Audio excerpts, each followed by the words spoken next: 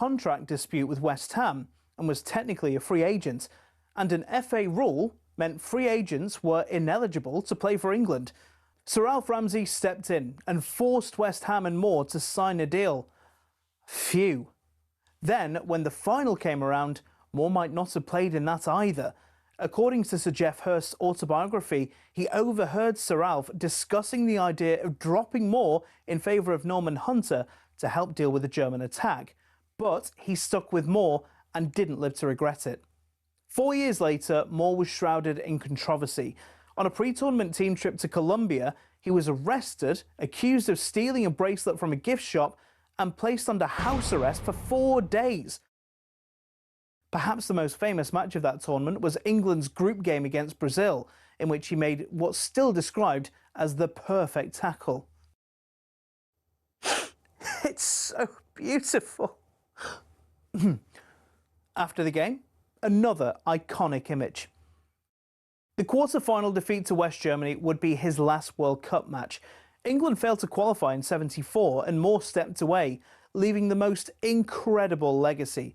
He was made an inaugural inductee to the English Football Hall of Fame in 2002, and in 2007 this statue was unveiled of Moore outside the new Wembley Stadium. It was described as the finishing touch.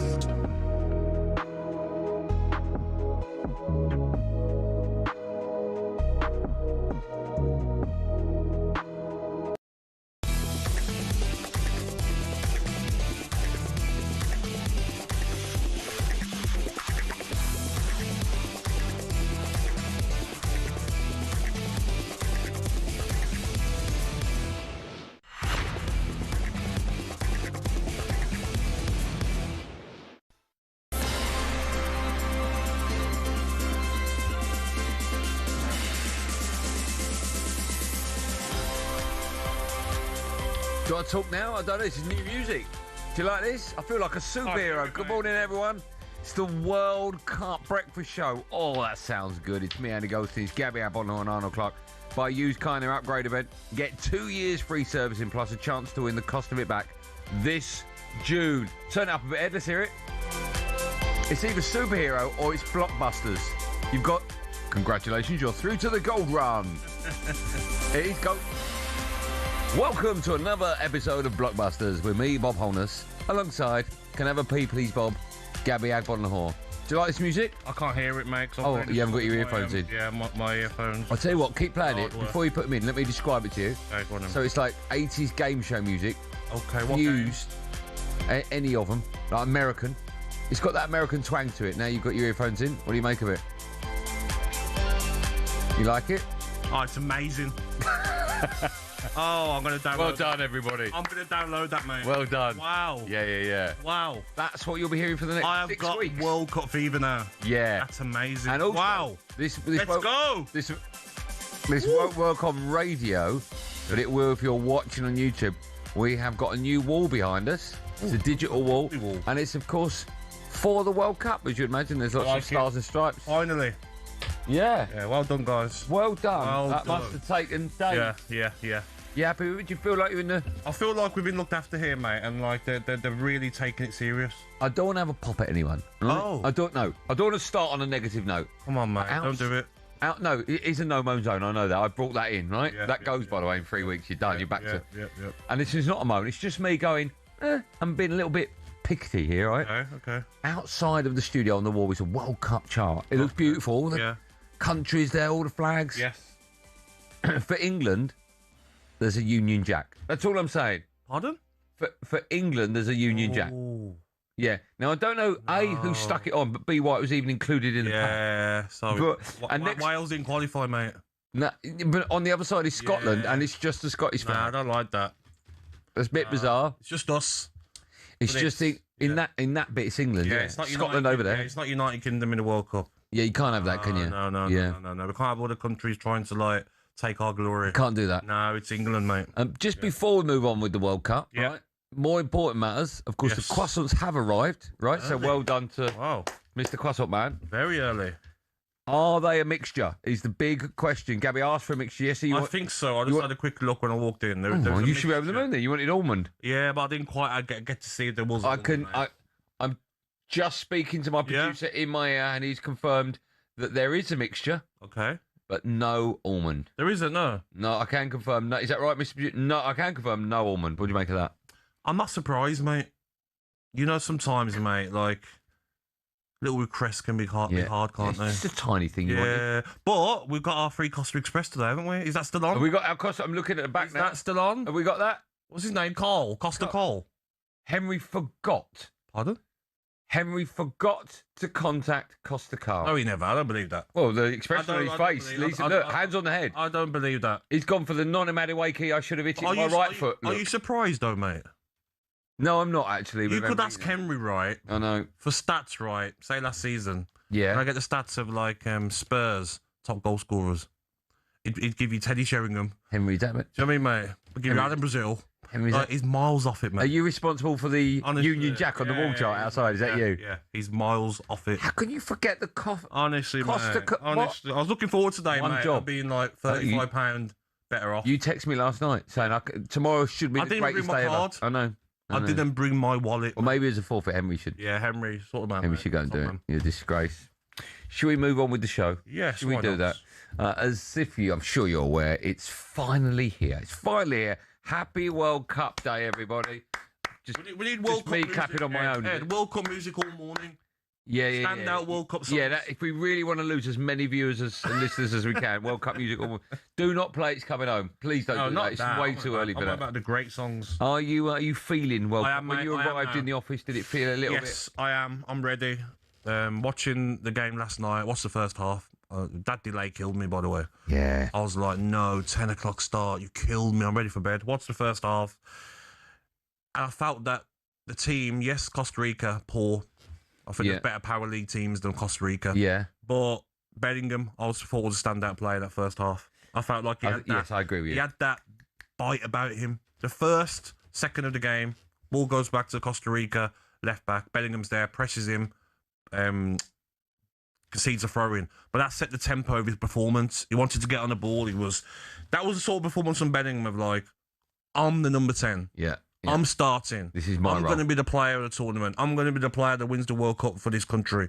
That was that sort of like intent that he had of like, I'm not here to mess around. Stop trying to say that I might not start. I'm starting against Croatia. That's what I felt from his start to the game. Yeah. Let's talk about the game in great detail, but I should remind you, I'm sure you're aware, over the next 6 weeks, there's going to be, get this, a whopping 104 games, and every single one of them will be live right here on talkSPORT. Now, as Gab was just alluding to, last night England did their best to get us in the mood with a 3-0 win over Costa Rica, and Thomas Tuchel said it was exactly what we needed. Very good match today. Very good energy, intensity on highest level, counter-pressing on highest level, and on the ball, off the ball. Very good team performance from everyone, from the guys who started, from the guys who finished the match. So it was exactly what we wished for, and was the next step that we wanted. And congratulations to everyone. It was well done. From what I learned from the game, right? Yep. I think Harry Kane, he was dropping deep for most of it. I quite liked it. There was one bit towards the end of the second half where he picked up the ball in his own area, smashed it out wide. I think it was to Noni Madueke, who went down the wing, crossed it, or he had a shot. But even though the shot went over the bar, Kane was in the area. It's almost like he was playing a long one. A lot of people have got a problem with Harry Kane dropping so deep. But I think him, as proved last night, Bellingham, you mentioned, Declan Rice, so key to England's success. Yeah, but I think what happens though is when Harry Kane does drop off deep, that should say to Bellingham or Rodgers, whoever's playing at number 10, you go. get in that box, because maybe last night at times Harry Kane did make up the distance, but when you're playing those bigger pitches, it can be a big distance to make up for him to get in the box if he's dropping off deep and pinging balls. But if he mixes it up, there's no problem. It's when, like, the last tournament, the Euros, I know he was injured maybe, he couldn't get into the box, but we don't want him playing centre midfield. No, we don't. You know, because even last night, it was getting crowded first half. You know, you had Anderson in there, you had Bellingham trying to find space at times, Declan Rice. You don't need him there. No. Sometimes you just need him in the box when teams are playing everyone. That was my worry, that I love Harry Kane playing the quarterback role, but why isn't there another player that can play that and leave him up top? There is. Because what Harry Kane can do, I get it, Anderson, Rice, Bellingham can't pass a ball like him. No. But they can pass the ball. We're not acting like these players can't ping a diag. They can't wrap it into other people's feet. Anderson's very good at it, always looking forward. So really, you don't need him doing it. I get it maybe against your top teams when you want an extra man in midfield, you end up with 4 in there and it causes defenders issues. Do they go Harry Kane? Do they not? It might add space for a Gordon or Rashford running in behind because one centre half has come with Harry Kane. But as long as he mixes it up, I don't think anyone's got any problem. And the manager will want him to mix it up. Yeah, I won't like him just staying deep. Yeah. What did we learn from last night? The reason I asked that is I was watching, and I've said England from a long, long time ago. Maybe towards the end of qualifying, I thought England have got enough to win it, right? Yes. If Kane, Bellingham, the spine, and Declan Rice stays fit. I looked at the wingers, not necessarily at the left, because I think Rashford or Gordon are good enough. Either one of them I'll be happy with. But Noni Madueke's there to fill in for Saka. Saka isn't going to be fit, or isn't going to be fit enough. Just, you take it around a goalkeeper and you've got an open goal and it's crying out for you to hit it with your right and you hit it with your left. Yeah. I worry that a mistake like that in a nothing game, it doesn't matter. I don't care. Yes. But what it did show me is why hasn't he got enough composure to slot that home? That's a worry. I would use my weaker foot there. If that's the opposite side for me, I was always confident on my weaker foot just to use it. But Rodgers misses a chance as well when you go through 1v1 and he hits it to the side of the keeper. We've got to be clinical, because those sort of chances might be the only chances you get in a knockout game against the big boys if you're playing Portugal or Brazil. But I still look at it and say, who's the 2 centre-halves that he's going to start? Because Gahey didn't start last night. No. I look at Reece James, guaranteed. I look at O'Reilly, guaranteed. Look at the midfield 3 now. Sorts itself out. You'd think Bellingham will start with Anderson and Rice. Gordon and Rashford is still hard to call. Who starts on the left-hand side? Will Saka be fit for the first game? We don't know. But I don't know, because he likes Stones, mate. And Stones looked good last night because you're playing against nothing. But he's played like 9 minutes. I want to see Stones. I would have loved the game building up to the World Cup where Stones playing against a proper centre forward or a proper winger who's running behind him. Because when I watched him last season, he has struggled. He's looked a lot slower. He's never been rapid, but he looks like he's lost a yard as well. So that'll be interesting. So we're still on our toes of like the actual starting 11 against Croatia. What it did underline as well for me last night is, without a shadow of a doubt, the England number 2 for the number 9 position is Ollie Watkins, without a shadow of a doubt. 100%, yeah. I thought, even though it was New Zealand, nothing game, I thought Ivan Toney looked off it. He looked slow. Yeah. Rightly so, though. Yeah, you're playing in a league like that. It in the Saudi league, of course, but there's no way you can be up to speed. You would get double figures in the Saudi league. I've seen your goal in the soccer aid. Oh, the goal of the century. I've seen that, mate. It's unbelievable goal. Score in the Saudi league. Goal. But Watkins' form to the end of the season was frightening. And he's the sort of player you want on. You know, when like maybe you're struggling in the game, and Harry Kane can drop off deep, and maybe you sacrifice a number 10. Yeah. And you say, Watkins, you stay up, running behind, and Harry Kane gets on the ball. So, yeah.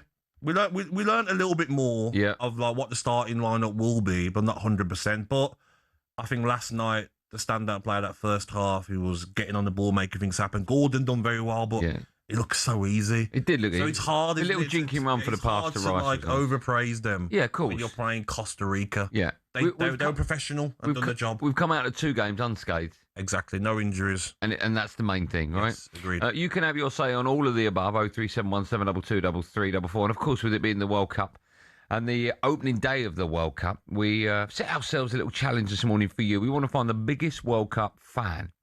Now, what's the matter? Oh, no. We got texting. Oh, no, it's a great show. Oh, fine, okay. So we want to know things like who's taking time off to watch a round against New Zealand at 5 a.m. 5 a.m. that one. Who will be going into work with no sleep after staying up for Austria against Jordan? How many games are you aiming to watch? I'll tell you where the biggest fans will come from. Go on. Places like Argentina, mate. Well, there won't be England, right? No. No England fan is going to phone up and go, I'm going to watch every single game. No. But I feel like the Argentinians, mate, the African countries that are in it, like even Curacao, teams like their fans, what they're sacrificing. Yeah. Do you know what I'm saying, mate? Like, are they like in Qatar? So many Argentinian fans were like, sold my house, car, everything to get this World Cup. Yes. Sold my house and my car. Yes. The social team done a great job, and it was. Well, that's what football means to people, mate. No, I'm sorry. If you sold your house and your car, something's not right. House is in your name. Why are you selling your house? In football, these South American fans. You're not going home. You've got no home. Messi won the World Cup, but now can I come to yours, Dad? Can I come to yours, Mum and Dad? I've got good news and bad news. Oh yeah, good news is I've just seen us win 2-0. Oh yeah, bad news is you know where we used to live. Where we used to live. Okay. Imagine phoning your dad, the Argentinian fan who sold his house. That's that. I've watched Messi win the World Cup, Dad. I know I'm 49, but can I come and stay at yours until I save up for a new house? Is the couch free at the moment? Have you sold anything to follow your team? How much are you staying up to watch your side? How many games? Sacrifices have you made? That's what I'm looking for. Yeah. Difficult at 6:16 to find that word, but you found it for me. Sacrifices have you made? There you go. What sacrifices? Do you think you are we are trying to find the talkSPORT Breakfast Show biggest super fan. If that's you, or you want to talk about England, 03717 223344. I think we'll find a big. We'll crown the World Cup super fan on today's show. How about that? Coming up, we'll also turn our attention to the back pages. It's all about World Cup fever, as you would imagine. Get involved in the show. This is your World Cup breakfast show. It's me, Andy Goldstein, the superstar that is Gabby Agbonlahor, and it's 6:17.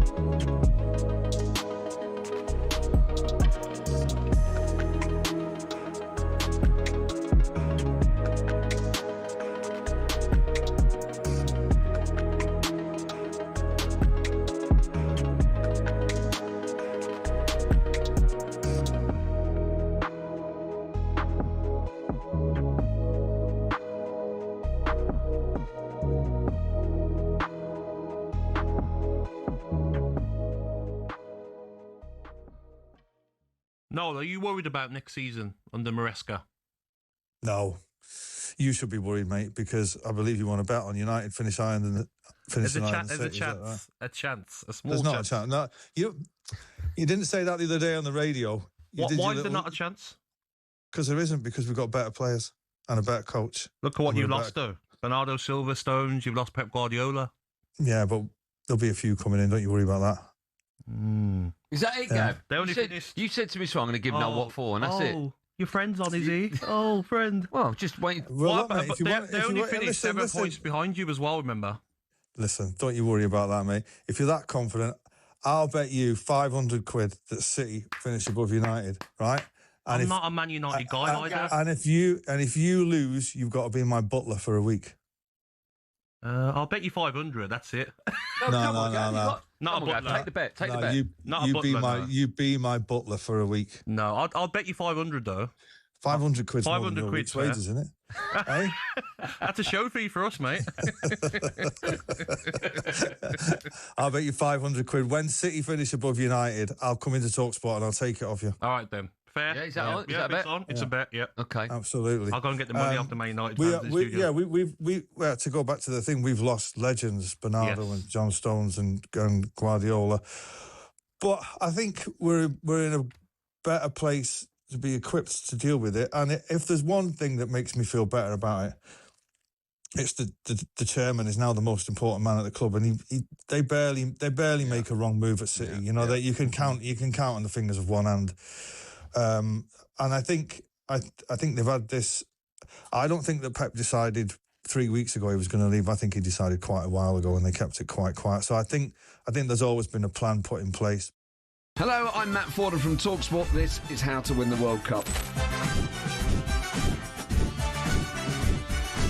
This is the best squad I think England have ever had.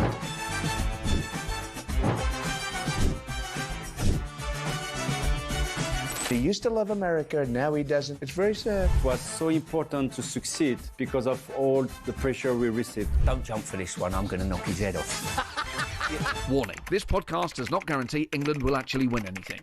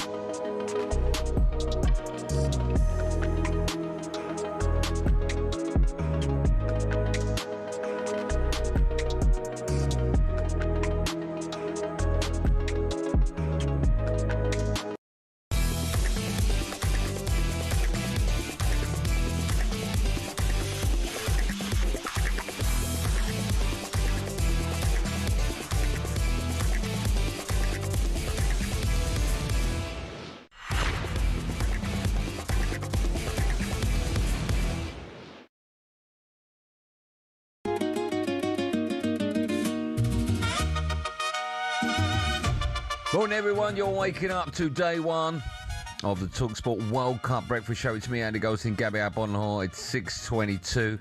And, of course, it all gets underway tonight. Mexico against South Africa. And a game, obviously, is live on talkSPORT. And on the back of that, we're giving you the chance to win a trip to the World Cup this year, courtesy of our wonderful friends at Adidas.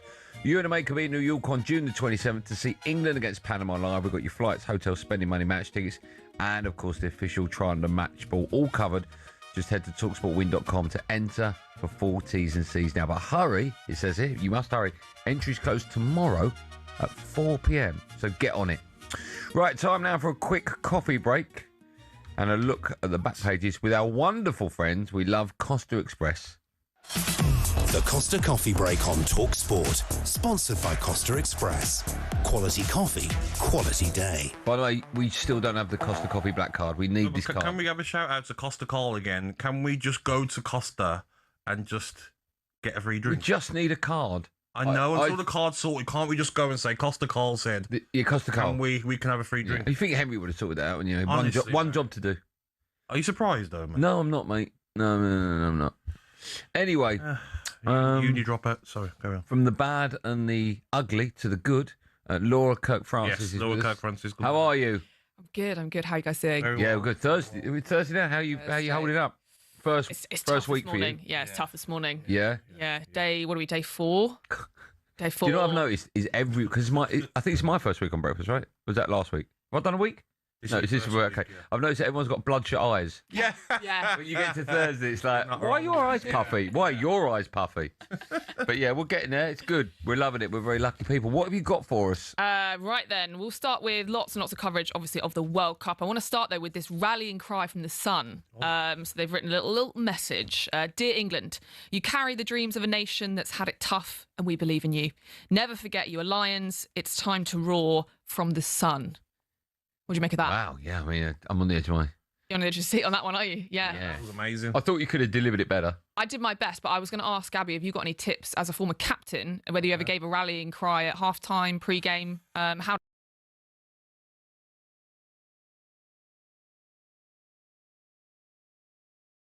Hold on, producer. No, Ollie's just said you can use that now. No. Can we? We can swear because the World Cup's on. That makes sense.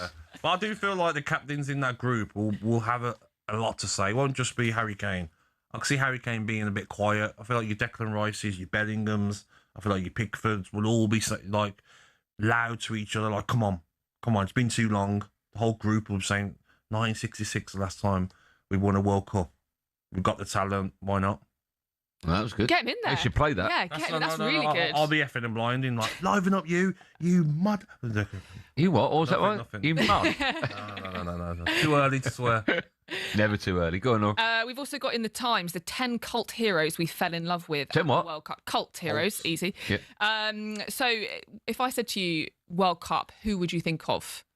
What names come to mind? So Pele. Edson Arantes do Nascimento. Maradona. Maradona. JJ Okocha. Yes. What? JJ Okocha is listed in one of these. He should be. Yeah, Nigeria. No. Yep. He's not one of the names you automatically think Why of. not? Well, he's not, because there's you think of Beckenbauer, you think of Pele, you think of Messi, you think of Becks. David Beckham, you think of Ronaldinho. Toto Scalacci. Wazza. Scalacci, Paolo Rossi, Wazza. Zico. I don't think Wazza's one that jumps off the page, no. No, it's not. It's not listed here. Roger Miller as well. So yeah, Roger Miller, another one, the big little ones. dance, Cameroon, yeah. Exactly. So some real cult heroes there. Who's your first? Who's the first thing that comes to mind? Ronaldinho, unfortunately. All right. I think that comes Was that to your mind. first World Cup? Yeah, 2002. Yes. I can remember watching that, Yes. getting All right. heartbroken. Yeah, really good start to my World Cup fandom, that one. Back at home, the bid for Elliot Anderson. What do we make of this? I love that player. Do you love that? But do you think that... though, Was it 120 million? 120, it could be a British record. Is that madness or is that just inflation? Are we happy with prices being that high? Look, you've got a tug of war, and as soon as you get two teams involved, the price is going to go up. I think as well, like, Nottingham Forest don't need to sell him. So look what happened with Gibbs White. They kept him when Spurs were after him. So that's what you need to pay to get him out of my football club. Then Manchester City are desperate for a midfielder. Yeah. Yeah. Pay it. I And think he's a he's good probably- age as well. Yeah. He's a starter for England in the World Cup. He can do everything in that midfield. I really like him. Yeah, me too. He's the one player, if you get him, you're sending out yes. a huge statement. Yeah, you are. Yeah, it's a lot of money I there. think that price is crazy. We had How some much do you think it's worth?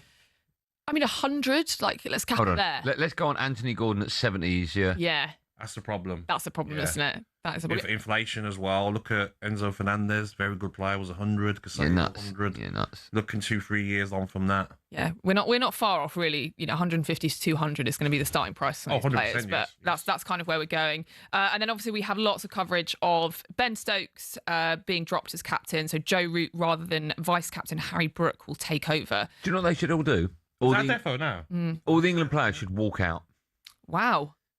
and back their man.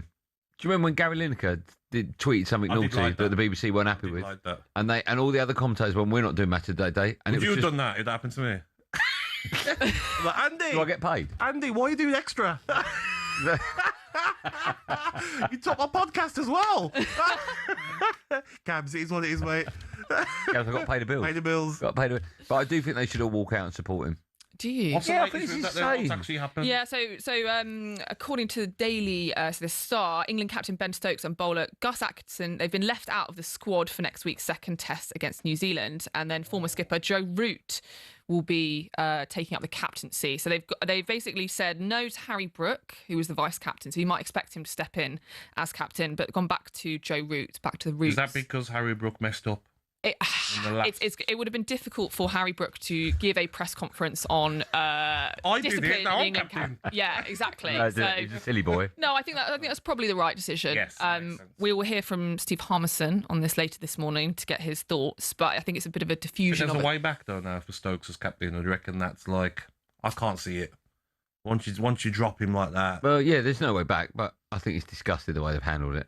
disgusting. Yeah, he had a drink. What's he guilty of? Tell me what he's guilty of. Breaking curfew. Being a What is he, leader. 9? No, he's broken a curfew that he put in I know, place. yeah, I get that, but Yeah. is it worth a sacking? Is it worth a dropping? Is it worth No. getting rid of the captain? I think it's insane. I really do. What would you done though? If I, you're the manager, wouldn't you have to make a little statement of like, okay, a bit of authority? I spoke to him privately. He's a naughty boy. He knows he's been silly. He knows he let the team down, but we value him. He's one of the best players we've ever had, and of course he's going to stay in the team. And he's going to pay for the next night out. I'll pay for the next night out. Yeah. Especially, I think it was on reported me. they paid about £25 for a double rum and coke as well. So that's how much. That's what you pay over, isn't it, Gab? Mate. Yeah, no chance. And then finally, any thoughts on Declan Rice being sunburnt in his official pictures for saw that. England? There's loads though, isn't there? Scottish players. All of them are sunburnt. Yeah. Hilarious. Yeah. As someone with You must suffer with- yeah, someone with a very similar complexion. What factor did you go for? 50 minimum. Yeah. Every day. Yeah. Every single day. Gabs, top of your head, what do you do there? I like the colour of it at the moment, mate. So I'll try and protect it, Andy. Look, you've been wonderful as Scottish always. players though, if you look at like Yeah, I know all of them. Robertson, McGinn, Sunburn, Yeah, it's going to happen. light hair. Thank you, son. When are you next in? You do wonderful stuff You for should us. know this though, mate. I know what. You should know when she's next in the room. Well, I've been told Michael McIntyre's coming on today's show. Really? We've got coming in? McIntyre on the show. Is that Is he right? coming in? I've got to use the words carefully. On the show. Is that? Okay. He's on the Is he show. coming in the studio? No, we couldn't afford that. Oh. Yeah, but he's on the show. Is that right? He's on it. Can't wait. Yeah. Right. Laura, when are you coming in? I'm back in half an hour. We've got some quizzes this morning. I look forward to it. Lovely. Yeah. Help yourself to a croissant. I will do, thank you. Okay. That was all thanks to our lovely friends at Costa Express. Coming up, we're going to hear from a fan who sold his house to go to the 1990 World Cup. See, it happens, mate. Yeah. Lucky he didn't sell his phone. Keep your phone calls coming in 03717 22 The Costa Coffee Break on talkSPORT. Sponsored by Costa Express. Quality coffee, quality day.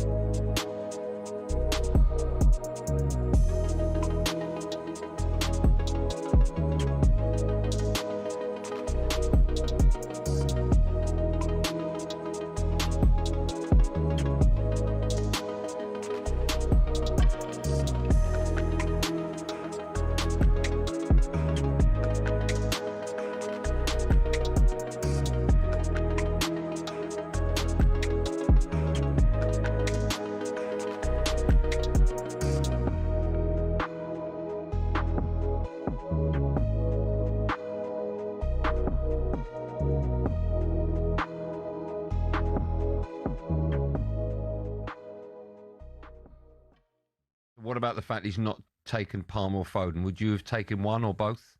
Look, I'm biased, am I?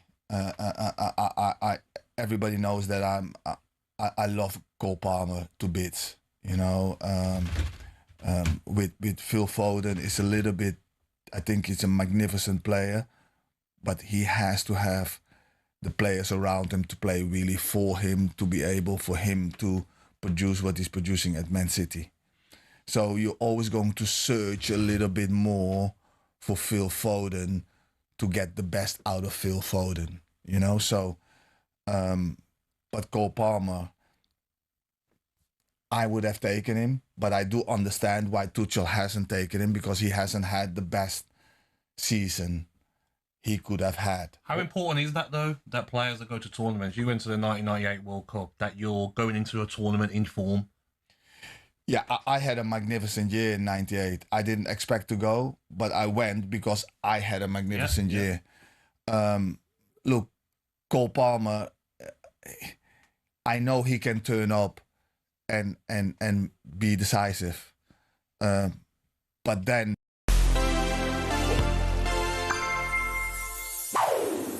Bobby Moore, leading England at the 1970 World Cup.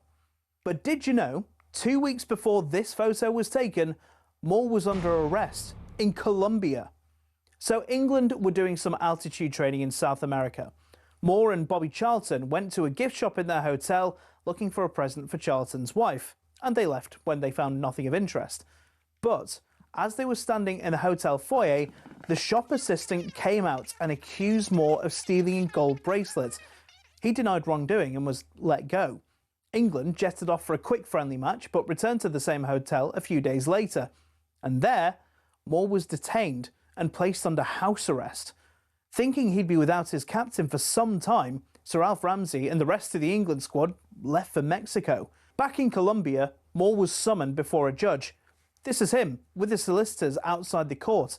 The case saw him have to reenact the moment numerous times and face hours of questioning. By this point, the British Prime Minister Harold Wilson had got involved, and after several days, Moore was released. He got straight on a flight to Mexico City and arrived just in time for tea. The saga was...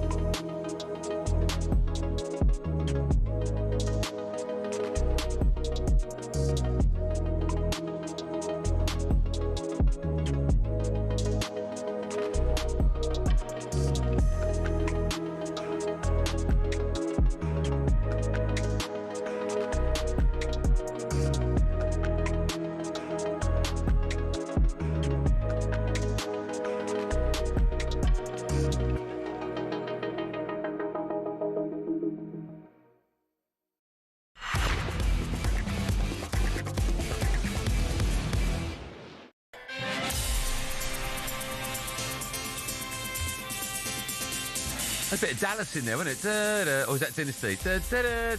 Good morning, everyone. It's 6:36. You're waking up to the World Cup Breakfast Show with me, Andy Goldstein Gabby Agbonlahor and Arnold Clark, who are celebrating a massive summer of football. By a used car in June, and you'll be entered into their weekly draw to win the cost of it back. You all right, Gabby? Feeling I'm very well, mate. Feeling the World Cup vibe? You know what I am now, mate? It's here. You know what? Once the game starts, what I don't want, though, mate, is what happened last night with the delay. By the way, do you see how quick the pitch? Yeah, they took all the hoovers out, didn't they? Oh, but it does happen that. Yeah, over there, the weather's insane. You've been to Florida so many times. It's raining.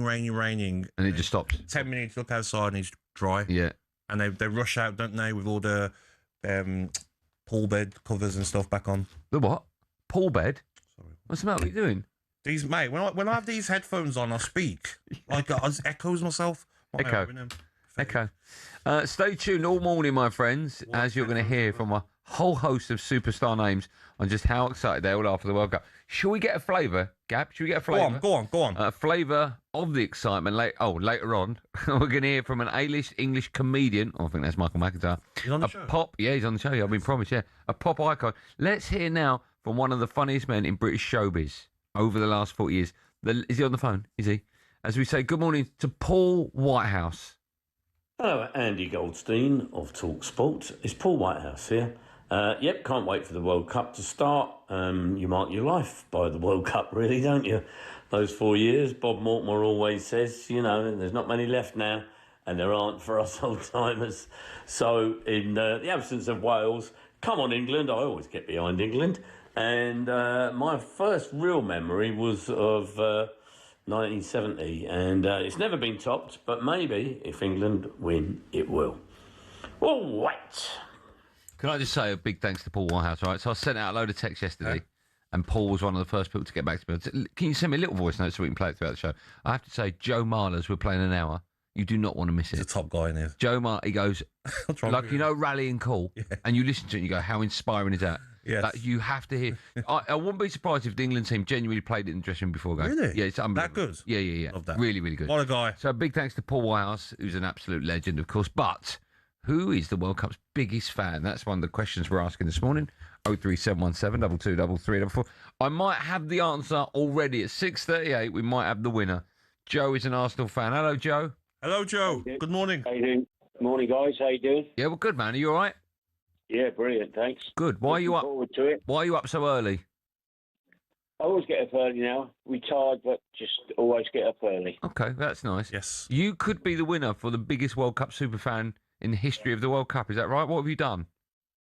Well, early 80s, I bought my first house. Yeah.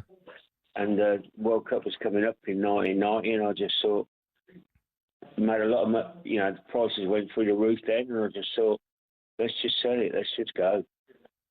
Sorry, let's just sell it. You mean your house and go to the World Cup? Yeah. Okay, so I love that idea. When you came back from the World Cup, what happened? Yeah. Where did you stay? Oh, I just crashed on friends' places for a while till I got myself sorted and started, looked at buying another one. How old were you? I was, in 1990, I was 27. Okay. And did you make a lot of profit from the sale of the house? Made about 25k. And what happened to that money? It just went... You spend it all? I spent 6 weeks in Italy. Oh. Yeah. And went and seen every site I could. I bet you did. Went to all the games. Oh, it was fantastic. I'll never forget it. Best 6 weeks ever of my life. Wow. That's incredible. I like that, though. Yeah. You sound like you got no regrets. Oh, no, whatsoever. I mean, Good. when I'd only been there 3 weeks, and I had to phone my boss at work. I said, all right, Andy, I ain't coming back, mate. I'm staying on for the rest of the World Cup. So you sold your house? And lost your job. And lost your job? I just quit my job. Yeah. Wow. Because I was just... Sometimes, Andy, you just got to just go and enjoy life, mate. Yeah, great, cool. I was just taken in by it all, Yeah. Got no I'm guessing you were single at the time? Yeah, I was on the verge of splitting up, and I think that just finalised it. It just makes sense, didn't it? Then? Hold on. So it's like one day she's woken up. Yeah. Where's the house? Where's he gone? Where's Joe? Where's my half of that 25 grand? I'll phone him at work. What do you mean he's left? Joe, what a great call. Thanks for that. No worries, guys. Thanks, man. Have a good day. You too. I don't think that's going to be beaten. I think it will. No, What can we expect? He sold his house, he jacked in his job, and his girlfriend went. Someone might have done more than that. What can you do more than that? Sold a house, maybe. Remember we had it for the Villa game in Istanbul? Fans were selling, like, important things to them. Well, like kidneys? Yeah. By the way, don't call up if you don't know. We won't be able to get you on air. Keep your calls coming in. Have you got World Cup fever this morning? You can talk about England last night as well. 03717 223344. How many games? Also, great question. How many games are you planning to watch? Right, now, Manchester United are waiting to be told whether Barcelona intend to trigger the £26 million clause to sign Marcus Rashford. This is a bizarre story. I read a bit of this yesterday. Barca, they have, a 15th of June deadline to activate the deal, but there's yet to be any official communication between the clubs. The word from Spain is they don't want to sign him. What do you make of that?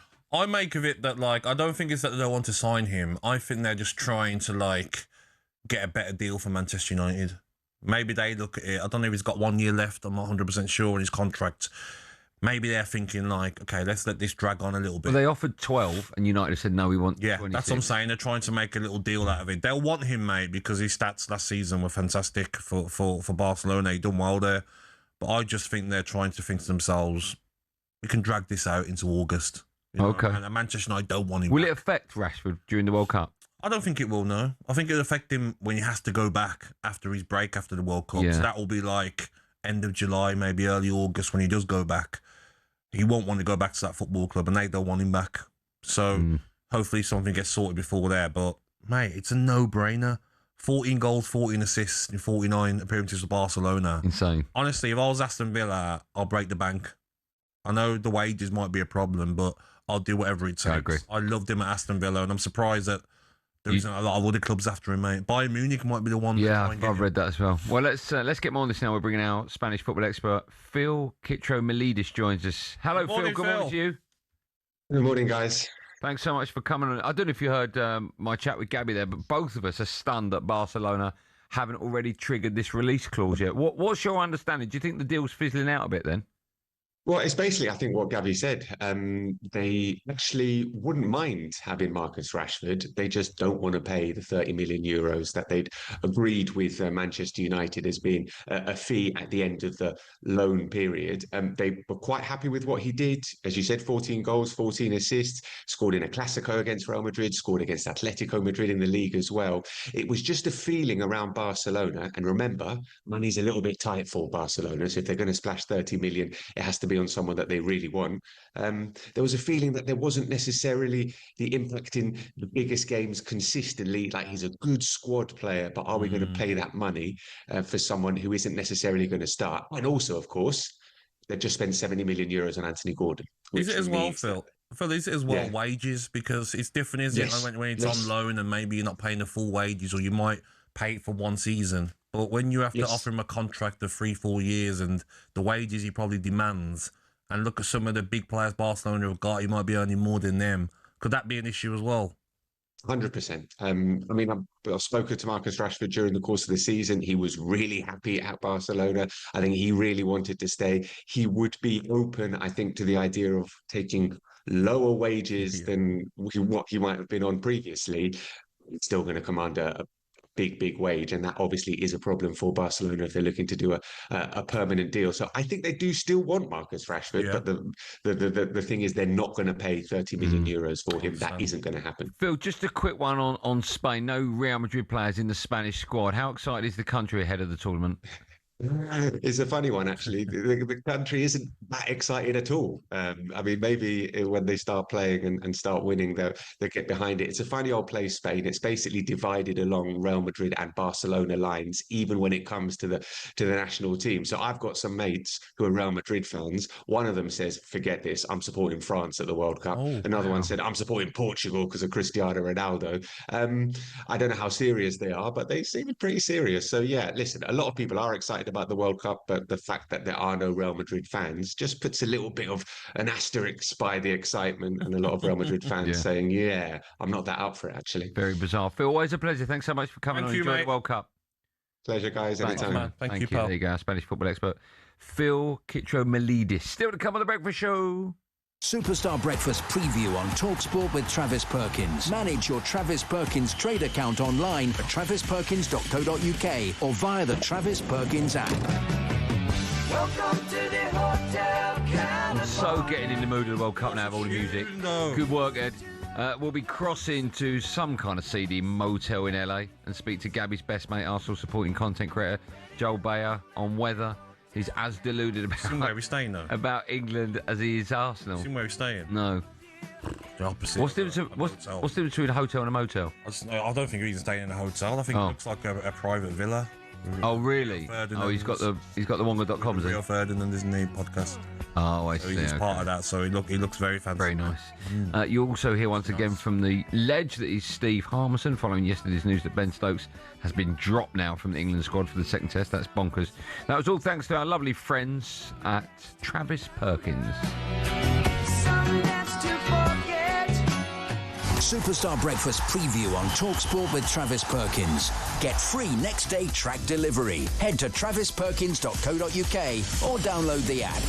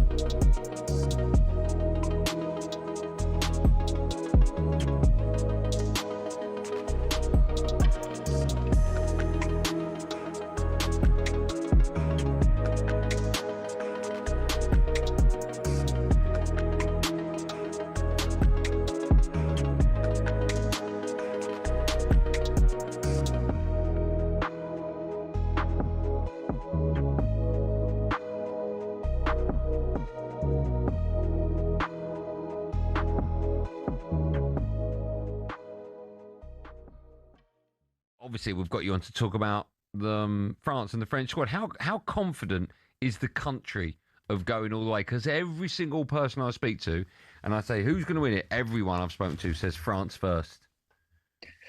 When you look at the squad, I think we can say we favourites to win the tournament. But I don't know. I've got to say I'm a bit worried because I've watched the last few games and we are conceding goals, and I don't know, Mbappe looks like he's not in his best shape yet. And, I think coming into the World Cup when you're heavy favourites is not easy. So, I don't know. I think we'll be up there, but there's other teams that can win it as well. France have got an outstanding forward line, haven't they, Neil? I mean, look at Elise's form, Dembele, Mbappe, Barcola, Doué. But like you says, is it the defence? Maybe a full-back, left-back, right-back? Do you think that's where they might let themselves down? I think that the defense is a bit of a problem right now. I've seen a stat yesterday watching the game. I think in the last, they've conceded a goal in the last 5 or 6 games, and that hadn't happened in years, I think. So, which for me is not a good sign before tournament. And also, like you said, we've got. Get ready to get the ultimate football fan winning feeling with talkSPORT Win. Because this summer, you and a mate could be jetting off to watch England versus Panama in New Jersey live at the FIFA World Cup 2026 with Adidas, including tickets, flights, accommodation and more. Go to talksport.com/win to enter now, and you could be soaking up the incredible atmosphere at the FIFA World Cup 2026. For the chance to win every football fan's trip of a lifetime, enter now at talksport.com/win.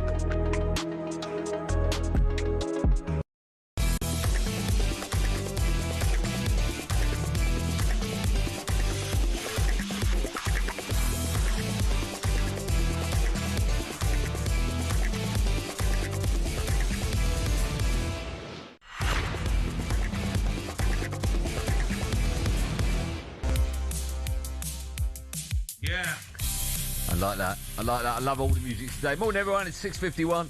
You're waking up Finally, to the World Cup breakfast show with me, Andy Goldstein Gabby Agbonlahor. Oh, my goodness, it feels good to say the word World Cup. It all starts today. Exciting, mate. What do we know this Thursday morning, Gabby? I hear you cry. Well, we know that Ben Stokes and Gus Atkinson will both miss next week's second test against New Zealand after breaking a team curfew.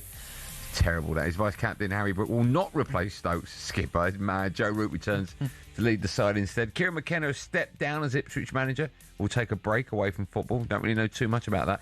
I don't know. This is amazing, right? The FIFA president, Gianni Infantino, spoke to the press yesterday and was asked his thoughts on the Somalian referee, Omar Atan, being denied entry into the United States. Before you play it, if you've not heard this, I have to stress, this is real. This is his response to someone saying, why was he denied entry? Right? Listen to him. Amazing, mind-blowing. Of course, it is unfortunate as well what happened to Omar, the referee from Somalia. But again, we don't control everything. We try, we will discuss, we will speak, we will see. Maybe sometimes it's good as well to just, chill, relax. We work on everything. We try to solve everything. Sometimes to immediately start screaming and shouting has the opposite effect of finding a solution. Believe me when I tell you, or don't believe me if you don't want, but we try always to find solutions. Just chill out, everyone. You remember Kenny, the Scottish fan? Yeah. Who spent like 40 grand. Yeah, it's okay. Chill out. Kenny, just chill out. Just chill out. Just calm down. You know what he's probably saying there? We've got other referees. Just chill, everyone. Just chill, man. Fine. We've got other referees, Yeah, just didn't fancy him to come in. The World Cup is for the world. Just chill out. Don't just pick and choose who's allowed to come into the country for the World Cup. Yeah, no. Horrendous, mate. Yeah. The poor referee's dream. Disgusting. Very good referee. Yeah. Dream of refereeing at the World Cup. And what will be interesting is, I know they're probably already sorted out the games and stuff for referees, but would Canada letting him? Will Mexico let him in? Could he do games there? Yeah. Just too much for them to figure out, though, isn't it? Chill. Just chill. Incredible. Right. The once-in-a-lifetime moment for the referee is not happening. Just chill out. It's okay. It's like David Brent. Just chill, man. Yeah, they probably said to him, listen, do the next World Cup. Yeah, don't worry about it. Yeah. As he said, sometimes it's better just to chill than do shout. the next World Cup. Why are you shouting? It's not in America. Just chill out. Just chill. Fine. Take a chill pill. Embarrassing, mate. Basically what he's alluding to. It's a bit of a shambles, though, isn't it? Good advice. A lot of things that happen with this World Cup. It's a bit of a shambles. Yeah. See why they've not had it since. Yeah, day one, shambles. See why they've not had it since 94, kind of. Right, time now to look ahead to today's World Cup action with Shaw. High pressure picks on talkSPORT with Shaw. Non-stop protection deodorant that won't ever let you down. With Shaw, our wonderful. With Shaw? Yeah, and wonderful new sponsors. Do we get free deodorant? I'm actually. There's some outside. They sent some outside. Is there really? Yeah, I am sure. Is that Harry Durham's? I don't think he uses it, is he? He's working for Shaw. Oh, is he? At the World Cup. I don't think he's ever been working for Shaw. Right, this morning we're focusing on Group A, which includes one of the host nations, Mexico.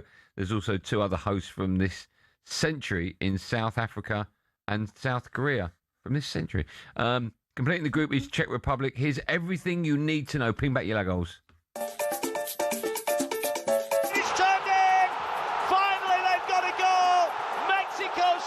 Straight away, Mexico at the World Cup makes you sit up. Jimenez with a header. Oh, it's brilliant. Powerful header from Raul Jimenez. Mexico at home in the World Cup makes you sit up even more. Son into the area to settle it.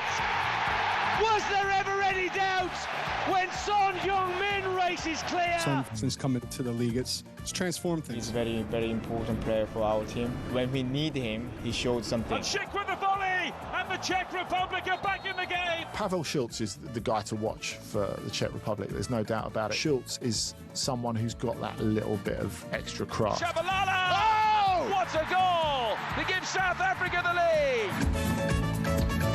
Gav, which of those would you most be worried about facing the knockout stage? Oh, Mexico, South Africa, South Korea, or Czech Republic? Oh, it's got to be Mexico. I think we probably could be playing them in the last 32, right? No, last 16. Yeah. Last 16. That's 32. In Mexico, last 64. You just don't know. In Mexico, right? Mexico, yeah. The Azteca. I think because what was that famous for? Joking, calm down, everyone. I think the weather conditions in that game whoever plays Mexico in Mexico City will be tough. I think tonight's game as well, Mexico City, isn't it? Mexico against South Africa, The opening game. Yeah, live, by the way, live on talkSPORT. talkSPORT, yeah. But even with the weather, mate, yes, it makes a difference to European teams. But when you've got the quality that we've got, it should be no problem. Oh, you think so? I think the weather's going to play a huge part. Yeah, but if you look at our squad of players to Mexico, yes, they've got the advantage of the weather, but still, we're good enough. Just a quick question. Everyone's going on about the humidity and the weather. Yes. Huge advantage. Horrible. But the majority of players in the World Cup play their football in Europe, right? Yes. So are they used to the humidity? Yeah, but what they grew up in. I think like the Brazilians, South Americans grew up with it. Like I said yesterday. Yeah. It was Dunga was saying in a documentary that what a great quote, yeah. Brazil were playing the Netherlands in the quarterfinals, '94 World Cup. Yeah. And they were angry that it was cooler than it was meant to be. Yeah, that's a fair point. And they were like, "Oh, it's cooler now, so now the game's even." I think it went to extra time, maybe. The Brazilians, the Argentinians, will prefer the heat. It to be hot, so like the European teams struggle a little bit. Go on, tell me who wins tonight. Mexico v South Africa. 0-0. I'm joking. I think Mexico win. Raul Jimenez is in great form for his country. I think he scored 9 goals this year. Yeah. I think Mexico will have too much for South Africa. Good knowledge. Thanks, mate. That was a look ahead. You told me that, didn't you? What? You can read my mind. Yeah. That was a look ahead with Sure non-stop protection deodorant that won't ever let you down.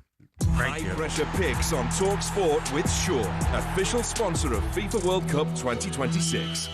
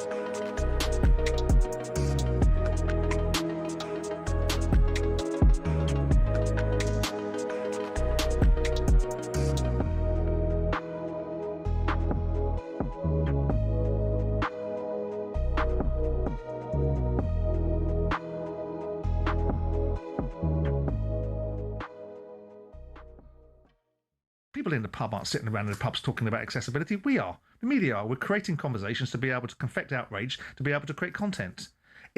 Most people accept it. They accept the reality of the circumstances that these premium games, these premium tournaments have a caveat which means that ultimately they're beyond the reach of most people. That doesn't make it right. I'm not arguing for the right and wrong of it. I'm putting the pragmatic reality of it. I do not know, and at this moment in time, I'm not sure that we do know, the reason why this referee wasn't allowed in the country. If he didn't meet the visa requirements... He hasn't met the vetting requirements, is what I'm being told. So that's not a mess. That's an issue from his side, and it's an issue from the people that represent him. As far as the Iranians are concerned, with due respect to whether you like it or you don't like it, the US is at war with Iran. It's hardly a surprise that you are not going to particularly want Iranian supporters coming into the country, despite the proclamation at the time, with the circumstances that Infantino was orchestrating and illustrating, that we want it to be the most inclusive World Cup you could possibly be, and it will be available to everybody. But there are exceptions. If you don't meet your visa requirements, and if you're at war with a country, those are possibly reasonable exceptions. You've now got a World Cup that's got 48 teams rather than 32. So already you're making it more accessible. Yeah. So there are lots of pros and cons. What we are doing is we're doing what media usually does, which is find a reason to find something other than the football to talk about. And I quite like that, because I don't want to spend my entire time talking about who plays left back for Costa Rica. But I get the parameters of every tournament comes up, whether it was Russia, whether it was South Africa, the stadiums weren't going to be built, whether it was Russia because of the nature of that country's environment and the way that they live, whether it was Qatar because of the confected outrage from the West that was lecturing at countries across the world about how they...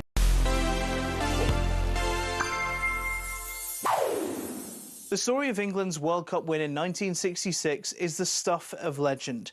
Pickles and a lost trophy, World Cup Willie, they think it's all over. They couldn't have done it without the skills and goals of Sir Geoff Hurst. But his World Cup journey wasn't always plain sailing.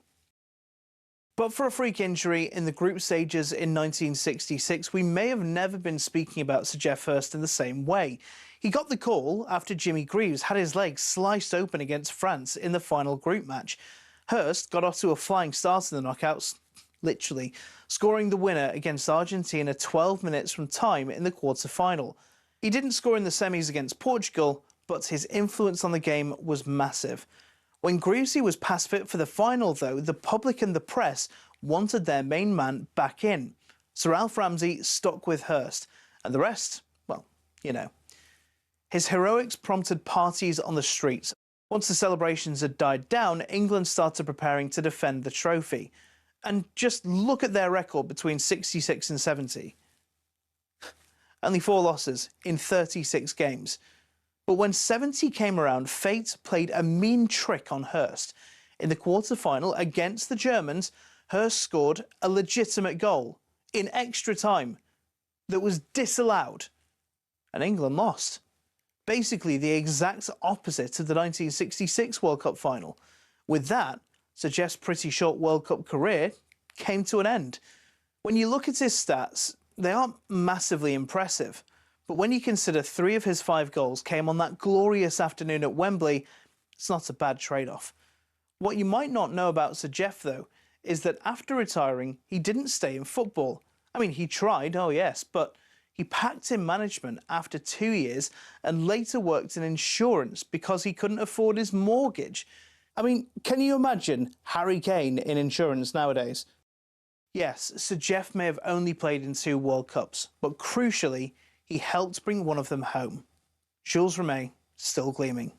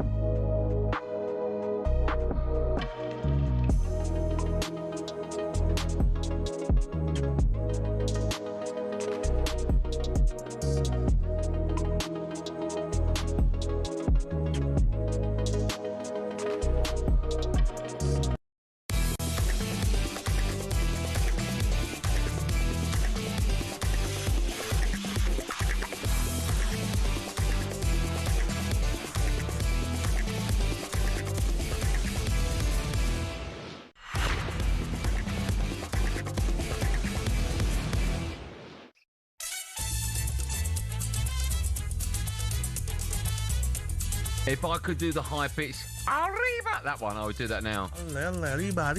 4 minutes past 7. Good morning, everyone. You're waking up to the World Cup Breakfast Show on talkSPORT. It's me, Andy Goldstein Gabby Agbonlahor and Arnold Clark. My used car and upgrade event, and get 2 years free servicing plus a chance to win the cost of it back this June.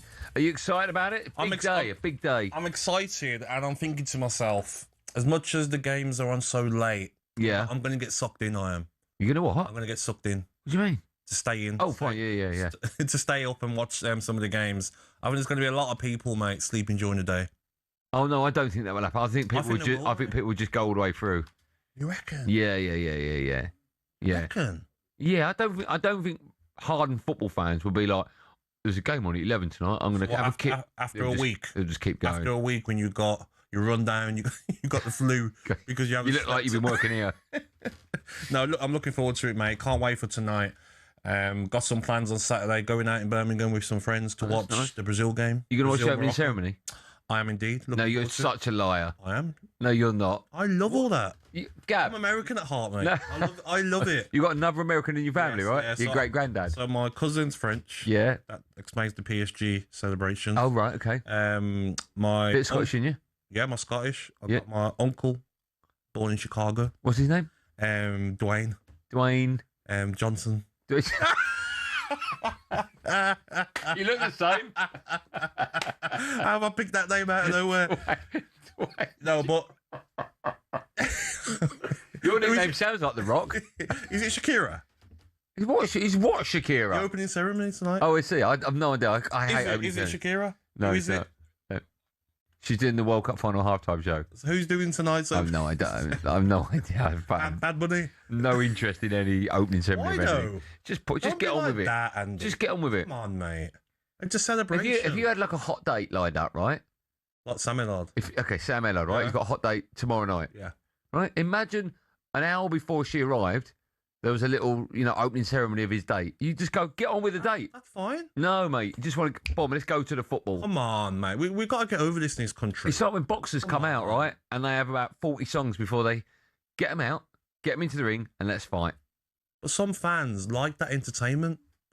Imagine the extortionate prices you're paying for a ticket. At least tonight. No. The opening ceremony. Go to the theatre if that's what you want. Entertainment like that. Not for me. You're boring, mate. I have to tell you, as you would imagine, what a huge and wonderful day it's going to be here on talkSPORT. So, in case you didn't know, White and Jordan, they've now moved from their usual spot. Have they? To 1 to 4. 1 p.m. to 4 p.m. Jim and Simon will be live from the World Trade Centre. Lovely. Simon, I seen Simon a couple of days ago. Said you're really looking forward to being there and working out. Yeah. Okay. He was buzzing. I heard Jim on Drive yesterday. He was quite quiet and subdued. Was he? Yeah. Just like, yes, all right. Oh. Yeah. I think they'll be excited when tomorrow they start. I think it's today. Is it today? Today or tomorrow? Today. He's giving the old nod like, I don't really know, but I'm just nodding just in case you want to pick up on that. Our chief football correspondent, the wonderful Alex Cook, he is scoffing hot dogs. He's already ran out of underwear, he said. He's only been there one day. Underwear and socks are gone. He's wearing the same socks. You know what he's doing? He's like, you know what? The laundry's quite expensive in Dallas. You know what he's doing? So we just wear the same socks for 4 days. Someone said rotate your socks. So he's putting the left one on the right and the right one on the left. The wonderful Shabana Hearn, she'll be out following Scotland for their 3 group games before coming straight home and they finished bottom. That's nasty. Here on The Breakfast Show, we've set ourselves a challenge. 84, Scotland. to crown the biggest World Cup fan. We already heard from Joe, the Arsenal fan. He revealed he sold his house to head to a World Cup. So who is taking time off work to watch Austria against Jordan at 5 a.m? What sacrifices are you making over the next 6 weeks? If you think you're the biggest super fan in the world, give us a call, 03717 223344. Now, last night, England got the ball rolling with a 3-0 win over a pretty terrible Costa Rica side out there in Orlando. For us was our voice of live football, Adrian Durham, and chief commentator Jim Proudfoot. It was a joy to watch. I really enjoyed watching England today. I've actually been feeling more positive about their chances of winning the World Cup since I got out here. Even the New Zealand game, which wasn't a great spectacle, made me feel more positive. The squad he's picked, the way he talks, I'm feeling positive. And this performance really underlined it in bold letters as well. England were dynamic. They were attacking. Sure, they were taking on a terrible side, truly awful side. But I just really loved the way England played. Bellingham was sensational, I thought. And Harry Kane, both of those top marks in my marks out of 10 for the England team on talkSPORT.com. And one of the other comments that Thomas Tuchel had made before the game started was about the need for starters, but for closers as well. And we kind of seen a little insight into what his plans are going to be for the tournament itself with the changes that he made, particularly bringing the likes of Rodgers and Rashford. Yeah, I'm a big Rashford fan, and I think he could be a massive weapon for England at this World Cup. And I was thinking he was going to start, and now I'm thinking, well, Gordon does well defensively. He's very threatening going forward. If he controlled that world-class pass from Kane just before half-time, that's 2-0 just going in at the break. So he's got to do a little bit better. He's got to improve. But I could see Anthony Gordon starting and Rashford's pace being brought off the bench. I thought Morgan Rodgers was sensational. It's kind of breaking my heart a little bit that you can't have Rodgers and Bellingham in the same Tuchel side. I would love to see that. And maybe at some points in certain games we will see that. Watkins got his goal. So much to love from the subs today. They look like a bad version of the Blues Brothers there, didn't they? If you're watching that without sound. Right, let's continue the build-up with a man who has had many fallings out with Gabby this season, but surely we're all friends now. We're getting on. We're all behind England. Live from LA's presenter and content creator, the wonderful Joel Bayer joins us now. Joel, good morning to you. Good morning, Joel. Good morning. Good morning. Good morning. And listen, I think we can be friends now. Let's get over it, it's mate. all right. We go back to war in August, mate, when the season starts. Of course. We're friends now, Joel. I spoke to HR and they didn't get back to me over the shirts. So I think you're good for now. Is it all forgotten? Can we move on? Yeah, let's move Are we good now, Joel? Yeah, we're good, man. Let's support England together. Come on, Love that, Three Lions. Joel. Love it, Good. mate. What a good guy. Right, I mentioned you're out in LA. What is World Cup fever out there in LA like at the moment, Joel?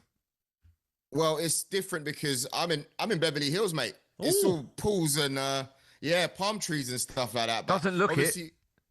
Well, yeah, no, trust me, it is, man. I'm at my little hut at the moment. Oh, okay. We've got, I'll take it. I'll show you. I'll send you a video tomorrow. But when you go down to like the more central bits, right? It is buzzing. Like everybody's got like different shirts, and it's really weird. But then at the same time, they'll talk about football and they're talking about the NBA finals, even though their team's not involved in it. So it's not like Qatar. Like, in Qatar, you could do like 2-3 stadiums in one day, and everything just felt like this. In this one, you've got to take an Uber, which will probably cost you like $45, just to get into the midst of things. And that's where you go find the football fans. The Wi-Fi in Beverly Hills. Good. It's always been a nightmare, mate. No, it looks like he's in the basement, that's why. Should be doing it by a pool side. Why have you got a zip up on? I'm told the weather out there is so hot. Do you know what? Yeah, I just didn't want to wear this underneath. I was just being a little bit picky. What's that? But, What is it? It is hot. It really is hot.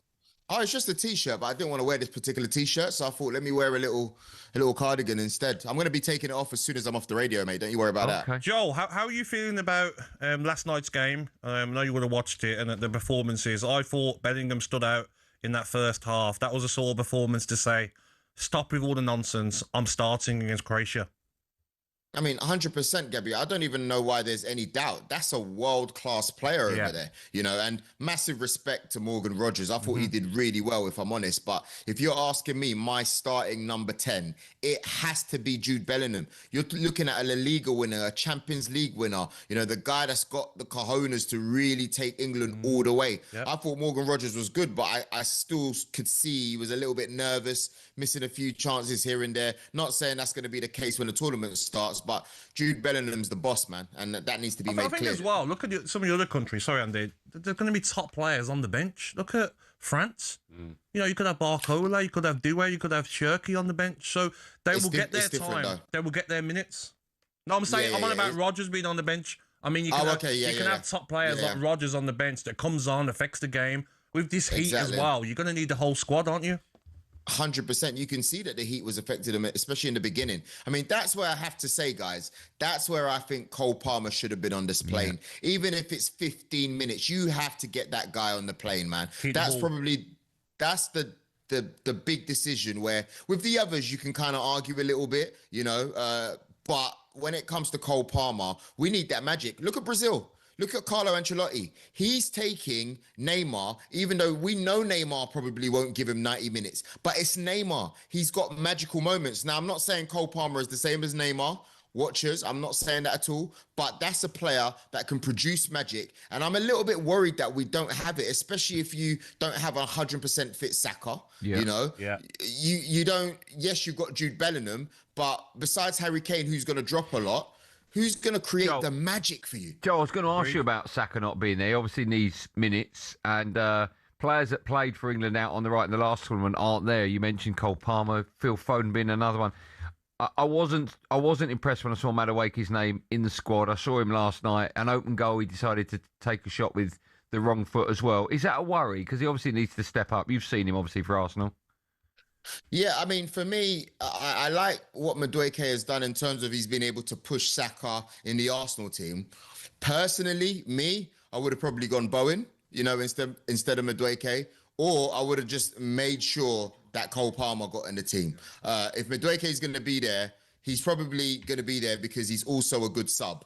Now, when Tommy T is looking at this team, he's going, who's not going to cause me issues when they're not playing? Yes. And because he's used to that relationship with Saka and he's used to being in and around the squad, that is also a bonus of having him there. But when it comes to that chance, you got to be scoring them, mate. You cannot be missing them. I don't care if you took it with the wrong foot. That is your moment to shine. Yes. Yeah. You expect me to miss that, not him. Yeah. Not him. Joel, listen, always a pleasure. Go and take the cardigan off. You're good at this, Joel. You're good at it, mate. Keep it up, pal. I will. Thank you. I'll see you guys next time. I'll be outside the hut, mate. Yeah. Is that a PSG shirt? Why you got PSG? Oh, no. People watching might be able to see it. Why you got PSG shirt on? That's it's terrible. not a PSG shirt. Yeah, it is PSG. We can see PSG clearly there, Joel. That's unbelievable. What a guy. Joel, have a good Guys, day. have a good one. Cheers, guys. There you go, the See wonderful ya.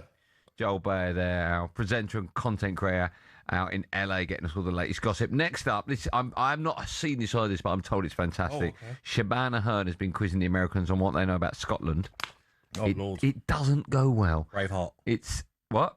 Braveheart. It's just coming up to 7:17.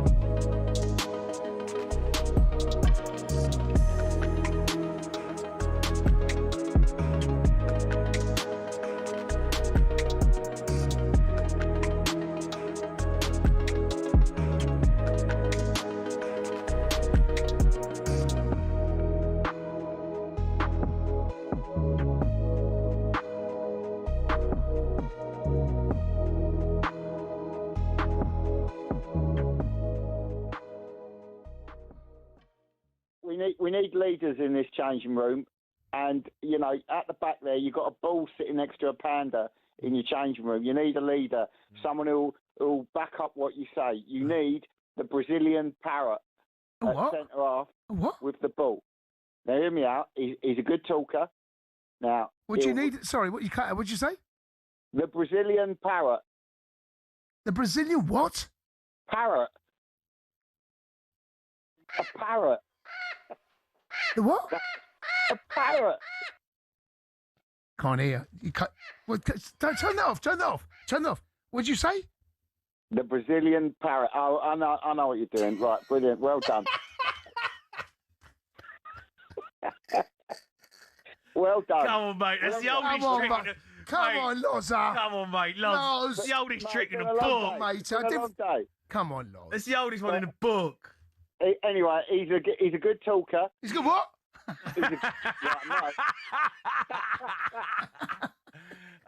Loz, come on. I'm only messing with you, mate. He's good in the dressing room. If you tell the lads they need to press, he'll go, lads, they need to press. He does talk. He's a bit repetitive, though. Does he come up with his own ideas, like, you know? Well, you know what? He's not akin to the dark arts either. You imagine trying to take a penalty and the opposition's got a parrot in your ear. What's he saying? You know, What's he saying? Who's a pretty boy then? Who's a pretty boy then? The thing is, though, here's the problem, right? Half our team's got feathers.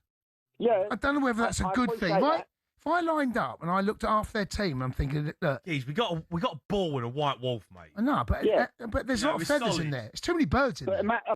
Get ready to get the ultimate football fan winning feeling with talkSPORT Win. Because this summer, you and a mate could be jetting off to watch England versus Panama in New Jersey live at the FIFA World Cup 2026 with Adidas, including tickets, flights, accommodation and more. Go to talksport.com/win to enter now, and you could be soaking up the incredible atmosphere at the FIFA World Cup 2026. For the chance to win every football fan's trip of a lifetime, enter now at talksport.com/win.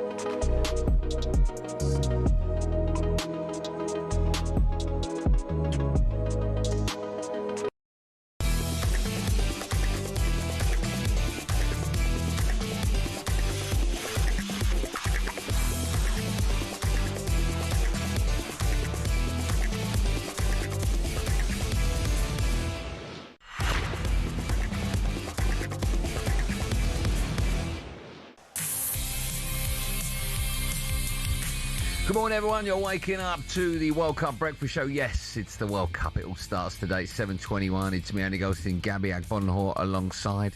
And it's time now for our coffee break with the wonderful people at Costa Express. The Costa Coffee Break on talkSPORT. Sponsored by Costa Express. Quality coffee, quality day. Argentina, but we got John McGinn. John McGinn.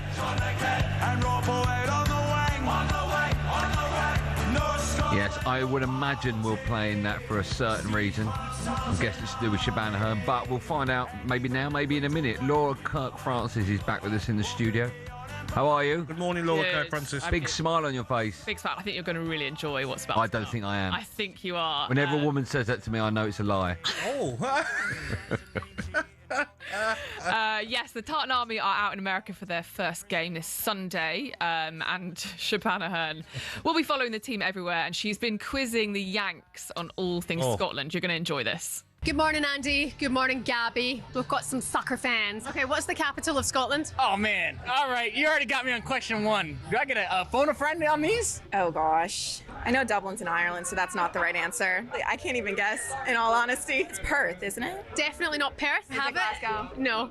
For three. Must be that third one, Edinburgh. Edinburgh, right? Yeah, we'll call it Edinburgh. Edinburgh is close enough. Edinburgh. Who is Ali McCoist? What is he famous for? Oh, gosh. Is he a soccer player? Ali McCoist. I'm gonna guess it's a beer. So close. Oh, Ali McCoist. He's a former manager, I believe. Well, I think he was also a commentator. He's got to be famous for soccer. What is haggis, Emma? Like sheep's stomach? And then it's wrapped in something, too. Is it bread? Haggis is like an action or like haggis. What is it? His liver, no? Yeah, traditional Scottish dish, though. Is that a beer? Are Scotland going to win the World Cup? Oh, absolutely, yeah. They're getting out of the group, yeah? And they're here in Charlotte, so they're gonna win. Do you want me to be honest? How are you guys finishing at the bottom? You're a disgrace. That was nice. Ali McCoist a beer. I know. It probably will be soon, right? I ain't got a clue out there.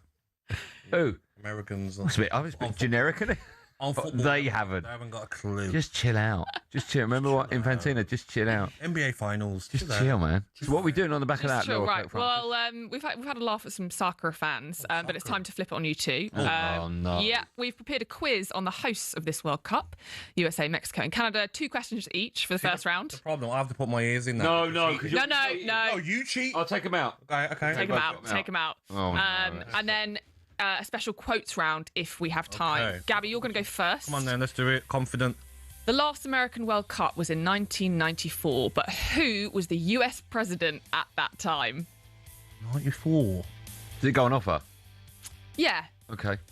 94. Okay, this is a wild guess. I'm going to guess. I can't wait for this. Quickly. Not going to be Bush. It was too late. I'm going to go Reagan, I guess. No. But you know what? You're not miles off. He is? Yeah, I'm trying to be nice. Oh, right, okay. Ronald Reagan was like the 80s. Yeah, it was close. Yeah. Yeah. You think you got it? 94, I think it was Bush, wasn't it? Nope. Oh! Was it Clinton? Clinton. Right. No points for you. But that wasn't my question. No, so No, no point. Fair. Well, that wasn't mine. It goes on offer. Mine goes on offer to you. Goes on offer. Yeah. Right. Andy, then, your first question. Can you name one of the 2 animals on the Mexico flag? Yes. No, That's it, isn't it? Come on now. Oh! No, you can't look behind you. No, you can't. Dragon. Oh, what? Is it, what's that? Lizard. What, with wings? Right, so we've actually got a Mexico flag in the studio. He's pointing at it and can't identify it. Dragon. That's a dragon. Nope. Guess again. Snake. Yep. What's that? What is that? That's a bird. Yep. We're getting closer. Mate, they've got their flags wrong. Yeah, they're famously the crow of Mexico. Is it a crow? No. The dragon of Mexico. No, it's a Sorry, what is that meant to be? Look, it's breathing fire.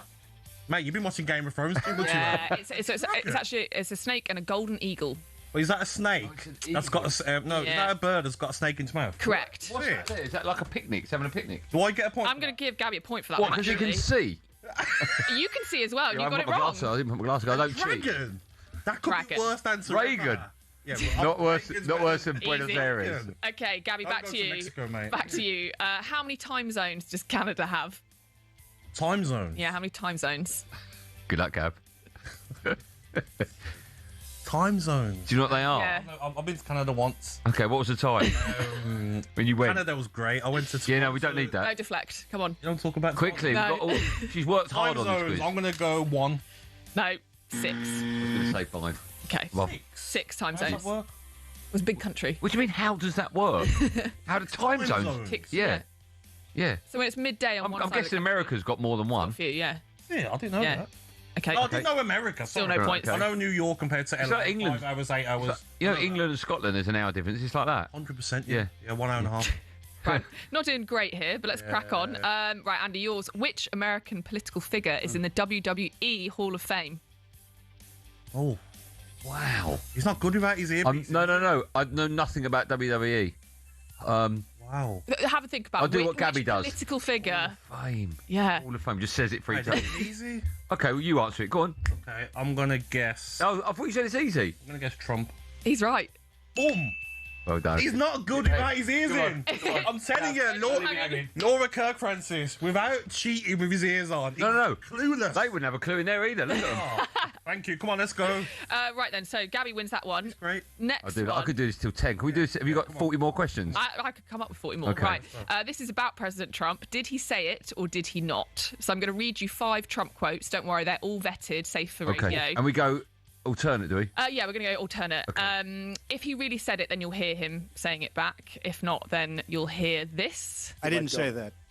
Okay. Okay, right. We can't even think, so we haven't got a Okay. reason, we're not cheating. Who's first? Do you know what, Gabby, we'll start with you as the winner from the previous round. Did Trump say this? People ask me if I'm AI. I'm not. I'm just too smart. Fake or real? I'm gonna go real.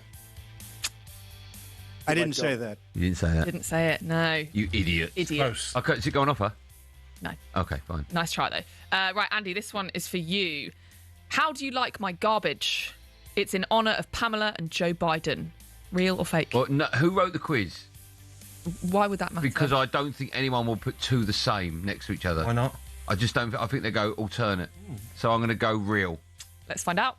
How do you like my garbage truck? This truck is in honor that? of Kamala I and can work Joe you lot Biden. out. Okay, 1-1. Come on, then. Come on. 1-1. Gabby, for you, I'd kiss him, not with a lot of enjoyment, but that's okay. Real or fake? I'm gonna go real. I think you're right. Let's find out. Man and woman, look at that guy, how handsome he is. I'll kiss him. Incredible. Not with a lot of enjoyment, but that's okay. Most unintentionally funny man in the world. So Gabby's a bit harsh. I see. Trump's right. Yeah. Okay. All right, Andy, I've always loved London. It reminds me of Narnia, but without the lions. Oh, it's a tough one. I think he would say that. Let's find out. I didn't say that. Didn't say it. No. You're not great, are you? Quizzes. No, I'm not great on Trump quotes. No, I'm definitely not. You are great. struggling, mate. Yeah. Oh, So I think we're level at the moment. I've lost count actually. I've not What, got score. I'm 2-2. I think you're 3-1. Right. 2-2, We'll go for a tiebreaker then. Okay. And you can both work on this together. America will. Is that our quiz to work? Yes, it is today. America will always be a bit stupid until I get all 350 million votes. Real or fake? I think that's definitely something he would say. It's something he would say, but I think it's a bit of a tricky one there. That are trying to suck us in there. I'm going to go no. He didn't say. Oh, okay. Well, for the win, I'll say yes. He says no. Yeah. Okay, let's find out. I didn't say that. Boom! Well done. I told you. Well done. I told Well you. done. Well done. Andy You Goldstein. gonna shake my hand or not? I beat him in the darts last year. Oh, Anything don't I bring did that with up. Him, I beat him You're a disgrace. without his ears in. Laura, we seeing you again. I think you are. Yes. Looking forward to it. Great work. Fuming. That was Shut Your Faces. That was all thanks to Costa Express. Coming up, we'll turn our heads into the news that Kieran McKenna has left Ipswich despite getting them promoted to the Premier League. Vamos. Why has it happened? We'll discuss that next. God, you make me sick. The Costa Coffee Break on talkSPORT. Sponsored by Costa Express. Quality coffee, quality day.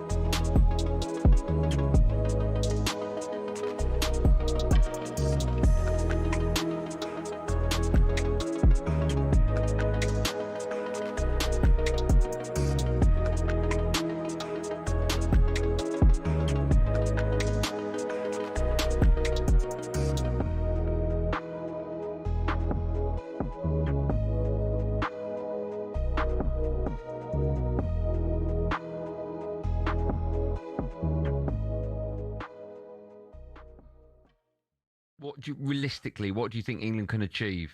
Well, I think England will do what they always do. They get to the quarterfinals and then they'll play somebody who's of an equal standing or just a bit better, and the whole world of cave in. Do you know what I mean? So I don't think England will win. What I would hope, because I'm going to the final, I would hope that it's a Brazil-Argentina final. Yeah. So, but I think Portugal are the outside bet, and I don't think you can look past Spain and France, to be honest.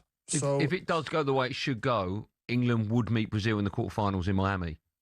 Really? Well, I mean, there's going to be Brazil are going to be acclimatised to the weather, and England are not. But England could do it. But I mean, you have to say England have got to 2 finals and 2 finals? Yeah, 2 finals. Yeah. Obviously not World Cup finals, and a World Cup semi-final. I mean, is that going to come round again? I mean, I like the manager Tuchel. I think he's great. And do you think he's made a mistake not taking Palmer? No, Foden. They didn't deserve to go. Come on, Phil has had 2 pretty bad seasons in a row. Yes. Phil needs to take the summer off. He's got a new start with Maresca, and maybe the pressure of Pep pushing him. He might release a valve on Phil. We don't know. But him and Cole, they've not had great seasons. Cole's been injured, so I think.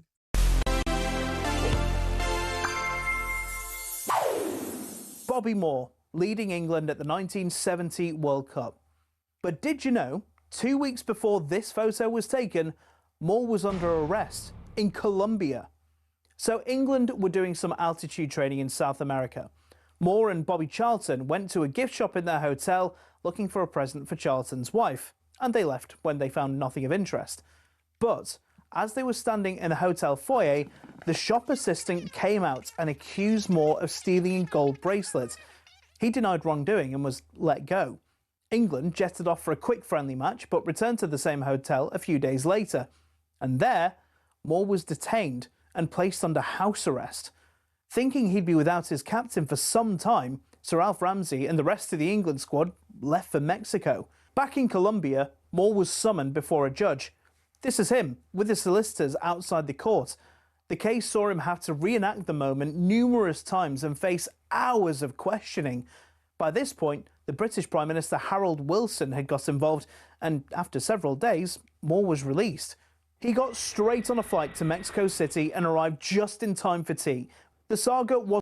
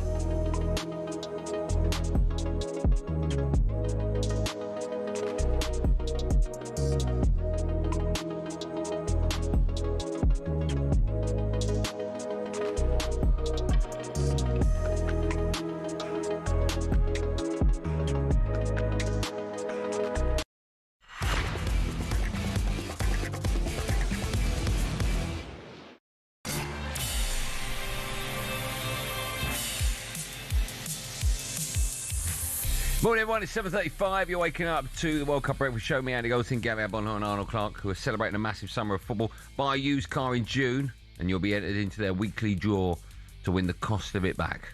Have a little rant. Is that okay? You can have a little rant. I've got a little rant of my own. Can I go first? 30 seconds. Of course you can. Oh, have we got? I don't know if Ed's got that time. Have we got? Listening to the news, then Ryanair are charging parents to sit next to their children, which is a disgrace. And also, whenever you book flights with EasyJet or Ryanair, you click on it. Oh, £79 return from Mallorca. By the time you pay, they charge you for hand luggage as well now, where it used to be free of charge, I'm sure. By the time you want to choose a seat, You're talking 400, 500 pounds. Absolute jokers, mate. Yeah. Sorry. Is that 30 seconds? You got about 5 left. It's a disgrace. Go on, you'll go. Say it again. Shocking, not fair. Another 30 seconds. I know, Ed. Do you know, on the back of that, I went away, I don't know, 6 months ago with, I think it was Ryanair, right? Okay. And I'm coming home now, and I've got my own carry-on. Yes. Right? Or my carry-on. Yeah. The one that I brought out there with me. Okay. Right? Yeah. So when I'm going back, they went, that's too big, it's got to go in the hold. And I went, no. Yeah. It goes on the overhead. No, you got to pay 80 quid. Pardon? I went, what? Come with me. No, will it fit in there? So I'm like sticking it in, I'm kicking it in. I said, how do you think it got over in the first place? Don't care.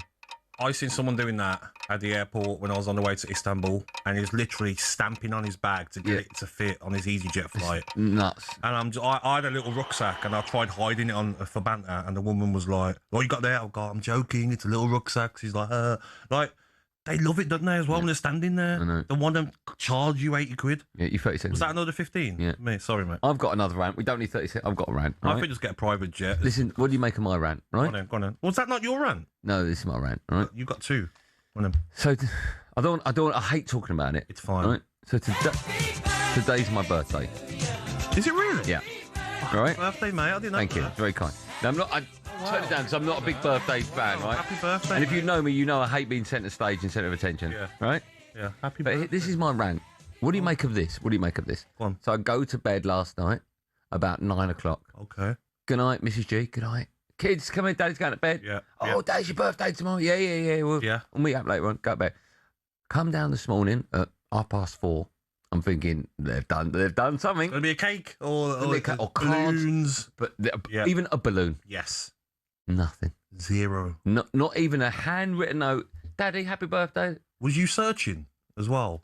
Yes, I was. I was looking for it because I thought there's no way they'll let me down. Looking in the closet. Because when you get to 40, when you get to the big 40, big birthday, you think it's something big's gonna happen, right? I thought they've done it in the kitchen. Very clever. They've put it in the kitchen. Yeah. So I'll come down and initially go. Nothing. Got me. Garage? I don't have a garage. Really? Yeah. Okay. But I thought they're in the lounge. Something. So they've done something. Yeah. Yeah. Nothing. Like some new golf clubs with some balloons on them. So, it's not hard, is it? I've got Mizuno best. And because you Gold went to Country bed one. early, Yeah. they had the chance to do it.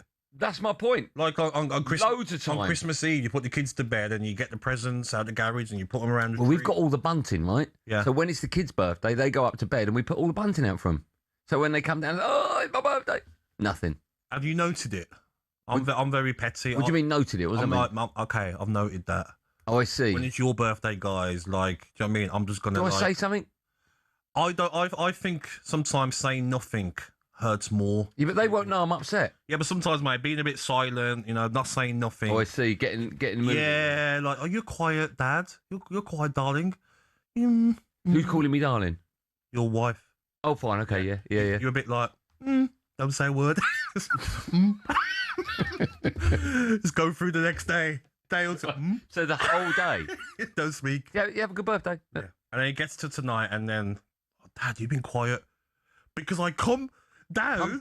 I'm going for a hard day. God knows what time in the morning. Hard day graft. Yeah. When you're asleep and you didn't even get me a balloon. It's incredible, isn't it, mate? Terrible, isn't it? Mate, that would be me, mate. My kids are the worst. The worst. Should we carry on the misery theme? Should we do that? Ipswich Town fans are going to be miserable. Just last month, Ipswich fans were very much in party mode. Oh, I thought you get. Ed, you going to play something? Honestly, Ed. Oh no, look. The fireworks go off at Portman Road as the full-time whistle goes, and Ipswich are back at the summit of English football at the first time of asking. What an atmosphere in Suffolk as the Tractor Boys do it again, a third promotion in 4 seasons for Kieran McKenna and Ipswich Town. What do you make of Ed missing the button there? I'm not surprised, mate. I think he's Costa Express that he got. Do you want it? Yeah, is that what it was? Concentrating on his What? own. Sorry, I didn't even know. I thought you all joked like Ali and Brazil. Were all why is he eating a hamburger at 19 minutes to 8? Why? Just put it down. So concentrate, Ed. Grease dripping all over the buttons. Come on. Weird, isn't it? Yesterday the boys had a pucker pie at 5 a.m. Are you surprised, though, mate? No, but I'm surprised that Ed's eating. Oh, what's that? You got a kebab as well. What is the matter with you? Don't you think, though? Well, you lot are so bizarre. Don't you think they all look like uni students that go to uni? Two of them are. Come out without no grades. Two of them are. I mean, Yeah. 4 years and come out without no grades. It must be hard, Incredible. this job, though. I'm looking at Emery, right? I knew Emery when he didn't have this job. Yeah. He's aged about 50 years. He looks. Yeah. He looks like he's older than me now. Ipswich still promotion straight back to the Premier League with that 3-0 win over QPR Portland Road last month. Remarkably, it was the third time in 4 seasons they'd been promoted under Kieran McKenna. But, and a big but, they're now in need of a new manager after McKenna stepped away yesterday, saying he'll take a break away from football and spend time with his family. I don't really understand what's going on here. Maybe our next guest can shed some light on it. Join us now to react to the news. Former Ipswich midfielder Jason Dazelle joins us. Jason, good morning to you. Good morning, Jason. Morning, Gabby. Morning, mate. Thanks so much for coming on. I suppose the obvious question, how much of a shock was this news to you, and how much has it been to Ipswich fans? Oh, my God, my phone ain't stopped ringing since yesterday afternoon. Surprise, mate. Surprise is the word, especially with his stock so high at the minute. He's taking a break, so not ideal start for Ipswich, but whoever comes in will gonna have a job on their hands now, because recruitment comes very important. I think as well, Jason, when I heard the news this morning, it's hard to jump to conclusions, isn't it? Because you don't know, you don't know what's happened, you don't know what's happened with the family. You got to be careful to say the wrong thing, but the job that he's done for Ipswich, he'll go down as a legendary manager, and everyone should wish him the best, mate. Yeah, good. Yeah, so his legendary status will still remain. What he did for Ipswich was probably generational joy. 23 years out of the Premier League, he brought them back. Back-to-back promotions. The only blotch on his record is the relegation. Even more impressively is, how he bounced straight back from relegation and got us back into the Premier League. So, yeah, his status will always be legendary, and that's not going to change. It's a big door that he's left open, right? The new manager will be the manager of a Premier League club. I mean, it's absolutely massive. Yeah. Yeah, well, the club is better equipped now than it was 2 years ago to survive, everything's in place. They have the money. So recruitment becomes vital now for us to stay in the Premier League, which we need to do to survive. Give us some names, Jason. Who do you want to see there? The names are Gary O'Neill and... which, I wouldn't mind. Like I said, the club is in a great position. But recruitment comes very, very important for us to stable ourselves in the Premier League. So whoever comes in, it's a fantastic football club at the minute, run by great owners. So whoever comes in will have a fantastic chance of spending money to get recruitment, and for us to stay in the Premier League. I think as well, Ipswich don't want to be a yo-yo club, do they? And also, should they look at what Sunderland did? Sunderland got promoted and they spent a lot of money, but in the right positions that they needed. Because last time Ipswich got promoted, they spent decent amount of money, didn't they? Over 100 million. They did, But maybe they overspent on certain players. If the recruitment is right, there's no reason why they can't stay up. No, exactly right. I mean, 2 years ago, they spent a lot on young players, but not really experienced in the Premier League. Sunderland, as you mentioned, probably one man, Granit Xhaka, sitting in the middle of the park, organising everything, dictating. Because I've never heard of their signings before last year, but they've all come in and done a job. So experience is the key for me. Get some Premier League experienced players in and then work around them, Jason, thanks for coming on. I've got one last question for you. I've always wanted to know the answer. It's got nothing to do with anything, but as a football fan, these things stick in my mind. When you were at Spurs in, I think it was 93, your squad number was 12, and it was just when squad numbers came out. That's right, correct. I always wondered, as a player, did having a 12 shirt in a squad season, did that annoy you? Did it? I didn't think about that at the time. As soon as I finished, I thought, what the hell are you doing? That is a sub number. I didn't think about it at the time, but since I've been finished, everyone mentions that you was a sub, which I was most of the time. I don't think you were. You're prolific for Tottenham and Ipswich, of course. Thank you. Listen, what a pleasure having you on our show. You're looking really well as well. Yes, thanks so much for your time. Thank you very much. Cheers. Thanks, man. Thank you. Man, Jason. Cheers. Bye. Bye, man. Isn't it weird, the thing that's sticking? I always wanted to know if you were given a 12 as a squad player because it was only when the Premier League began you got squad numbers. Yes. Did that annoy you? A little bit, because I remember when Martin O'Neill come in, you started to be able to choose your squad number. But obviously, like, so many players wanted number 9. I mean, Ashley Young wanted number 7. So I settled for number 11 because number 9 wasn't available at that time. Yeah. But you wanted 1 to the 11. Yeah, if you got a 12, like a 15 or an 18 or a 19, that's fine. But a 12 is a bit I went from 30 to 15 to 11. You had to make your way. You had to do well to get into that 1 to 11 number. Earn it. Definitely. I like it. Yes. Right, still to come on the Breakfast Show.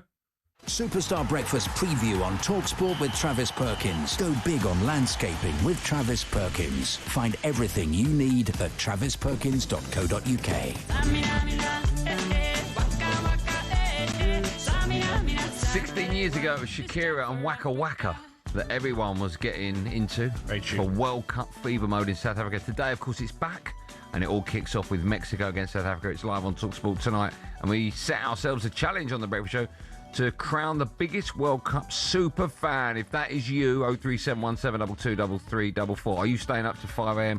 to watch Austria against Jordan or Australia take on Turkey? If so, you need to call us right now. Maybe you've sold your house or your car, etc. 03717223344. By the way, I'm looking at my switchboard. It's clear. And if you've thought, I'd love to phone the Breakfast Show, but it's so difficult to get, now's the time. If you're the super fan, call now. You'll be next. 03717223344. That was all thanks to our wonderful friends at Travis Perkins. This time for Africa. Superstar Breakfast preview on talkSPORT with Travis Perkins. From fence panels to decking or paving packs to topsoil, Travis Perkins has all your landscaping needs covered.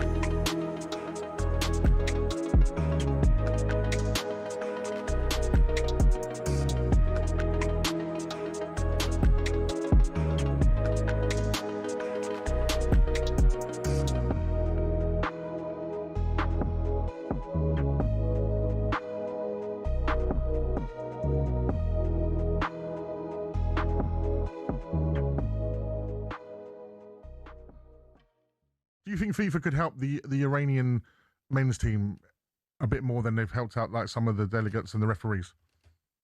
Well, it's remarkable to hear FIFA say that, given that in 2017, Gianni Infantino, during the first term of President Trump, after he imposed the seven-country travel ban, he said, and I quote, "Teams who qualify for a World Cup need to have access to the country. Otherwise, there is no World Cup. That's obvious." We're now in the process of defining the bid requirements in the world. There are many countries who have bans, travel bans, visa requirements, and so on and so forth. It's obvious when it comes to FIFA competitions, any team, including the supporters and officials of that team who qualify for a World Cup need to have access to the country. Otherwise, there is no World Cup. The requirements will be clear, and then each country can make up their decision whether they want to bid or not bid based on the requirements. Fast forward 8 years, and he said again, everyone will be welcoming Canada, Mexico, and the United States for the FIFA World Cup next year. There's a process to go through to get visas and so on. This process will be smooth. Well, that clearly is not true. None of that was true, and he was lying all along, because now we're in a situation where, you know, the United States, the UK, Iran, Sweden, any country decides their policy when it comes to immigration. That's true. However, every country does not have a legal, moral, or divine right to host a World Cup. That is a privilege. And in order to host and keep that privilege, you have to fill certain requirements. It's clear that the United States, from 2017 till today, even back then when it was during the bidding process, had no intention to maintain, to keep these requirements. So this is all on FIFA. They're the ones who've been turning a blind eye to all of this. And now, I'm sorry, but the buck stops with him and their organization, because they're the hosts. They knew what was going to happen. And now the proverbial bullcrap has hit the fan. Hello, I'm Matt Forden from talkSPORT. This is How to Win the World Cup. This is the best squad I think England have ever had.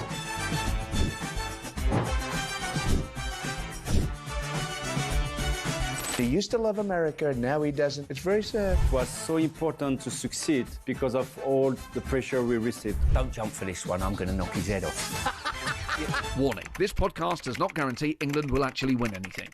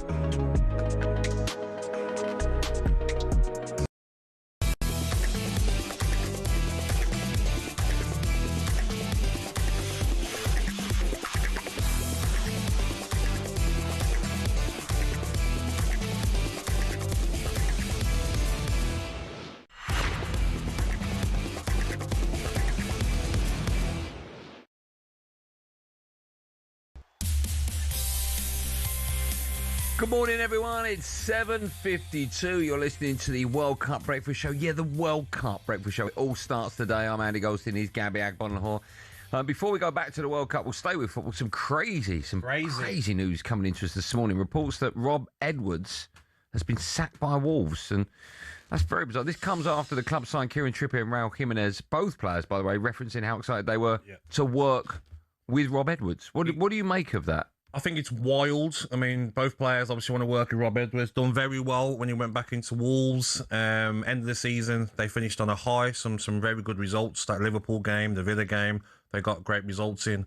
But am I surprised? No, because there's no loyalty in football. There shouldn't be no loyalty from players. There's definitely no loyalty from club owners, and there shouldn't be loyalty from managers. I hope he gets a big payoff. And Rob Edwards, you'll go and get another brilliant job. He left Middlesbrough to go to Wolverhampton Wanderers because it's his club he played for. Yeah, I love that. The club he loves. His family lives closer to the Wolverhampton area than he does to Middlesbrough. And he done very well last season. And that's how you get treated. Wild is an understatement. And these owners don't learn. No. They don't learn. And you'll see next season, maybe Wolves don't get promoted because of this. And everyone will be saying, what's going on with my football club, Wolves fans? Wild, mate. Yeah. Football's scary at the moment. Yeah, if you just turn on the radio, Rob Edwards has been sacked by Wolves. Get your money and get out. That's all I say. Is that to me? No, to him. Okay. So people in football now. Yeah, but it'll be paid off. It'll be paid off. I think Wolves fans will be devastated by that news. Of course, but it just shows that, like, negotiate a good deal when you do get a manager's job because you can do a good job and you're not safe. We'll have more on that throughout the morning, so stay with us. Or you can, of course, go to the website, talksport.com. Right, we'll come back to that when we got more news. Let's change our attention now to a bit of cricket. England have made their decision regarding Test captain Ben Stokes after his nightclub incident, and it's not vice-captain Harry Brook. Brook, of course, was involved in a nightclub incident himself back in November. Instead, former captain Joe Root has been appointed to take charge of the second Test. That's next week against New Zealand. To tell us what this means for England and even Harry Brook, two-time Ashes winner, Steve Harmison joins us now. Harmy, good morning to you. Thanks for coming on again. Morning, Harmy. Good morning, Gab. Good morning, Andy. I mean, it's a mess. Yeah, it's a mess. Nearly as messy as nearly as messy as the Wolves stuff. But, I mean, look at from afar, I think what this tells us is that Ben's coming back, which I think is a good thing for not only for the England cricket team, for Ben Stokes, for everything in general. Is the breaking the curfew in isolation, I don't think was a resignation or sackable offence. I think what it meant within the group and within this team structure, I think it was a big issue. It was a big issue, and I think it was a big disciplinary thing that I think needed addressing. And because of the disciplinary thing needed addressing, I don't think you could make Harry Brook captain. So I think whoever's made this decision is a really good decision because it buys them a little bit of time. Yeah. It puts a calm pair of hands in charge who is one of the greatest players that's ever played the game in England, arguably the world. And he's not been involved in he wasn't in New Zealand when that stuff happened. I know Joe took himself away from Noosa when the drinking culture thing went on during the Ashes time with his family. And he's now, I think reluctantly, probably, I think deep down he didn't want to be captain again. but I think needs must. He wants to help his mate Ben Stokes out. Yes. And from Harry's point of view, I think this is a good thing for Harry Brook as well, because I don't think it would have been I don't think it would have been good for ECB if Harry Brook fronted up at the first press conference after Ben Stokes' incident. Harmy, do you think this is a case of, you're going to miss this game and in the future you're back in the fold, but you're not going to be captain? I think that's probably a fair way. You know what? Captains have to stick to the rules. You broke the curfew. It's not a massive deal, but now you're going to be one of our best players, but you're not going to be our leader going forward. No, I think the captaincy is coming back to Ben Stokes. Really?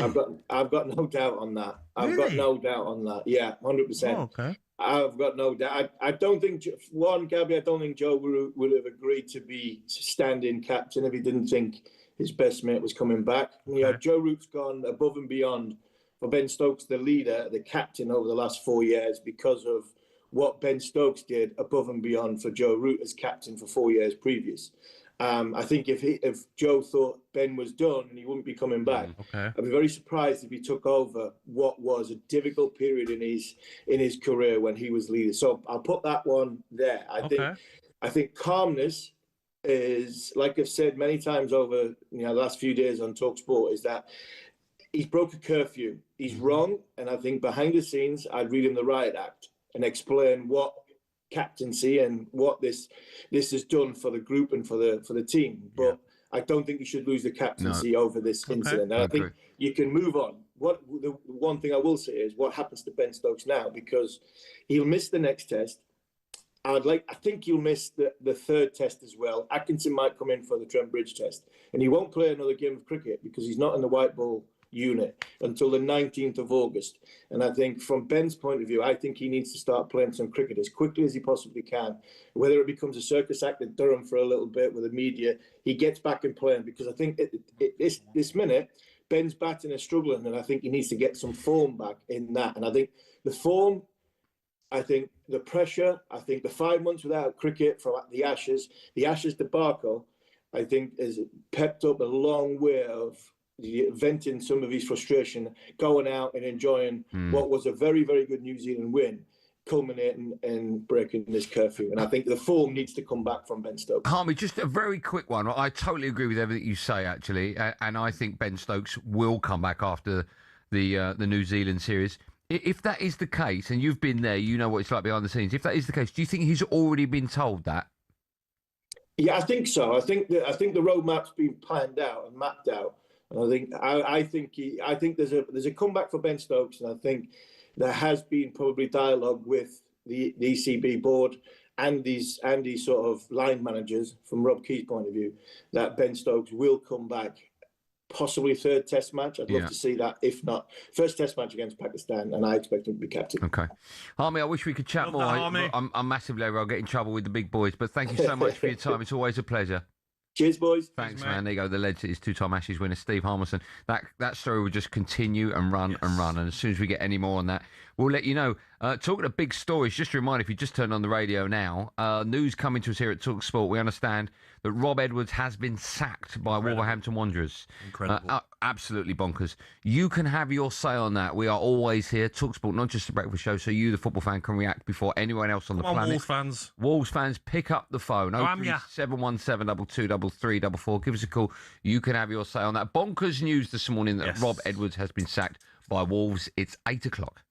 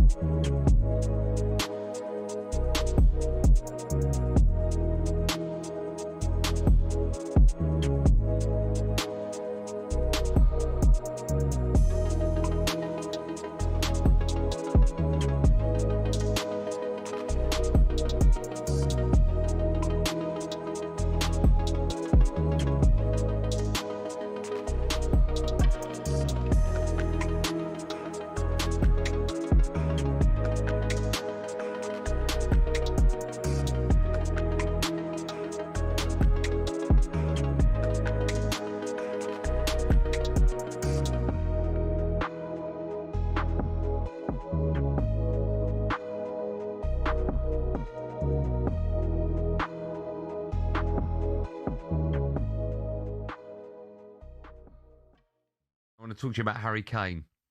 Is he the best player in the world right now? Is he a serious Ballon d'Or contender? How highly do you rate him? He's the best out-and-out striker at the moment in the world, yes. Understands his qualities, understand how he wants to play the game with dropping in at time. Even though I would want to see him more up there. Yeah.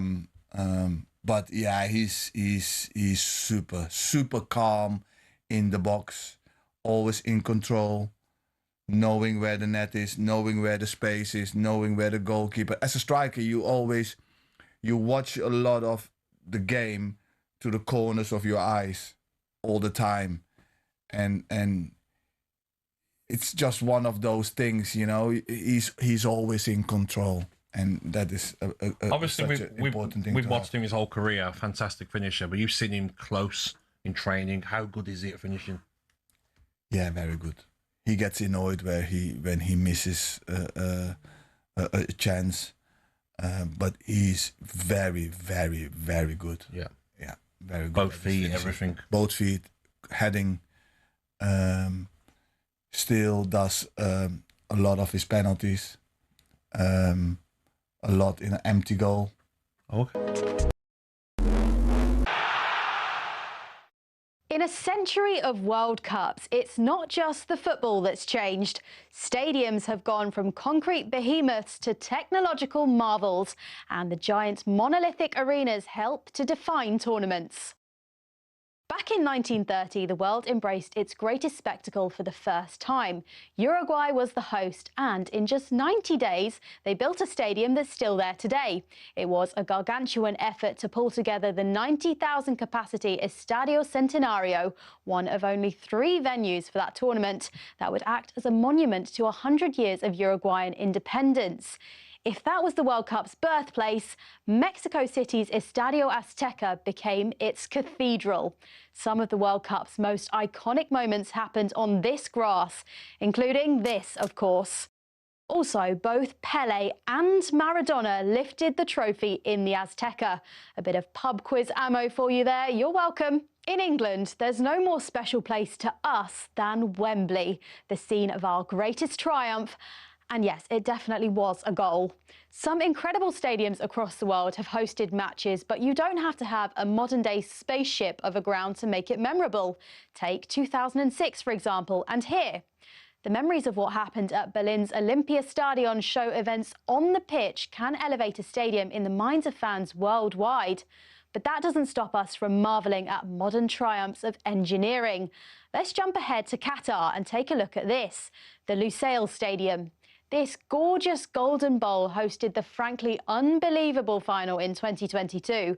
But that's not where it ends in Qatar. Take Stadium 974, for example. This place was built from shipping containers and can be taken down and built somewhere else. Mad. It's crazy to think that we've gone from building giant concrete bowls to what is basically modern art. To be fair, some concrete bowls, like the Maracanã, are art in its most flawless form. The teams and the players are why we all come, but sometimes the stage they perform on ends up being the main character. And with structures like this, it's hardly a surprise.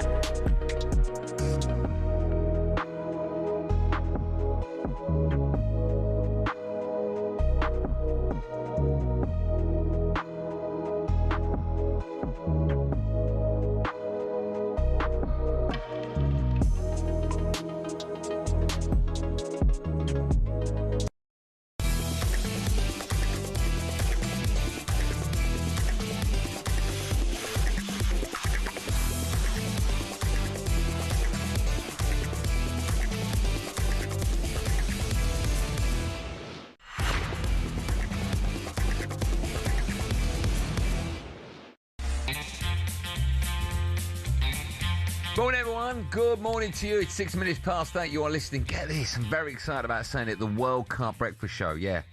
It all begins today. It's me, Andy Goldstein, the superstar. Alongside me goes by the name of Gabby Agbonlahor and Arnold Clark by a used car in their upgrade event and get 2 years free servicing plus a chance to win the cost of it back this June.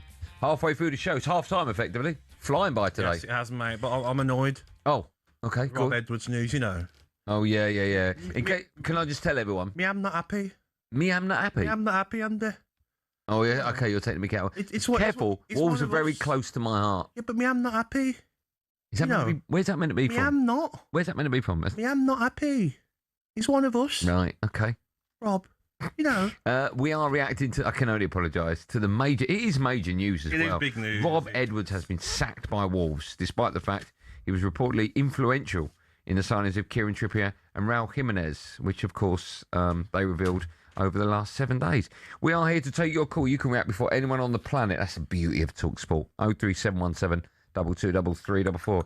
Dazza is a Wolves fan. He's first up. Hi, Darren. Good morning to you. Darren. Good morning to you both. How are you both? We're good. Happy World Cup Day. How are you today on the back of that? Yeah. I think bonkers news. What do you make of it? I think the club had to do something to get the fans back on side, and it wasn't to change the manager. I think what they had to do was, and what they did do, brought in the likes of Trippier, Jimenez. You know, I can see Adam Traore coming back now. West Ham have left, so it was basically to get bums on the seats, get the season tickets sold, get the confidence of the fans back, get behind Rob Edwards. I think these players have come in because of Rob Edwards, or that's what we hear. The last 48 hours, to be fair, on social media, I've got links with sort of social media, the Wolves following the Wolves and stuff like that, and it seems that they're going in for another Portuguese manager who finished sixth in the Portuguese league last year. Gil Vicente, I think they finished sixth. Cesar Pissotto is the name, I think, something like that. So we've heard these rumours for the last 48 hours, but you think they're rumours, it can't be true, and then bang, it just... Are you happy with the decision, or are you angry? No. I think getting all the Wolves fans back on side again by these two great signings, and there'll be more to follow, and we'll start thinking, great. Maybe we can get out first time around, and then Rob Edwards, proven manager to at that level, championship level, and then bang, if you're going to do it, why not do it at the end of last season? Yeah, that's what I find. Thanks for your call, Darren. That's what I find is bonkers. Sorry to cut you short. I want to get through as many callers as I can. Let's go to John. He's a Borough fan now. Of course, Edwards left Borough to go to Wolves. I really don't hope. I hope he doesn't start with "I told you so." Hello, John. Good morning to you. Jonathan. Morning, fellas. You all right? I'm good, man. How are you? You're not here to gloat, are you? No, I'm not. Okay. Andy, I'm possibly one of the few Borough fans who got why Rob Edwards left. Okay, good. That's nice. I was disappointed because I liked him. We were playing good football under him. I thought we could have done well with him. I was disappointed, but I totally got it. I mean, I think fans forget that players and managers are professional sportsmen, and we think of it like fans, but Gabby, can you remember when Grealish was leaving Villa? People were ringing up saying, "Oh, he's never going to leave. He's a Villa boy." Yeah. But he's a professional sportsman, and he wanted to go and win things. Yeah. And so I just think it's bonkers to get rid of him because he's proven at that level. I mean, they've made some incredible signings already, but then to go and lose your possibly. I mean, look, we all know every manager, it's a flip of a coin whether it works or it doesn't. But you can probably hedge your bets that it's going to work with Rob Edwards. I think it's bonkers, absolutely bonkers. Yeah. What I do know, Andy, is that Simon Jordan's going to have a field day because he was very critical of Rob leaving Middlesbrough. He'll just say Simon Jordan. First thing he was saying in his show today was, "Well, you deserve it. If he does, that's very hard. You showed no loyalty to Middlesbrough. Why should Wolves show loyalty to you?" That's exactly what Simon will say. You are right. This is harsh. He's very harsh. He's left because one of the reasons was that was his boyhood club, right? And also, you're closer to your family. Yeah, you got to do stuff that's a little bit selfish. Everything. What's best for you? Yep. I still think it's the wrong decision. Callum is a Wolves fan. He can give us his view on that. Hi, Callum. Good morning, Cal. How are we doing, lads? You all right? We're okay. How are you on the back of that news? Yeah, not too bad. I've just been No, really. I think we've got all the social media come out this week with Trippier signing, Jimenez signing, saying, "Oh, we're coming in. We're going to back the gaffer, get the club back to where they need to be." And I feel like they've just done him dirt. I feel like they've just had a look in the shop window, gone, "Oh, there's somebody pretty around the corner," and I just don't know whether it'll work or not. Callum, can I ask, when you went down, did you think with Rob Edwards you'd go straight back up? To be fair, he got a lot of stick last season, end of the season, didn't really know what we were doing. But then I think some of the players had already clocked out. But I think Championship next year, no VAR, we'll go straight back up. He's done it. He did it at the start of the season with Middlesbrough last season and just see how it sort of went. Yeah. And then I just feel like they fully went behind his back and see what happens. But you never know, do you? We'll see what happens. Right or wrong decision, Callum? Wrong decision for me. Wrong decision. Yeah, okay. I don't think a lot of Wolves fans would disagree. Let's speak to Terry. He's a Wolves fan. Maybe he does. Morning, Terry. Good morning, Says. Morning. How are you? Oh, well, I think it's absolutely fine. It's cool, Gabby. You know, I just think it's another decision by Fosun that's just, it's nonsensical. If you're going to sack him exactly slap bang at the end of the season. Yes. The new gaffer, Rob Edwards, planned all wins, all during the close season, you know, all through the last couple of months of who he wants in. He got in Trippier, got in Jimenez. The club's just about, we started to believe once again after 2 years of absolute awful, dire football. He had no idea, you know, Terry, either. I've had that confirmed. He's had no idea yesterday that he was getting a sack. No, I've just been reading this. He found out on social media. I mean, Gabby, I know you're not exactly a massive Wolves fan, you know, Wolves and Villa, we've had our ups and downs. Yeah. This is absolutely shocking once again by Fosun. And if this doesn't work out, exactly, they've got to go. Because there's been problems, haven't there, between the fans and the ownership, haven't they? Like protests and stuff. And if this doesn't work, I was at the protest. Me and my son. I mean, we go week in, week out, come rain, sun, or whatever. We go and we support our club because it's in our blood. But this is just another nonsensical decision by people who have no idea how to run. Wolves is a massive club. Yes, okay, we're in the doldrums at the moment, but we're one of the founding fathers of the Football League. Definitely. And these people who are running our club, it's made me absolutely furious. Yeah. Terry, it's so frustrating. Terry, you know? you, mate? And Terry, I mean, go on, I listen to you guys every morning, and I had to ring up and because, like you say, you've just said Simon Jordan's going to have an absolute field day. You know, if this doesn't work out, then I think it's time up for Fosun to sell it because it just feels like another Walter Zenga, another stale Solback and it all over again. Terry, thanks for your call. Very emotional. Let's cram one more and let's speak to Simon, also a Wolves fan. Morning, Simon. Good morning, Si. Morning. How you doing, lads? Yeah, good, man. Off you go. How you feeling? Yeah, there's like your last caller. I think the roots of all these issues at the Wolves is Fosun. We've sold £900 million worth of players in the last few years. How can you do that if you want to stay in the Premier League? Yeah. They get Rob Edwards in and back him. He's the man for next season in the Championship, and then all of a sudden they sack him. It doesn't make sense, does it really? I know he hasn't been able to get a tune out of them towards the end of the season, but that's because most of them wanted to leave anyway. Yeah. You know. I think as well, Simon, they obviously got Rob Edwards in, not really thinking that they were going to avoid relegation. The gap was too big. It was for the Championship, wasn't it, to try and get him straight back up? He was signing players like Armstrong for the Championship as well, wasn't he? And to then sack him now, just it's odd ownership. Exactly that, Gabby. And the root of the problem is Fosun, unfortunately, and I don't know how we get them out, how we get a new ownership and get new owners in, because with those in charge, they don't know football, and it's a shame. It's a shame. Like one of your other callers said, like 150 years of history this year, and you know, the signings were good, and we looked like we were going to... Do you know what as well, Simon? Like, I'm in a good place in my football club, my owner, my manager, everything's, like, lovely at Aston Villa, but some clubs, like yourself, there's protests for the ownership, and it's like one person just making these weird decisions, and it's affecting a massive fan base. That's your football club. Not long ago, you was playing in Europe, and look at you now. Well, that's because they didn't back Nuno at the time, and that was down to the owners as well. You know, and if they had backed Nuno, who knows where we'd be now? Who knows where we'd be? Simon, thank you for your great call, mate. We'll try and get through as many as we can, and we will continue to react to. Yeah, me too. The incredible news that Rob Edwards has been sacked this morning by Wolves. Up next, we're going to get World Cup fever back underway. Did last night prove that this could be England's year? ... or not? 03717223344. You can have your say on the Breakfast Show. It's me, Andy Goldstein Gabby Agbonlahor. It's just coming up to 8:18.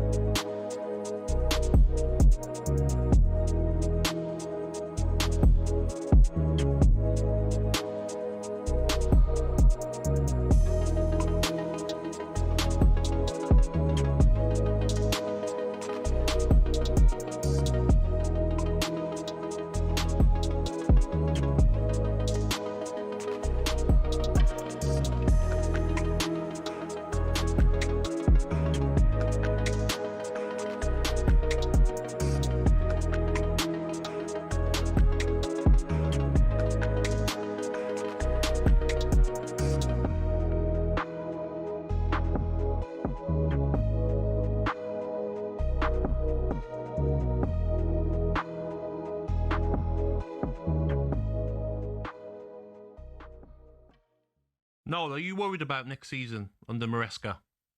No. You should be worried, mate, because I believe you want to bet on United finish higher than There's a chance, a small There's chance. not a chance. No, you didn't say that the other day on the radio. Why is there not a chance? Because there isn't, because we've got better players and a better coach. Look at what you've lost, though. Bernardo Silva, Stones, you've lost Pep Guardiola. Yeah, but there'll be a few coming in. Don't you worry about that. Is that it, Gab?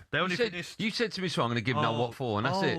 Your friend's on, is he? Oh, friend. Well, just wait. Well, They only finished 7 points behind you as well, remember? Listen, don't you worry about that, mate. If you're that confident, I'll bet you 500 quid that City finish above United, right? And I'm not a Man United guy either. And if you lose, you've got to be my butler for a week. I'll bet you 500. That's it. No. Not a butler. Take the bet. Take the bet. You be my butler for a week. No, I'll bet you 500 though. 500 quid's 500 quid's wages, isn't it? Eh? That's a show fee for us, mate. I'll bet you 500 quid. When City finish above United, I'll come into talkSPORT and I'll take it off you. All right then. Fair. Yeah, is that on? Is that a bet? On. It's a bet, yeah. Okay. Absolutely. I'll go and get the money off the Man United we, fans in the studio. we've to go back to the thing, we've lost legends, Bernardo and John Stones and Guardiola. But I think we're in a better place to be equipped to deal with it. And if there's one thing that makes me feel better about it, it's the Get ready to get the ultimate football fan winning feeling with talkSPORT Win. Because this summer, you and a mate could be jetting off to watch England versus Panama in New Jersey live at the FIFA World Cup 2026 with Adidas, including tickets, flights, accommodation and more. Go to talksport.com/win to enter now, and you could be soaking up the incredible atmosphere at the FIFA World Cup 2026. For the chance to win every football fan's trip of a lifetime, enter now at talksport.com/win.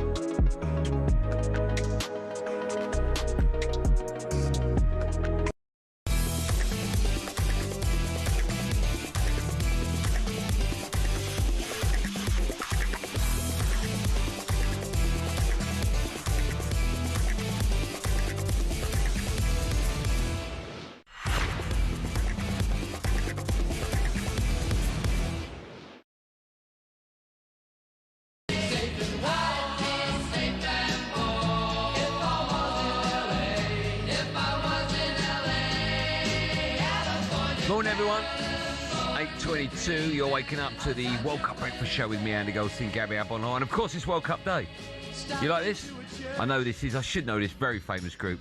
You should know this. Who do you know it is? Don't tell him. No, please don't tell him, man. Oasis? Yes, sir. Yeah, you got it bang on. You know music, don't you? Mums and Papas. Don't they sell nappies? Is this called Mums and Papas? The group's called... I wouldn't have got that. Good band. Yeah, name another song they did. Anything would do. Mamas and Papas? Yeah, just any song that they did. In their whole back catalogue. All the Leaves Are Brown. All the Leaves Are Brown. Yeah. Do you mean this is... Yeah. So, but they did another song called All the Leaves Are Brown. Yeah, 2. Any others? Take 2. No idea, mate. Can you? Yeah. Go on then. Monday they did. Really? Monday. What a tune. Yeah, you like that was them. 1984. You just made that up, wasn't it? No, it wasn't 84, no. It was 84. Come out in 87. 87, close. Yeah. Close enough. Right, it's of course World Cup Day. So we now, Gab, you want to hear this? Go on then, mate. We decided to get you in the mood with some inspirational voice notes from celebrity fans of the show. So yesterday I spoke to producer Ollie, and he said long posh words, and I was like, I don't know what any of that means. And he was like, okay, basically, can you phone all your celeb mates and bring them to the helm? Absolutely splendid, you know. Could you bring them to the helm, please, Mr. Goldstein? World Cup fever. Let's I was go. like, why are you talking like that? No one talks like that. Talk sport. You should be at LBC or Times Radio or something. And he went, you need to get some celebrity. So I went, okay. So I put the call out to some celebrity friends. Who did you get? I'm going to play one now from Joe Marler before we play it. Before we play it. It comes with a warning. Okay. Because it's so big. It's such a big rallying call. Okay. If you're just about maybe to get on the train or you're just about to get in your car and go to work and you're feeling a bit low, this will pick you up to a level, this is the warning, you've never got to before. Wow, really? Yeah, this is huge. This would not surprise me if Thomas Tuchel played this to the England team genuinely before their first mean serious? match. Yeah, this is massive. Wow. Right? Ex-rugby legend, right? Joe Marler? Knows what it's like. Yeah. Is everyone ready? Buckle yourselves in. Everyone ready? Let's go. Here we go. This is Joe Marler talking about how excited he is for the start of the World Cup. Hello, Andy. I'm absolutely buzzing for the World Cup. I think Ghana will win it. Big love. What do you make of that? What's up with him? That doesn't surprise me. Yeah. That does not surprise me. He's great. We love Joe Marler. Yeah, but he's got to do a bit better there. Yeah, the tone wasn't right, was it? What do you think he lacked there? Everything. Bit of energy, maybe? Bit of energy. I mean, that came through quite late. I asked him yesterday after the show. He had like 24 hours to send it, and that came through. Do you think he could name 10 teams that are in the World Cup? Joe Marler? Yeah. I don't think he could. Yeah, because he's played in the World Cup. No, but in this World Cup. I know, but countries are the same wherever that you are, in whatever sport you're in. So you play in the Rugby World Cup and the Football World Cup. It's the same teams, yeah. Sure? Well, yeah. There's so many teams. Qualify. What? There's so many teams in the World Cup now. Same teams that qualify. Yeah, but I reckon he could name 10 countries. He'd probably say Italy. Could you name 10 countries? That's a very good point. You know what I'm saying? He might say countries that didn't qualify. Yeah, but that's probably the only one, right? He might say Nigeria and didn't qualify. Yeah, okay. Well, no then. Just a reminder, the breaking news this morning, Rob Edwards has been sacked by Wolves. We'll talk to Wolves legend Dave Edwards in about 10 minutes' time on that. Before that, we can get the latest odds now with Dave, who should have been sacked, according to Gabby. It's good morning to Coral's Dave Stevens. Morning, Dave. Daily download on talkSPORT with Coral. We're here for rewarding the fans this Royal Ascot. 18+, gambleaware.org. Bit harsh, isn't it, Dave? Should have been sacked. No, Dave's the best. Do you know, Gab, I thought we were friends, but you're good morning, guy, mate. You're a good guy. Sorry, I just nodded off there after Joe's rallying call. But what? I think you're absolutely right, Andy. I think every team that was in the last Rugby World Cup, with the exception maybe of Fiji, will be at this Football World Cup. Yeah. Anyway, some TalkSport listener with more time on their hands will be able to let us know Not about everyone, that. though, is it? Yeah, but it's also just, can you name 10 countries? Yeah, but it's not everyone, though, is it? He just said, like... Yeah, but the question is, Gab, can you name 10 countries? No, mate, no. I've got 5, mate. I think the question is, can you England, spell 10? Scotland, Brazil, that's it. Yeah. Right, we'll stay with football. Round up of the World Cup, outright latest top scorer, England and Scotland. Stage of elimination, Mexico. I've got lots, so you tell me what you got on a piece of paper in front of you. England 7-1 last night, much better. Yes. Obviously, that's what we want to see. Spain, though, 9-2 favourites. France 5-1. Portugal, we've spoken about the big movers, 8. Argentina 9. Brazil 9. Andy, when we spoke earlier in the week, you're pretty confident about England. 7-1. But Gab, I'm not sure. Again, you've actually said who you think's going to win this World Cup. I know you think England won't, but no, I don't think we will because of our centre halves. I mean, I'm a big fan of Konsa, but I feel Gahey didn't have the best second half of the season at Manchester City. Stones hasn't played enough. I feel like the better teams will beat us with our defence. But I've got one for you, Steve-O, and I want you to give me some good odds because I want to go big on this. Jude Bellingham to start the first game, mate. Can you still give me the same odds as yesterday? No, absolutely not. And it's interesting. I think it was Adrian on earlier saying he'd love to see Bellingham and Rodgers in the same 11. Can't see it. We're now betting on that starting line, but we think that could well happen.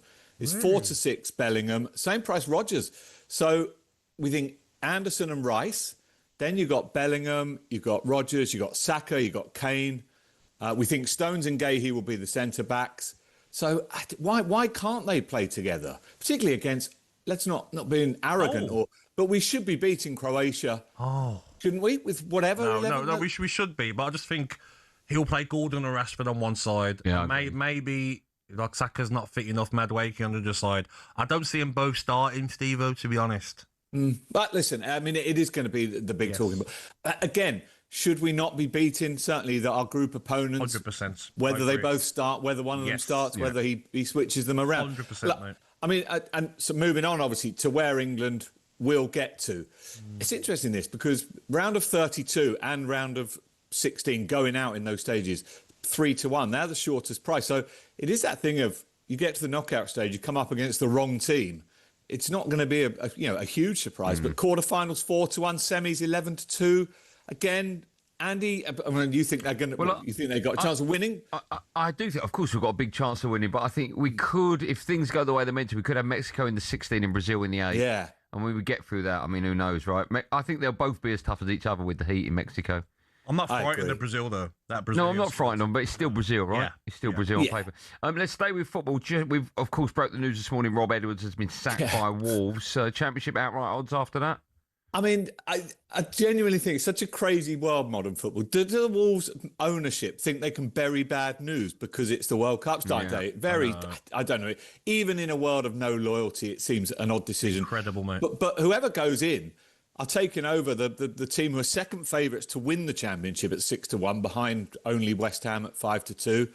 They're 6-4 to be promoted back, Wolves. So it's going to be fascinating. But yeah, I mean, you talk about timing. That just seems. Look at the way he got himself some time there, Steve. Honestly, you're Good amazing. work. He's a pro. That was amazing. He's a pro. He give himself 35 seconds there. And you're still calling for me to be sacked. Listen, we kick off today 2 games. Gab, I bet you're going to tip in the South Korea-Czech Republic game. I know what you're going to say for this. Draw. There you go. Yeah. I knew it. Just over 2. This could be 0-0. This is a real early test. I might go for like Mexico, South Africa draw, and Korea draw, and Canada, Bosnia draw. Oh, you do love a draw, don't you? Mexico have odds on 4-9 to beat South Africa 13-2. They met, of course, in the opening game 16 years ago. That finished 1-1. That's 13-2. But I do think South Korea, Czech Republic is an early test for those that are going to be watching every match. 3 a.m. 0-0 is only 13-2, and I think that could be a big runner early hours of the morning. Dave, if I don't let you go, I'll be the one getting sacked. Thanks so much for coming on, man. Always a pleasure. Speak to you tomorrow. Cheers, fellas. Thanks, man. There you go. That was the latest odds with Coral 18+, gambleaware.org. Coming up, more on that news that Rob Edwards has been sacked by Wolves. Dave Edwards will be with us after this. It's 8:30. The Coral Daily Download on talkSPORT with Coral. We're here for rewarding the fans this Royal Ascot. 18+, gambleaware.org.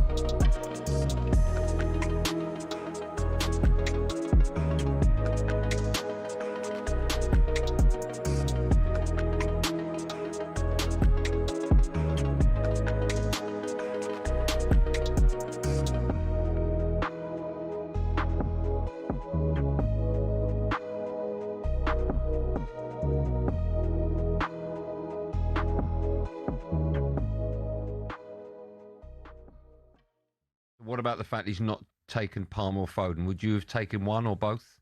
Look, I'm biased, am I? Everybody knows that I love Cole Palmer to bits. You know, with Phil Foden, it's a little bit. I think he's a magnificent player, but he has to have the players around him to play really for him, to be able for him to produce what he's producing at Man City. So you're always going to search a little bit more for Phil Foden to get the best out of Phil Foden, you know? So, but Cole Palmer, I would have taken him, but I do understand why Tuchel hasn't taken him, because he hasn't had the best season he could have had. How important is that, though, that players that go to tournaments, you went to the 1998 World Cup, that you're going into a tournament in form? Yeah, I had a magnificent year in 98. I didn't expect to go, but I went because I had a magnificent year. Look, Cole Palmer, I know he can turn up and be decisive. But then I think he hasn't done it for England the whole year. He's been unlucky when he came to England with injuries and all that kind of stuff. He's had a lot of football in a very small amount of time, and his body is just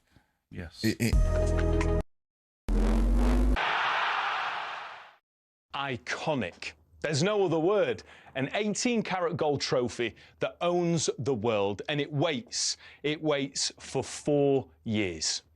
It's 1971, and FIFA need a new trophy to replace the Jules Rimet, so they launch a worldwide design competition.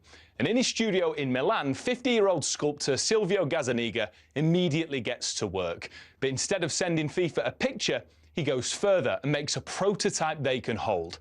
It works. FIFA choose his design over 52 others, and perhaps the most beautiful piece of silverware or goldenware enters the beautiful game. Let's let the artist himself describe it. Gazzaniga said the idea was to create something symbolising exertion, dynamism, and the jubilation of an athlete in the moment of victory, with all the joy that contains. The malachite rings in the base fitted the sculpture well because it's green like a football field, and it's also a precious stone. The first captain to lift the trophy was Franz Beckenbauer in 1974, and of course, it's only the greatest who get their hands on it. Zoff, Matthias paved the way for the modern-day heroes who dreamt of lifting Gazzaniga's masterpiece. But there was something about this man holding it that seemed to deliver everything the sculptor had imagined.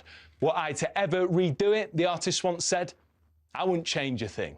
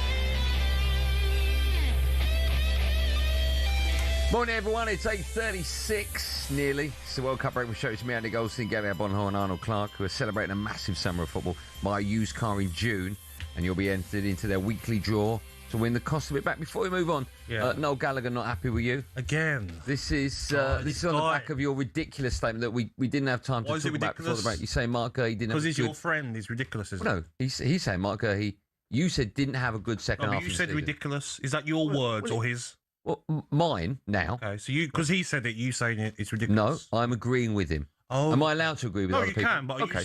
But you're saying it's ridiculous because... Well, I think it is a ridiculous statement. Why did he have a bad second half? So I don't just look at one game, but obviously look at the Everton performance, shaky in that performance. When I watched him, it was a different Mark Gay, a lot of the games, to the Mark Gay I watched at Crystal Palace.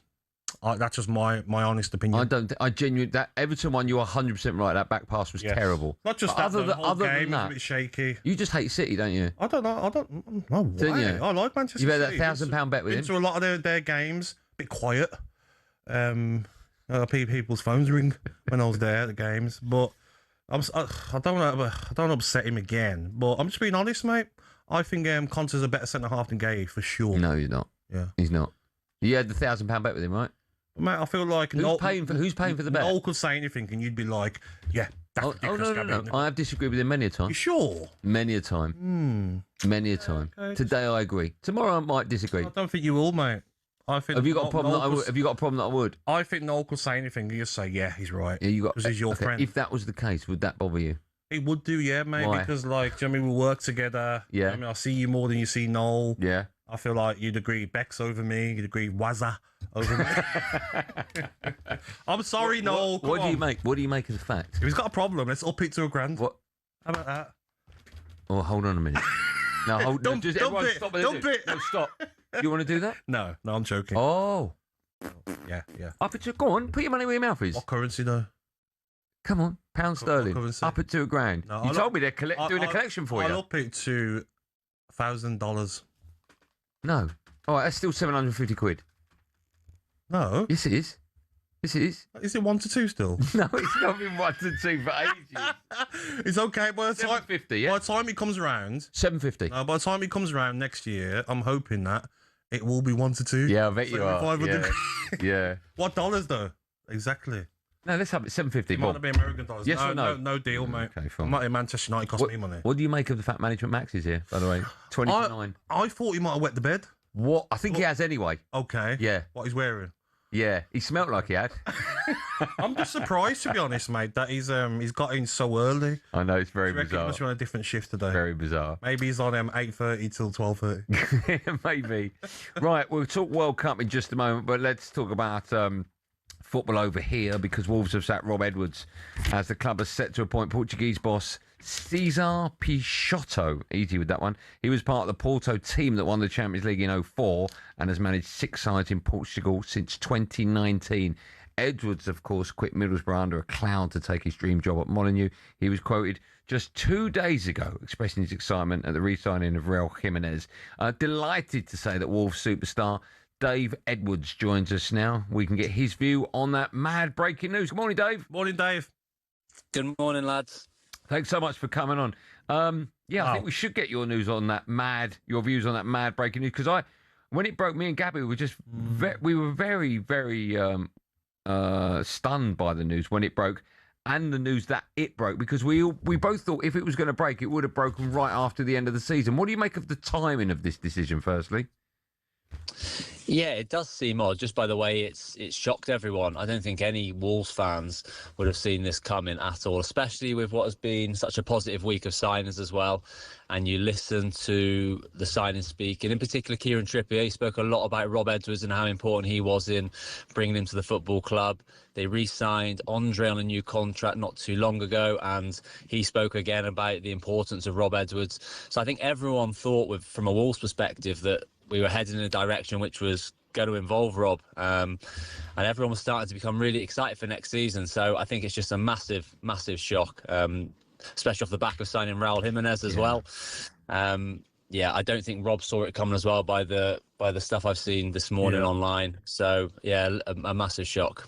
I think as well, Dave, when you come into the club, no one thought Wolves were going to survive, but it's more about bringing some joy back to the fans. He won 3 of the games, drew 9, some impressive results, but obviously lost 15. But as well, there was talk about, you're going to break Derby's record. This could be embarrassing for Wolves. They won't get over 11 points. And they finished on 20 points, only 2 behind Burnley. I think he's done a decent job, and he set them up nicely for this season, hasn't he? Yeah, I think Rob will say he would have wished he could have done a little bit better. I'm sure when he came in, he still had hopes that he would try and keep Wolves in the league. But it was obvious I imagine to Rob, I could see it from the outside that the culture wasn't probably quite right within the club, and it needed a big change and an overhaul, which was going to happen this summer, and then he could really redirect the team. He did a good job at reuniting the fans initially. I had a bit of a bad patch at the back end of March and start of April, but then we rallied again at the end of the season, and it did look a lot more positive. But the thing with it is obviously Rob's managed in the Championship before. He's been down there with Luton. He knows what went wrong in that Luton season as well. So I think they were hoping initially to kind of pull on that experience to make sure that Wolves can bounce back as quickly as possible. And I think that's why everyone's so shocked that it's a bit of a left field appointment. It looks like it's an impressive one. He's got a good resume in Portugal. And last time they brought Nuno in the Championship, it really worked. But yeah, it seems odd that at this point, after the back of these signings, that they have changed. But it must have been something that the board had been thinking about. They wouldn't have acted, I think, too erratically of this. This would be something that'd be going on behind the scenes. But unfortunately, it sounds like Rob wasn't aware of it. And that's where I feel sorry, because I know that he gives his absolute life to the football club. He's worked so hard since he's been in there, and he'll feel gutted. It's interesting you say you don't think it was a decision made over the last 24, 48 hours, or alluded to that. Look, the owners aren't exactly popular at Molineux. This is not going to help. Do you think that they've decided to announce it on the first day of the World Cup to sort of cover it a little bit? I've no idea. I think obviously stuff starts to break, doesn't it? So if you're in conversations with another manager, then I saw reports coming out yesterday from sort of European sources and things like that. And as soon as that happens, then obviously there needs to be some clarity on the situation. So I'm not sure if they're forced into there's been no official announcement, I don't think, is there yet through Wolves, but it sounds like through everyone and every news outlet that it has been done. Yeah. But yeah, I'm not sure. I think the timing may have been forced potentially, but I suppose we'll never know. We know last season there was a lot of protests. You know, fans. We've had loads of fans on this morning really not happy with the football club. If this backfires, Dave, you could see protests every game again this season, couldn't you? I think whatever happened next season, Gabby, it was going to be judged with what happened on the pitch. So if Rob was in charge, it didn't go well. Yeah. I think there'd be some disgruntlement from the fans, and with a new man coming into the dugout, it maybe puts a little bit more pressure on the hierarchy because they've made this decision.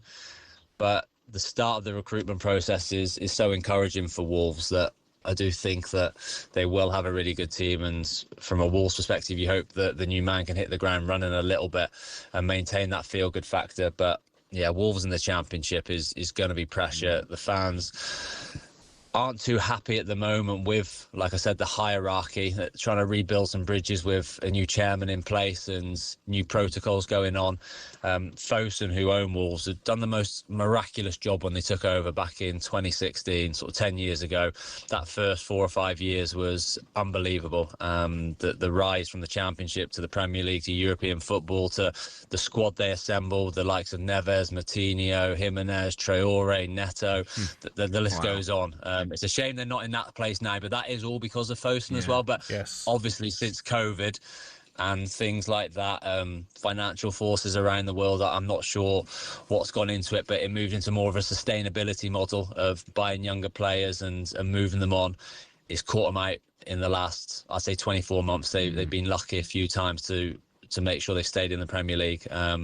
So now there's going to have to be a look at how they can get in the Premier League and then plan ahead then for next season, or the season after, they can retain that as well if they do get promoted. Dave, just quickly, I think I'm right in saying you sat down with Kieran Trippier not too long ago. Did he mention the manager? Did he talk about how... I know the manager's talked about how excited he was to work with Trippier and Jimenez as well. He must have spoken about the manager. How do you think he'll be feeling? Yeah, I was really lucky. I do a podcast with Wolves, and me and James Bird, who's a Wolves fan, who co-host it, we got to do the first interview with Kieran. And yeah, there was no idea that Rob wasn't going to be there at that point. That was earlier on in the week. He did speak about Rob Edwards and how important he was in the decision in him coming. He said he had a lot of synergy with him and how much he enjoyed sort of speaking to him. And that's frustrating as a player, isn't it, Dave? It's a frustration of, like, he could have went anywhere. He wanted Trippier to a certain degree. He's chosen to come because of a manager. 2 days later, the manager gets sacked. It's very, very odd. It's nuts. Yeah, obviously we had the conversation with Kieran, and he's going to be a great signing for Wolves. But he said he enjoyed speaking to Rob and it was a part of it. Obviously, only Kieran will know what he knew at that point. But yeah, I'd be surprised if anyone knew. Dave, always a pleasure. Thanks so much you, Dave. for coming on. Cheers, guys. Thank you. Wolves legend Dave Edwards. That is nuts, isn't it? When you think he sat down with a player, Kieran Trippier, who one of the main reasons he signed is for Rob Edwards, and he's not there anymore. Players sign at clubs for managers. I mean, Trippier would have had loads of options around the world, and he's probably spoken to Rob Edwards, and he likes the project, he likes his style of management, he likes him as a manager. And then 2 days later, you're scratching your head like, what's going on? Very bizarre. Yeah. Still to come on The Breakfast Show. Superstar Breakfast preview on talkSPORT with Benchmarks Kitchens and Joinery. Get trade prices on kitchens to suit all styles and budgets at Benchmarks. Yeah, the World Cup kicks off tonight. Hurrah in Mexico as they play host to South Africa in a repeat of that 2010 opener. And of course, it's a game you can hear live on talkSPORT. Stay tuned. Next up, we're going to find out everything you need to know about the North American powerhouse. That was our breakfast preview with our wonderful friends at Travis Perkins. Superstar Breakfast preview on talkSPORT with Travis Perkins. With pay-as-you-go hire from Travis Perkins, you can get straight on with the job. Available nationwide at all hire branches.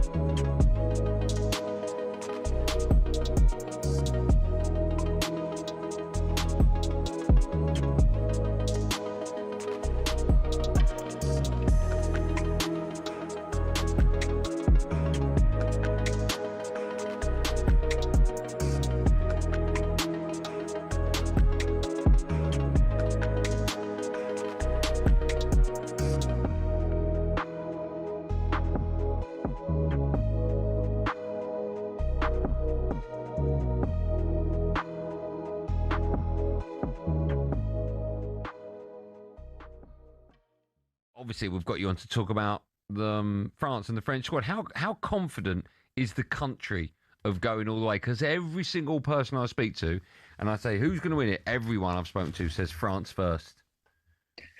When you look at the squad, I think we can say we favourites to win the tournament. But I don't know. I've got to say I'm a bit worried because I've watched the last few games and we are conceding goals, and I don't know, Mbappe looks like he's not in his best shape yet. And, you know, I think coming into the World Cup when you're heavy favourites is not easy. So, I don't know. I think we'll be up there, but there's other teams that can win it as well. France have got an outstanding forward line, haven't they, Neil? I mean, look at Elise's form, Dembele, Mbappe, Barcola, Doué. But like you says, is it the defence? Maybe a full-back, left-back, right-back? Do you think that's where they might let themselves down? I think that the defense is a bit of a problem right now. I've seen a stat yesterday watching the game. I think in the last, they've conceded a goal in the last 5 or 6 games, and that hadn't happened in years, I think. So, which for me is not a good sign before a tournament. And also, like you said, we've got a lot of. Get ready to get the ultimate football fan winning feeling with talkSPORT Win. Because this summer, you and a mate could be jetting off to watch England versus Panama in New Jersey live at the FIFA World Cup 2026 with Adidas, including tickets, flights, accommodation and more. Go to talksport.com/win to enter now, and you could be soaking up the incredible atmosphere at the FIFA World Cup 2026. For the chance to win every football fan's trip of a lifetime, enter now at talksport.com/win.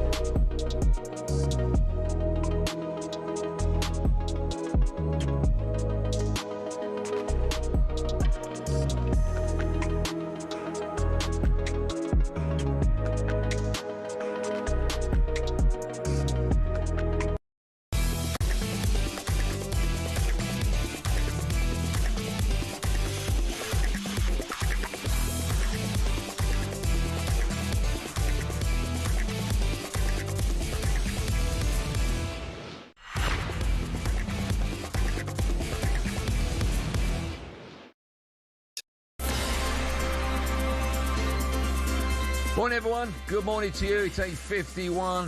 If you're waking up now, you'll know, of course, it's the first day of the World Cup. So this is the World Cup Breakfast Show. It's me, Andy Goldstein Gabby Agbonlahor. Right, time now to round up all the latest tournament action with our wonderful friends at Burger King. The Breakfast Briefing on talkSPORT with Burger King Burger Buddies. Total tournament satisfaction delivered by the experts. Order now on the BK app.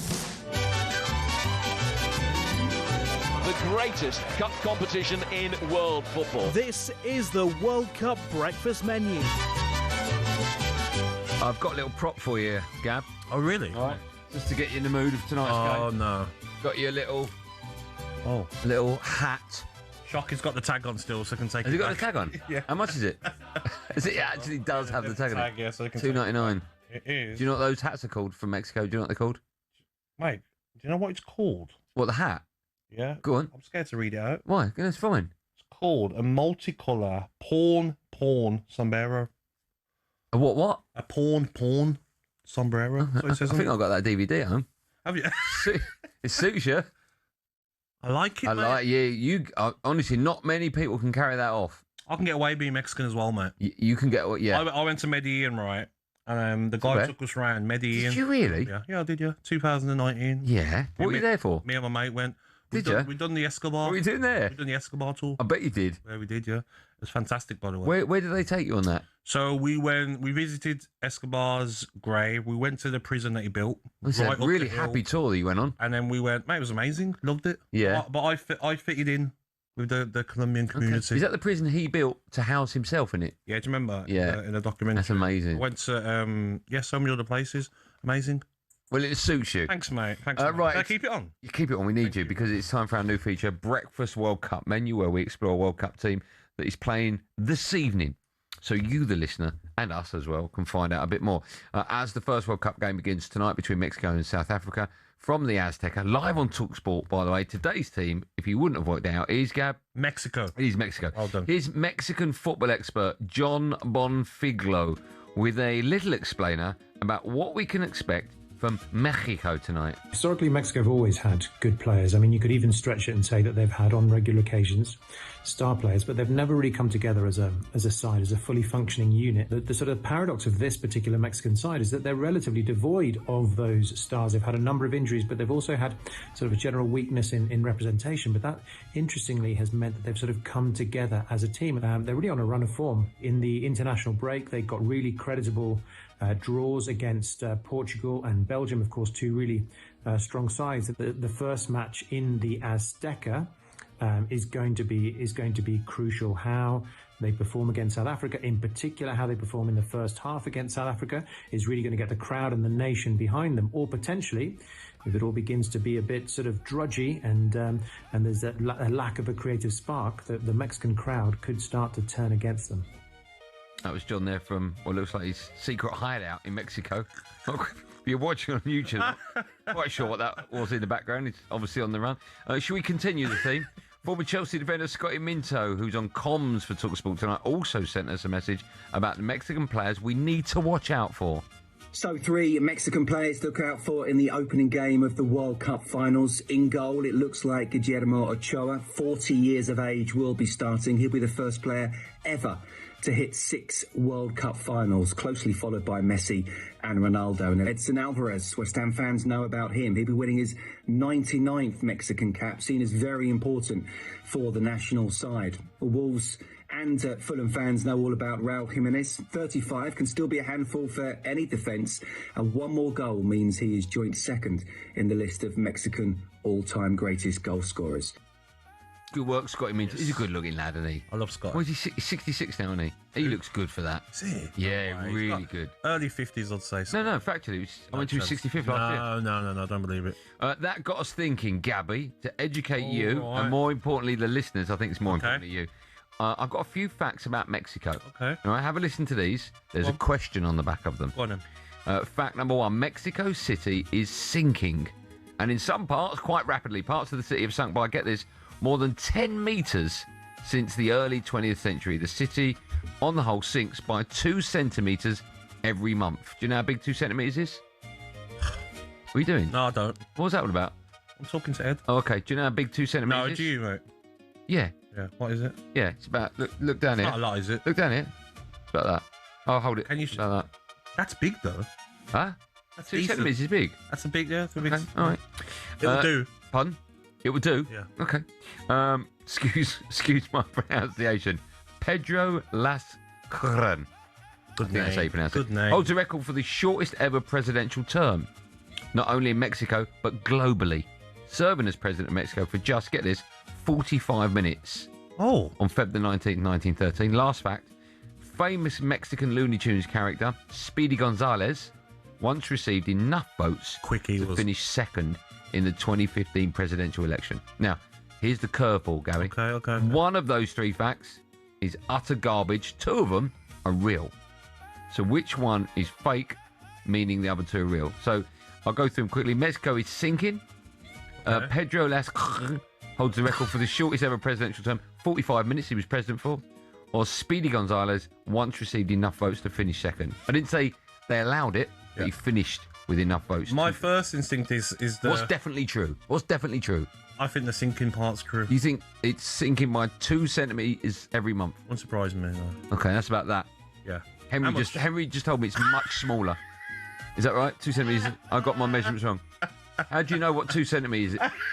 Oh, okay, fine. But I won't mention that. 2 centimetres. You think? What's that? I think the first. Hold on a good day. Okay. 2 centimetres. You think that's real? Yes. I can tell you. Yep. That is true. Mexico is sinking in some parts 10 metres since the 20th century. 2 centimetres every month. Or as they call it, a Henry. I love Mexico, Cancun. Okay. Big fan. Okay. I think the third one, the last one you said, is the one that's not. Speedy Gonzales once received enough votes to finish second. Yeah. Would you like me to tell you? Yep. The one about the president being president for 45 minutes. Yep. True. That is false. Really? Speedy Gonzales is the true one. Oh. No, I'm joking. You got it right. Okay, of course I got it right. But you They're all having kittens in there. Like, that's not what we're doing. It wouldn't surprise me that lasted 45 minutes. Why? Henry would love that. Right. See, that didn't go to plan, did it? What? That didn't go to plan. Yeah, it's fine. Why? No, because I know them back there. They think they're clever. Well, they're trying to catch you out. Yeah, catch me out, but it doesn't work, mate. You know what I mean? I know my stuff about Mexico. Okay, that just Mexico. makes them more determined on tomorrow's show. Cancun, great place, by the way. I've never been there. I've always wanted to go there. No. Should we go? Catch a game? What, now? Should we go? Well, I'm going to the World Cup. You're not going here. Why don't you, when you're in New York or Miami, why don't I meet you in Cancun? Let's do that. And we can do a show. Will you bring that hat with? I will do, yeah. Okay, we'll do it. A bigger size, though. Squeezed on my head. Wouldn't get on mine. Mine's much bigger. That was a roundup of all the latest action. Thanks to our wonderful friends at Burger King.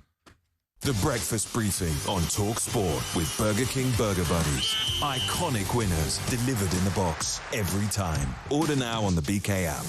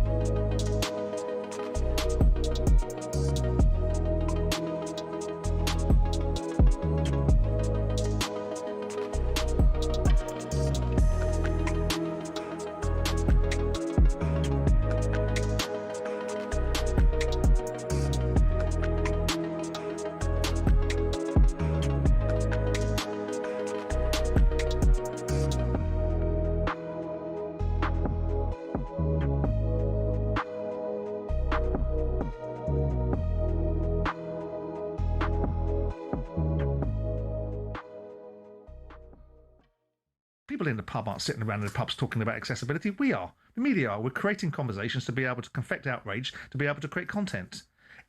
Most people accept it. They accept the reality of the circumstances that these premium games, these premium tournaments have a caveat which means that ultimately they're beyond the reach of most people. That doesn't make it right. I'm not arguing for the right and wrong of it. I'm putting the pragmatic reality of it.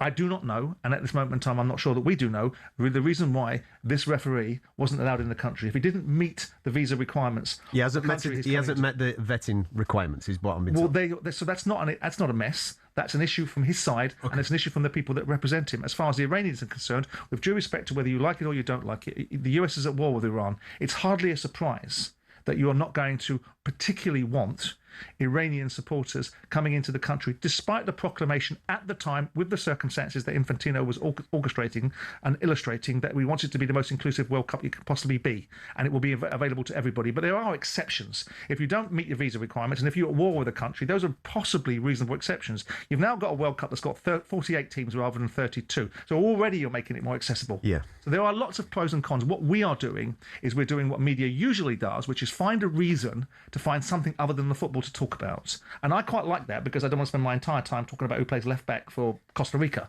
But I get the parameters of every tournament comes up, whether it was Russia, whether it was South Africa, the stadiums weren't going to be built, whether it was Russia because of the nature of that country's environment and the way that they live, whether it was Qatar because of the confected outrage from the West that was lecturing at countries across the world about how they should... It's 2010, and the Goalkeepers Union is up in arms. Why? This thing, the Jabulani, perhaps the most famous World Cup match ball for moving, it seemed, in 3 directions at once. But that wasn't the first match ball row, not by a long shot. In 1930, the World Cup final began with a fight, not between the players, but about the ball. Argentina brought theirs, and Uruguay brought theirs. And when neither backed down, they played 45 minutes with each. Uruguay, with the T model, came out on top. This was the era when balls were heavy. They were classics, sure, but they could double in weight during a thunderstorm. Before we go on, I will tell you that the 1962 ball was called Mr. Crack. A ball that was so heavy when wet, several European teams refused to use it. Instead, the 1958 Top Star was used, most famously for the quarter-final between Czechoslovakia and Hungary. By 66, we had the Slazenger Challenge.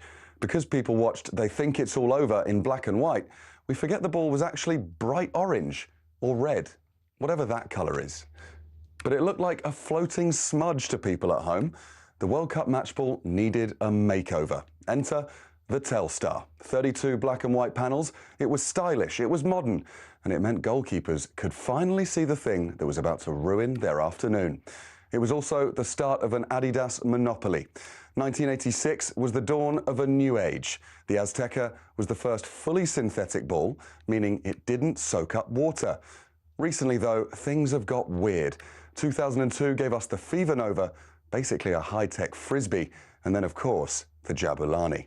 Today, the balls have internal sensors that tell the VAR room if someone breathed on it. We've come a long way. But the ball's not the main thing, is it, FIFA?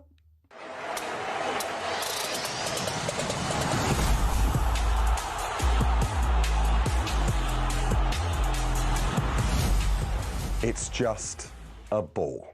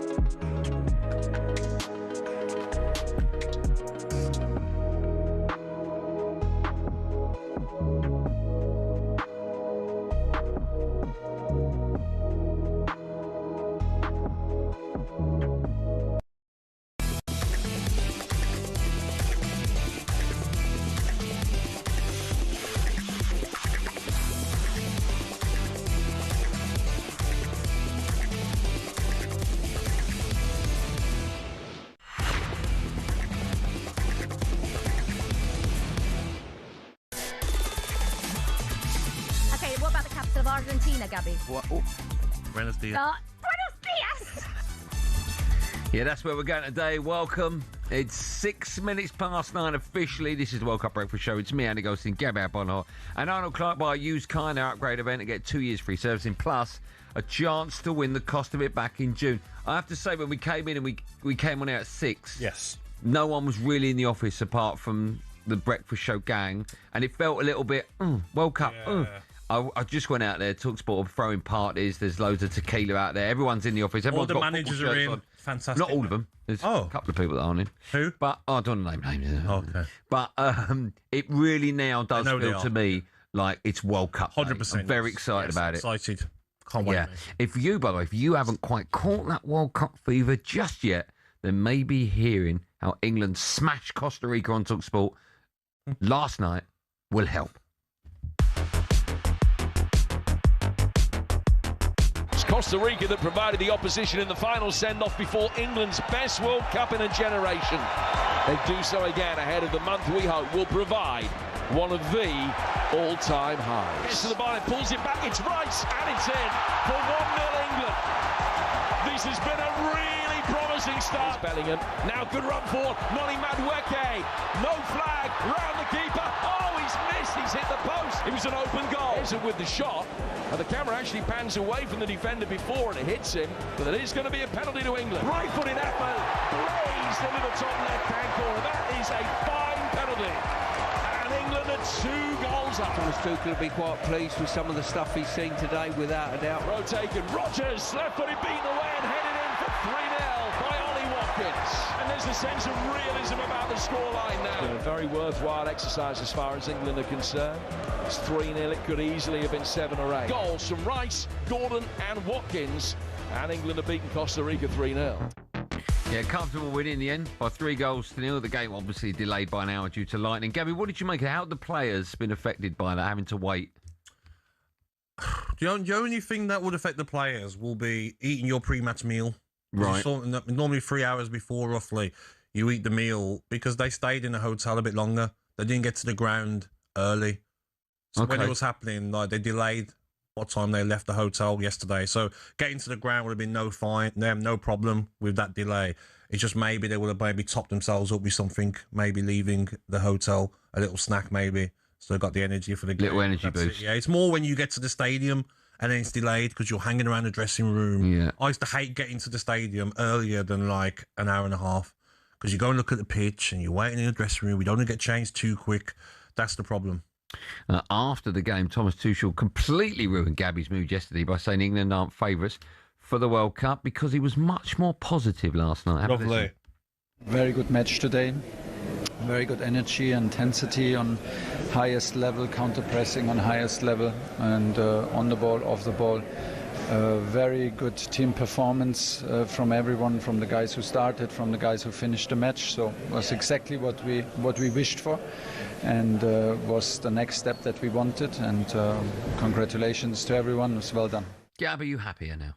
I am happier, of course. Good. Okay, that's I just want us to be positive. He's saying things you want to hear, yes, right? Yes. I don't think there's as much pressure now that there may be in previous tournaments, but it's been too long, mate.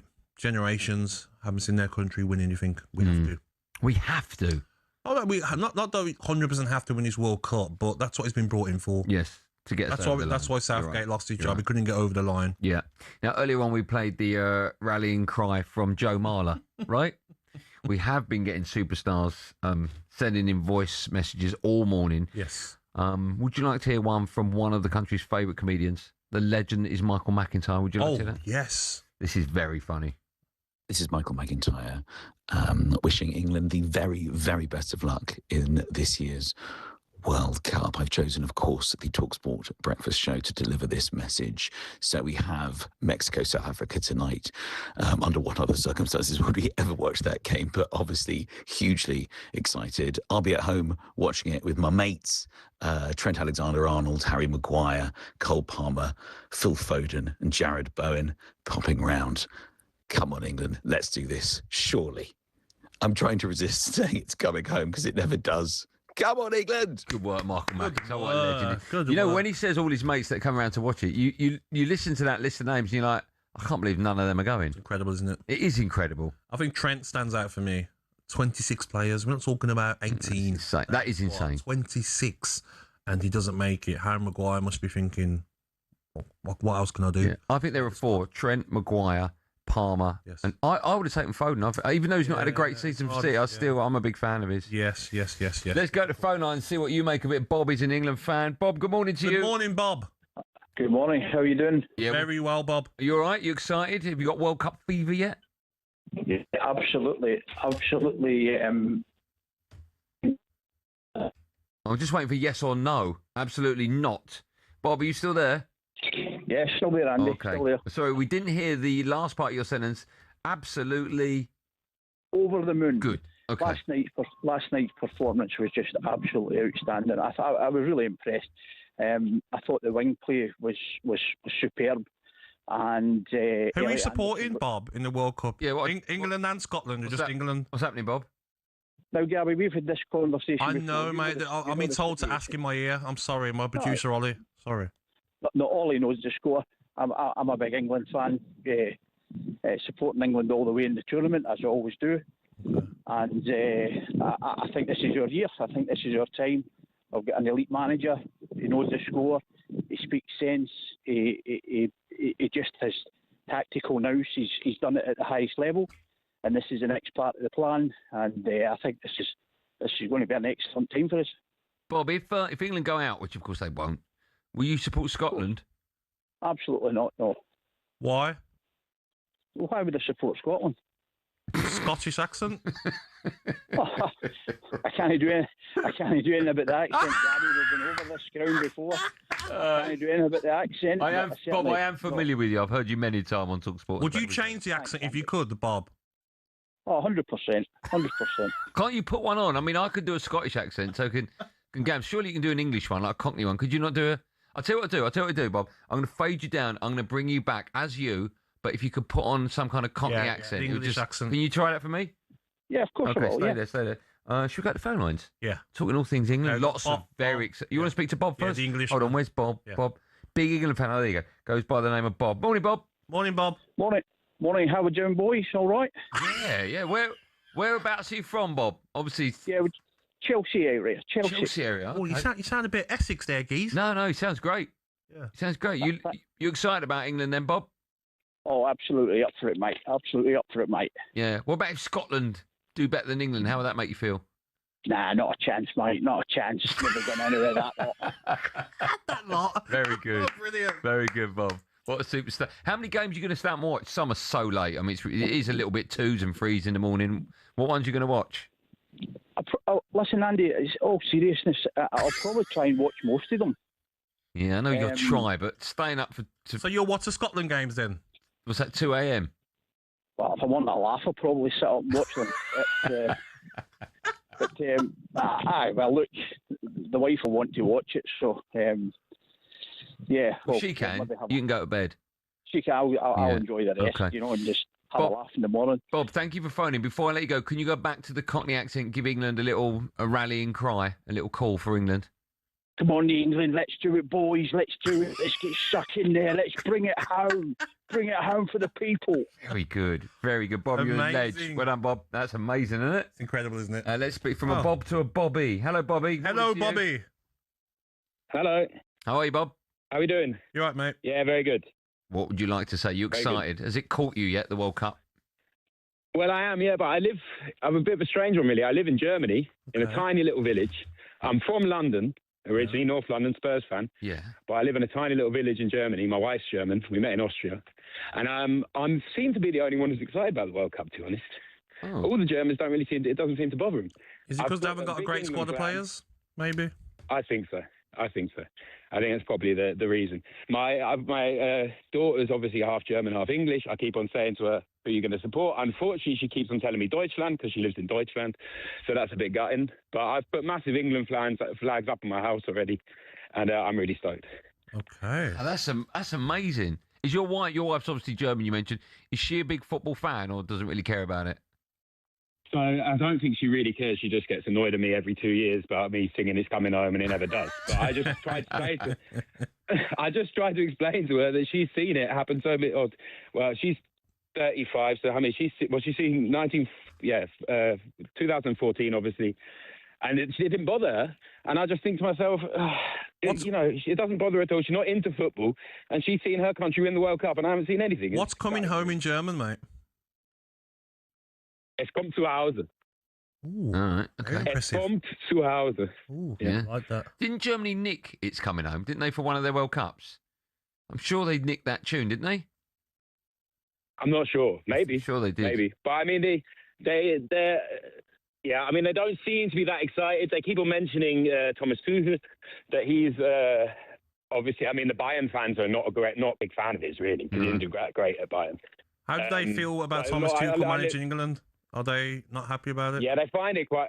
Well, I think they find it quite funny, really. There's a German in charge of the England national team, but I think I don't. It doesn't bother me at all. Okay. If we win it, it doesn't bother me at all. I agree. Bob, thanks for your call, man. Do you want to say goodbye in German to him? How would you say that? No idea, mate. You do. There's a famous TV show with it. No idea. Alf. I'm good at Alf. Alfred. Go on, you do it. Auf Wiedersehen. Oh. Is that goodbye? I think that is. Is that hello? I'll do the Spanish. You do the German. Okay. Yeah. Well I won't be taking any. Yeah. Buenos dias. Any lessons from me and Gab this morning. 9:17. You're listening to the Breakfast Show.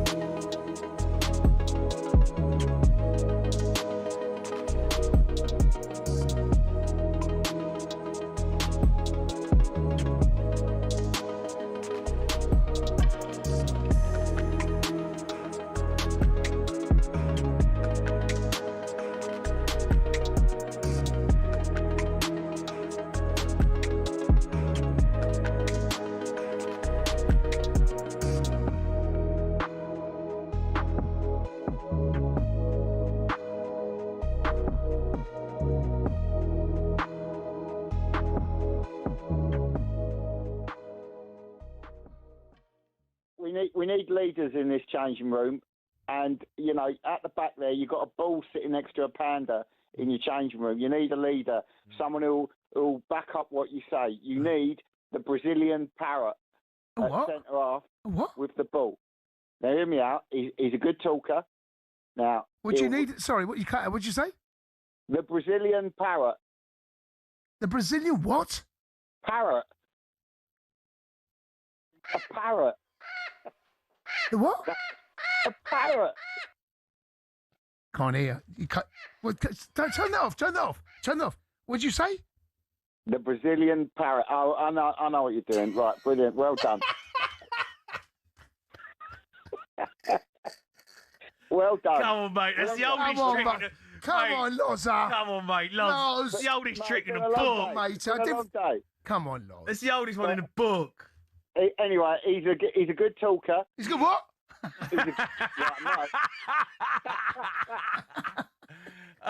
Loz, come on. I'm only messing with you, mate. He's good in the dressing room. If you tell the lads they need to press, he'll go, lads, they need to press. He does talk. He's a bit repetitive, though. Does he come up with his own ideas? Like, you know? Well, you know what? He's not akin to the dark arts either. You imagine trying to take a penalty and the opposition's got a parrot in your ear. What's he saying? You know, What's he saying? Who's a pretty boy then? Who's a pretty boy then? The thing is, though, here's the problem, right? Half our team's got feathers. Yeah. I don't know whether that's a good thing, right? If I line.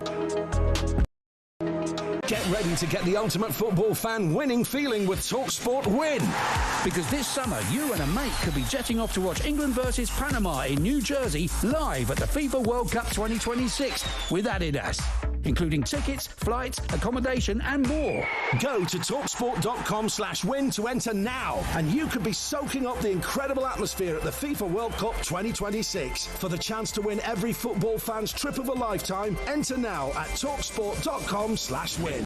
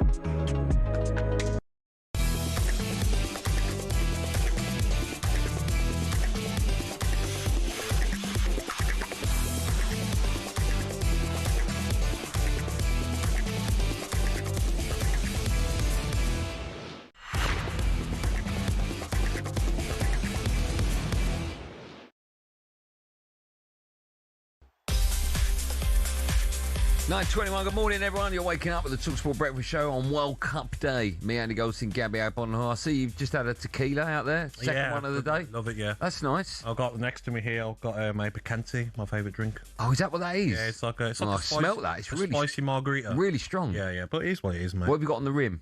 I don't like no salt on the rim. Oh, there's no. You got. I have it on the rocks. You don't like salt on the rim? No. I have to have it on the rocks as well. Okay. Plenty of ice, but getting into it, I like it. It's okay though because it's World Cup Day. You can do what you want. Exactly. You can do what you want. There's a party later on, isn't there? Yes, I'm not going to. I wasn't invited. Oh, yeah. I am. Thankfully.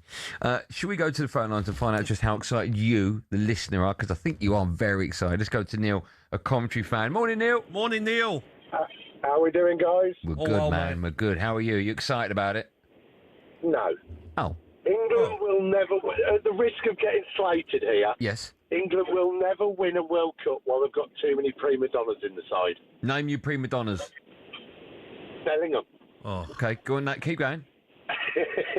For me, he shouldn't be anywhere near the side. Now, I saw him when he was at Blues, when Koff played Blues, and he spent more time on the floor moaning. Oh, my now, God, you're don't going get back me wrong, a long way to have a moan up. Go on, sorry. You're going a long way to have a moan up. No, I know, but... Are you being serious, Neil? Now. It's all about him, and it's not. It's a team sport. Who else? You said we got too many prima donnas. Who else? I mean, there's Harry Kane. I know he's an unbelievable goal scorer. But he is in the groups. But I wouldn't be surprised if England don't get out of the group. I would be. Neil, what? Neil, yeah, what are you talking about? Come on, are you being serious? Let us know if you're on the wind-up. I know nothing. Are you on the wind-up? No, I'm being deadly serious. England will not win anything. Can I while ask? they've got too many prima donnas. Neil, can I just ask? If you had a list of all prima donnas, right, I would put Harry Kane at the very, very bottom of that list. The very bottom of that list. What makes you think he's a prima donna? It's just... I just don't feel they play as a team. But why is he a prima donna? What's prima donna about him? It's just the way it's all about him, and it's not. It's a team sport. I don't think he's ever... He bangs in the goals. Who do you want to win the World Cup, Neil? Do you know what? I probably won't watch any of it. Oh, really? Right, I'll tell you what, I'm going to cut him off. A disgrace. We can't have... I know. It's a no-moan zone. No-moan zone. We're trying to promote it. I won't watch any of it. You will. Game, you will. Yeah. You'll watch it so you can moan at people. I just think he wanted to make a name for himself then, Neil. He's not, you not saying can't, what he really thinks. He'll be watching like the rest of us. Yeah. Marco, he's up next. He's an English fan and he's German. Is that right? Marco, hello. Good morning, Marco. Yeah. Good morning from good old Germany. Yes, that's absolutely true. I'm German, but in my heart and in my veins are English blood. I don't know if I don't know what you just said, but I don't know if this is real. Have you phoned the breakfast show before? Yeah. Yeah, for sure. I was at the breakfast show, I think, last year. Yeah. Just to explain to people like me and our new listeners why you support England with a German accent. Okay, I will do. It's a long story with a history because I am a West Berlin child and I grew up with the English soldiers and they had for sure children and I was going for fishing with the sons and they took me to their families, to their fathers and they told me about English football and then I was influenced by the English virus and I never lost it and in my heart and in my veins is really English blood and I fever with England. I go often to my loved England and I support the English national team since many, many years. I travel with them away and home and that's my passion. Oh, okay. What's your favourite game you've been to for England? It was against Scotland at Hampden Park. That was my favorite game because the atmosphere was incredible with the Scots and in front of the arena. It was really amazing. What was the score in the game? Yeah, what was the score? I think England won. The Scots made 2 goals, and then Harry Kane made 2 goals, and I think we won 3-2. Yeah, 3-2. It was, I think, 2017, yeah. No, 3-1 it was. 3-1. Yeah, so we know that. We're big fans. You got the score of your favourite game wrong. I don't understand the question. Can you please repeat it? So the score was 3-1. Is this real? Not in a It was million 3-1 the score. That's No your way. favourite game. You No should know way. the score, No my way. friend. Marco. Yeah, I should know, but believe me, I'm a very old one. I get 62 weeks to go, and No there's way. a problem. Who's the England manager in '82? In 80, it was Southgate. 1982. 1982. Yeah. I can't remember. Okay. I can't remember. What a big fan. I didn't. Yeah, I'm not sure about this. I don't know. I didn't know that I want. Or I should take as a quiz right now. I thought you will do an interview with me because I'm an English fan as a German, but I don't know every date exactly. You know. Oh, okay. You know who won who scored for England in 1966 final? No, I know that England won the final because I was born there. Okay. But no, don't ask me about any names. Let me ask you one more. Okay. When England lost to Germany at Euro '96, who scored the winning penalty for Germany? No. I don't know. It's not interesting for me. I live now and not in the past. Who missed one for It England? doesn't be interesting. I think it was Kuntz. Stefan Kuntz, I think. Kuntz? Yeah, Kuntz. Well, yeah. Really? I think so, yeah. Okay, I can't remember. Do you know who? I don't believe this. Do you know who missed the penalty?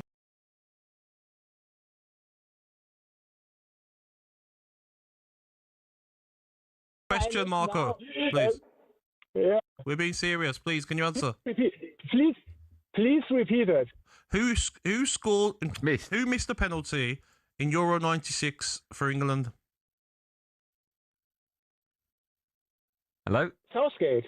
Yeah, okay. Oh, Nice. Google's All right, well, listen, very good. Listen, Marco, I'm glad you're supporting England. Yes, thank you. We need you. Hey, I know. That's why I do. I wish you a very brilliant day. Yeah. Bye bye to my loved England. Bye, Likewise. Marco. Have a lovely day. Enjoy the World Cup. Thanks, man. Bye, up to England. Bye bye. We've got fans everywhere, haven't we, mate? Yeah. Do you believe that? I think. Have you I spoken do. to him before? Yeah, he's been on before. Oh, is he? I Okay. think I do. Yeah. Okay. Yeah. I know. Right, we are giving you the chance to win a trip to the 2026 World Cup, courtesy of Adidas. You and a mate could be in New York on the 27th of June to see England against Panama live. We've got your flights, your hotel, your spending money, match tickets, and the official try under match ball all covered. Just head to talksportwin.com to enter for full T's and C's now. But hurry, entries close tomorrow at 4 p.m. We'll take more of your calls in just a moment. You're listening to the World Cup Breakfast Show on talkSPORT. It's 9:30.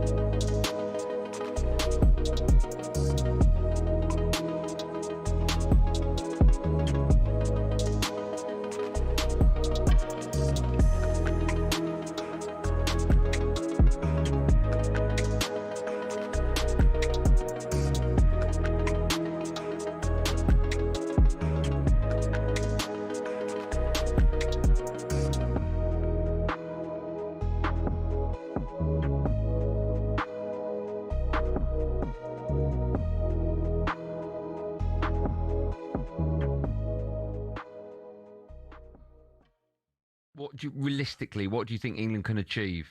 Well, I think England will do what they always do. They get to the quarterfinals and then they'll play somebody who's of an equal standing or just a bit better, and the whole world will cave in. Do you know what I mean? So I don't think England will win. What I would hope, because I'm going to the final, I would hope that it's a Brazil-Argentina final. Yeah. So, but I think Portugal are the outside bet, and I don't think you can look past Spain and France, to be honest.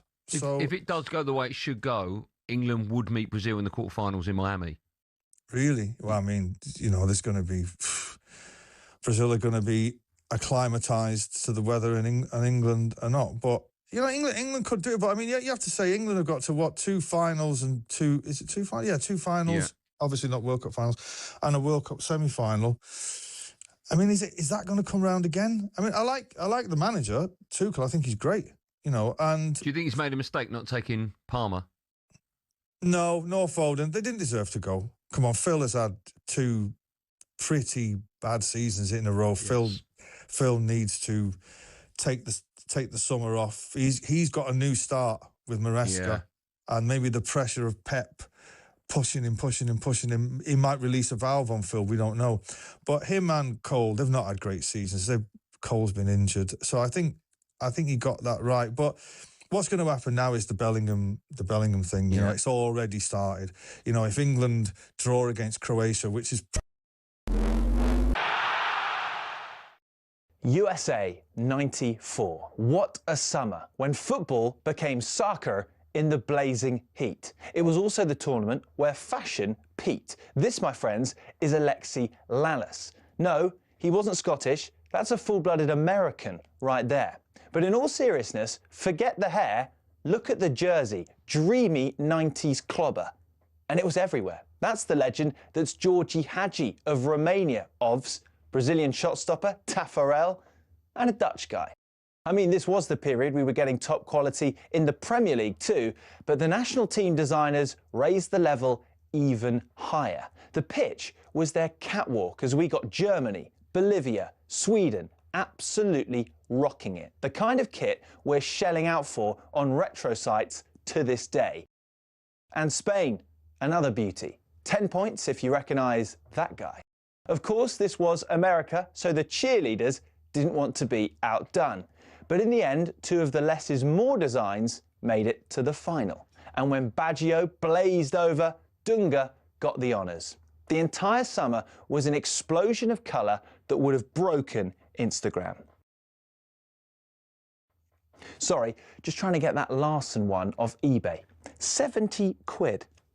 Bargain.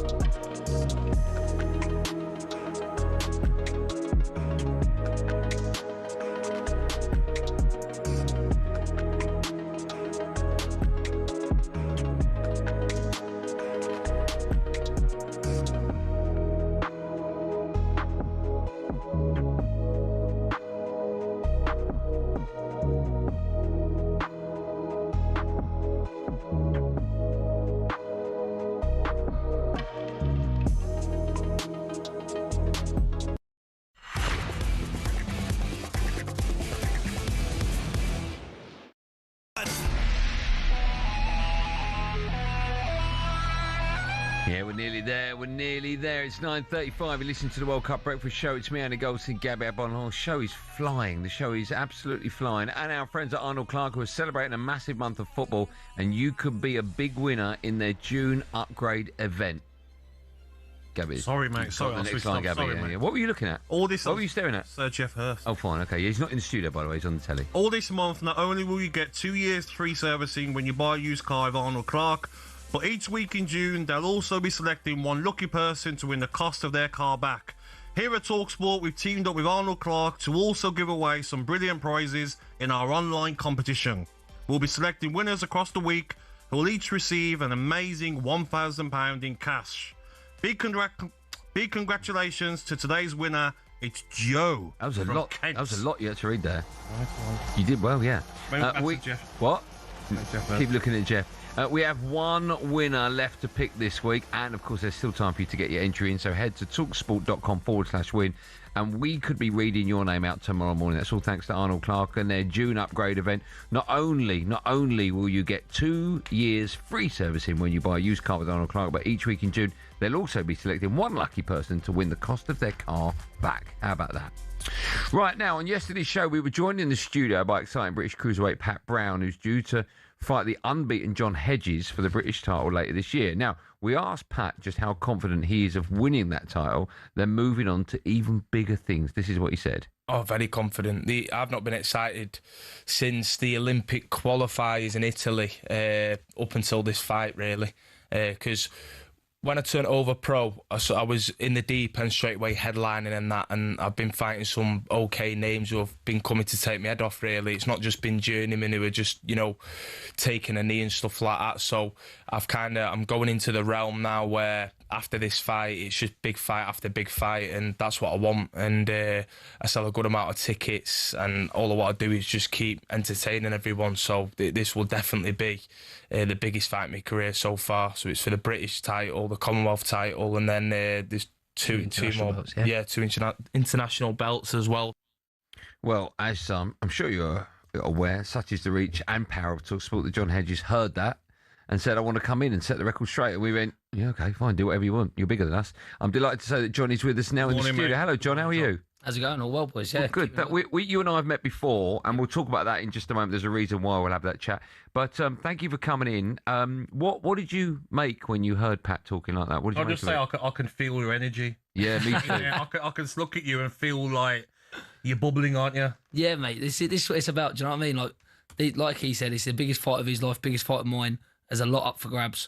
I think I've been writ off in it. Do you know what I mean? I don't think a lot of people give me not the credit I deserve, but I've barely lost a round as a professional. I've had 12 fights now, 12 wins, been very comfortable in there, won the English title, and I just think, do you know what? This is my coming out party. Do you know what I mean? This is go in there, do a job on Pat, and mate, I'm a big household name then.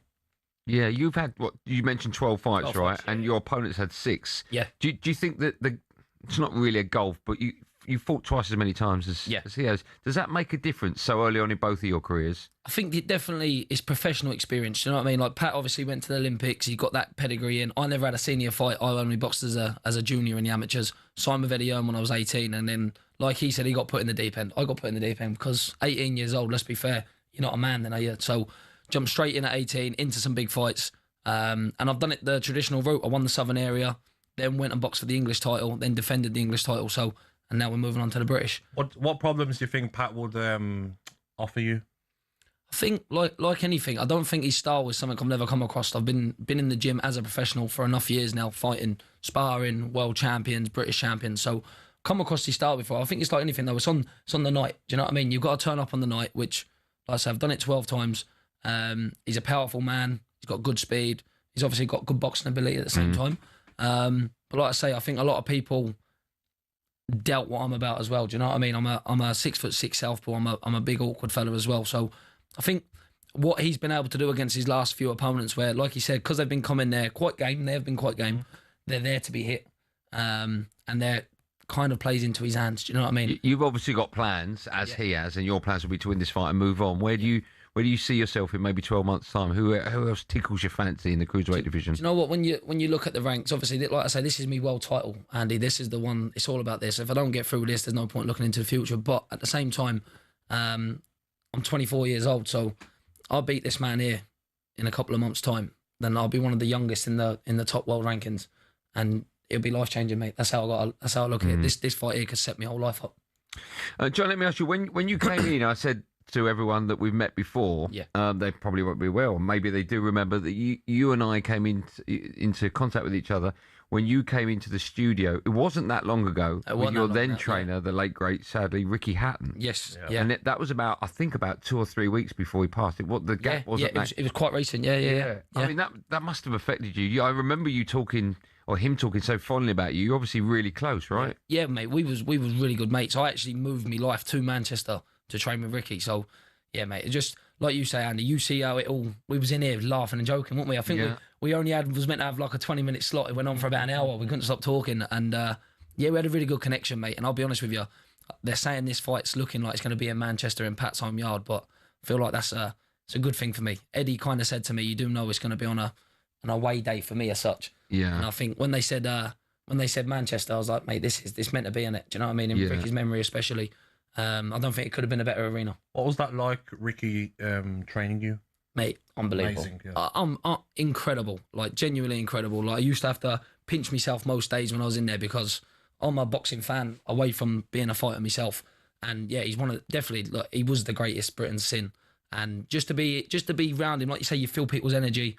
You want to impress him. You pick up things. And I think what the great thing with Rick is, he was more than a coach in the sense of he wanted to know how your outside the gym life was. Do you know what I mean? How you was getting on outside. Do you need a hand with anything else? The financial troubles, are your diet going well? And I thought that stood out for me. So, like I say, it was a tragedy what happened, but I'm very blessed to even be able to have the time I had with him. It must have been very tough for you, as it was. Of course, everyone connected to him, and even people that didn't know Ricky, they felt as though they did. He had that kind of personality. Did you? I mean, was there any downtime when you were? Did you see any signs, or was it a complete and utter shock to you? Complete and utter shock, Andy. To be fair, like I was in the gym with him on the Wednesday, and then I'm trying to think how it actually went now. I had the call. I was doing my morning session on the Friday, and I got a call off Blaine, my other coach, Blaine Eunice, and he was like, "Have you seen the news?" I hadn't seen the news, so everyone kind of knew before I even knew, and it was like, mate.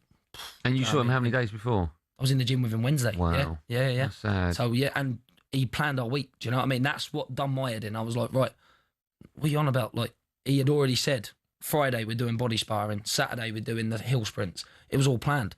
So then it's like, nah, do you know what I mean? It was just, it was out the blue, man. How are you about? I obviously reached out to you just to see that you were okay. You all right with it? Because it affects everyone differently, right? Yeah, the way I looked at it, like I had a fight booked in against Ellis Zorro. I remember he come on the show actually, and Eddie kind of reached out and said, I think you should have some time, sort yourself out. Obviously, move back to Essex if you want to do that, or if you're going to stay in Manchester, stay there. But I didn't really want the time, if I'm being honest with you, Andy. I just wanted to get straight back into a fight. I think as a fighter, the best way you deal with things, probably as you did with football, is getting straight back in. You don't need too much time to reflect, and that's what I've done. And ultimately, it's what he would have wanted. And I know if I was in that gym, he'd say, sort yourself out. What are you doing, man? Like, get yourself back in the ring, go prove yourself. So I think I'm with a new trainer now, Frank Greaves, and I think everything's been written in the stars. Do you know what I mean? I think it's what he would have wanted. I'm in a good place, mentally, physically, and please God, I'll go and win the British title in his hometown. You can see here you call yourself the gentleman. Yeah. And we've got another gentleman on Saturday, the amazing Chris Billen-Smith. Yeah. What did you think of that fight? Because he's obviously in the same weight category. Mate, that Ryan Rizicki was another level of a man, wasn't he? Tough man, real tough man. Coming forward every opportunity. Yeah, very reckless. And I thought Chris conducted himself brilliant, mate. I think he showed that he's a seasoned pro. The way, the conditioning, he didn't jump in, he didn't get frustrated by not hurting the man. And ultimately, I think Ryan Rizicki, credit, like I say, to him, because I think whoever he's in with, he's there till the death sort of stuff. I think don't you think it was a great stoppage as well, because he looks like the sort of fighter that, like, he would have took another 3-4 rounds of beatings, and then something bad could have happened, and he would never 100%. Go down, probably. And that's exactly, he's kind of too brave for his own good. Yes. Do you know what I mean? And he weren't winning the rounds. Chris I had quite high up on the scorecards, so I think it was a great stoppage, great decision, entertaining for the fans, and like I say, they both walked out healthy, so it's a win-win for everyone, isn't it? John, thank you for coming in. As I said, we had Pat Brown in the studio yesterday. We don't have a dog in the fight. We think you're both lovely people, so I wish you both well. You both come out of it, healthy. That's the main thing. And in one piece. Yeah, thanks so much for that. Always a pleasure. Just quickly, are you a football fan? You looking forward to the World Cup? Yeah. Okay. I'm a West Ham fan, unfortunately. Should let you go before that question, shouldn't I? You had to get that in. Millwall through, yeah. Of course I am. Well, listen, John, I really appreciate you coming in. Good luck with the fight. Should be a great fight. Thank you. Reminder, for plenty more top boxing news and views, you can head over to the talkSPORT Boxing YouTube channel, the home of Talk Boxing, and countless exclusive interviews with the biggest names in the game. We've got one part left of our show. Coming up, we'll carry on taking your calls on talkSPORT. Did last night prove to you that England can or can't win the World Cup? We'll discuss that right after this. If you want to join the fun, you can pick up the phone. You'll be next. 03717 223344. It's 9:45.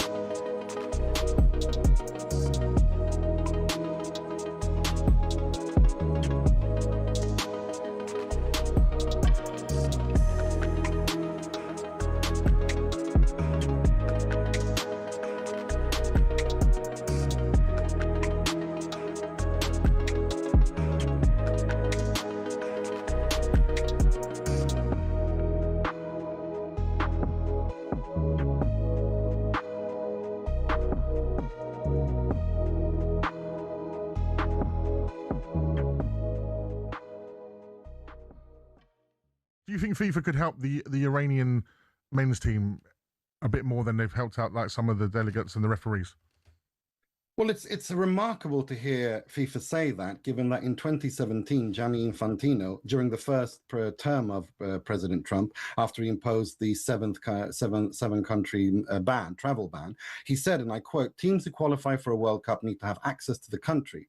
Otherwise, there is no World Cup. That's obvious." We're now in the process of defining the bid requirements in the world. There are many countries who have bans, travel bans, visa requirements, and so on and so forth. It's obvious when it comes to FIFA competitions, any team, including the supporters and officials of that team who qualify for a World Cup, need to have access to the country. Otherwise, there is no World Cup.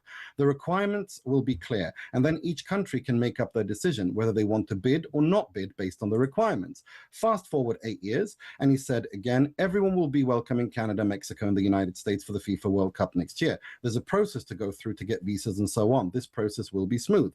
Well, that clearly is not true. None of that was true, and he was lying all along, because now we're in a situation where, you know, the United States, the UK, Iran, Sweden, any country decides their policy when it comes to immigration. That's true. However, every country does not have a legal, moral, or divine right to host a World Cup. That is a privilege. And in order to host and keep that privilege, you have to fill certain requirements. It's clear that the United States, from 2017 till today... Hello, I'm Matt Fordham from talkSPORT. This is How to Win the World Cup. This is the best squad I think England have ever had.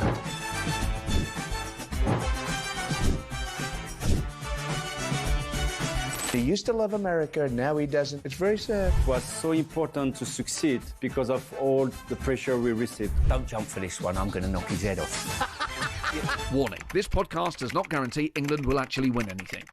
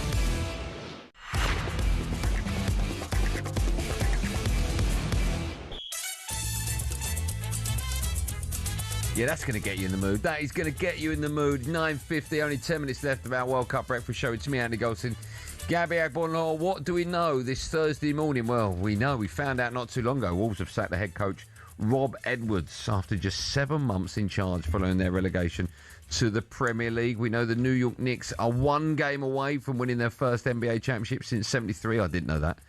There was chaos outside Madison Square Garden after the game. Don't forget White and Jordan. That comes live from New York from 1 o'clock this afternoon. 1 o'clock. Hawksby and Jacobs, they follow us in 10 minutes' time.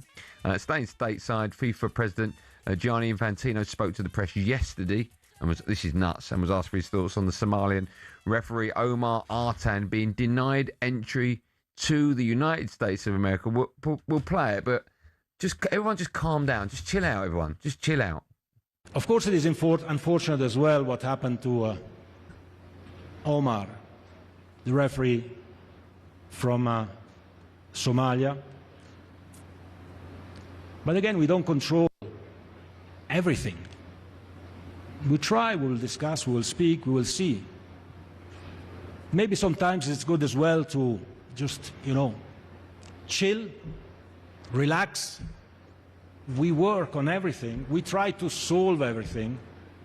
Sometimes to immediately start screaming and shouting has the opposite effect of finding a solution. Believe me when I tell you, or don't believe me if you don't want, but we try always to find solutions.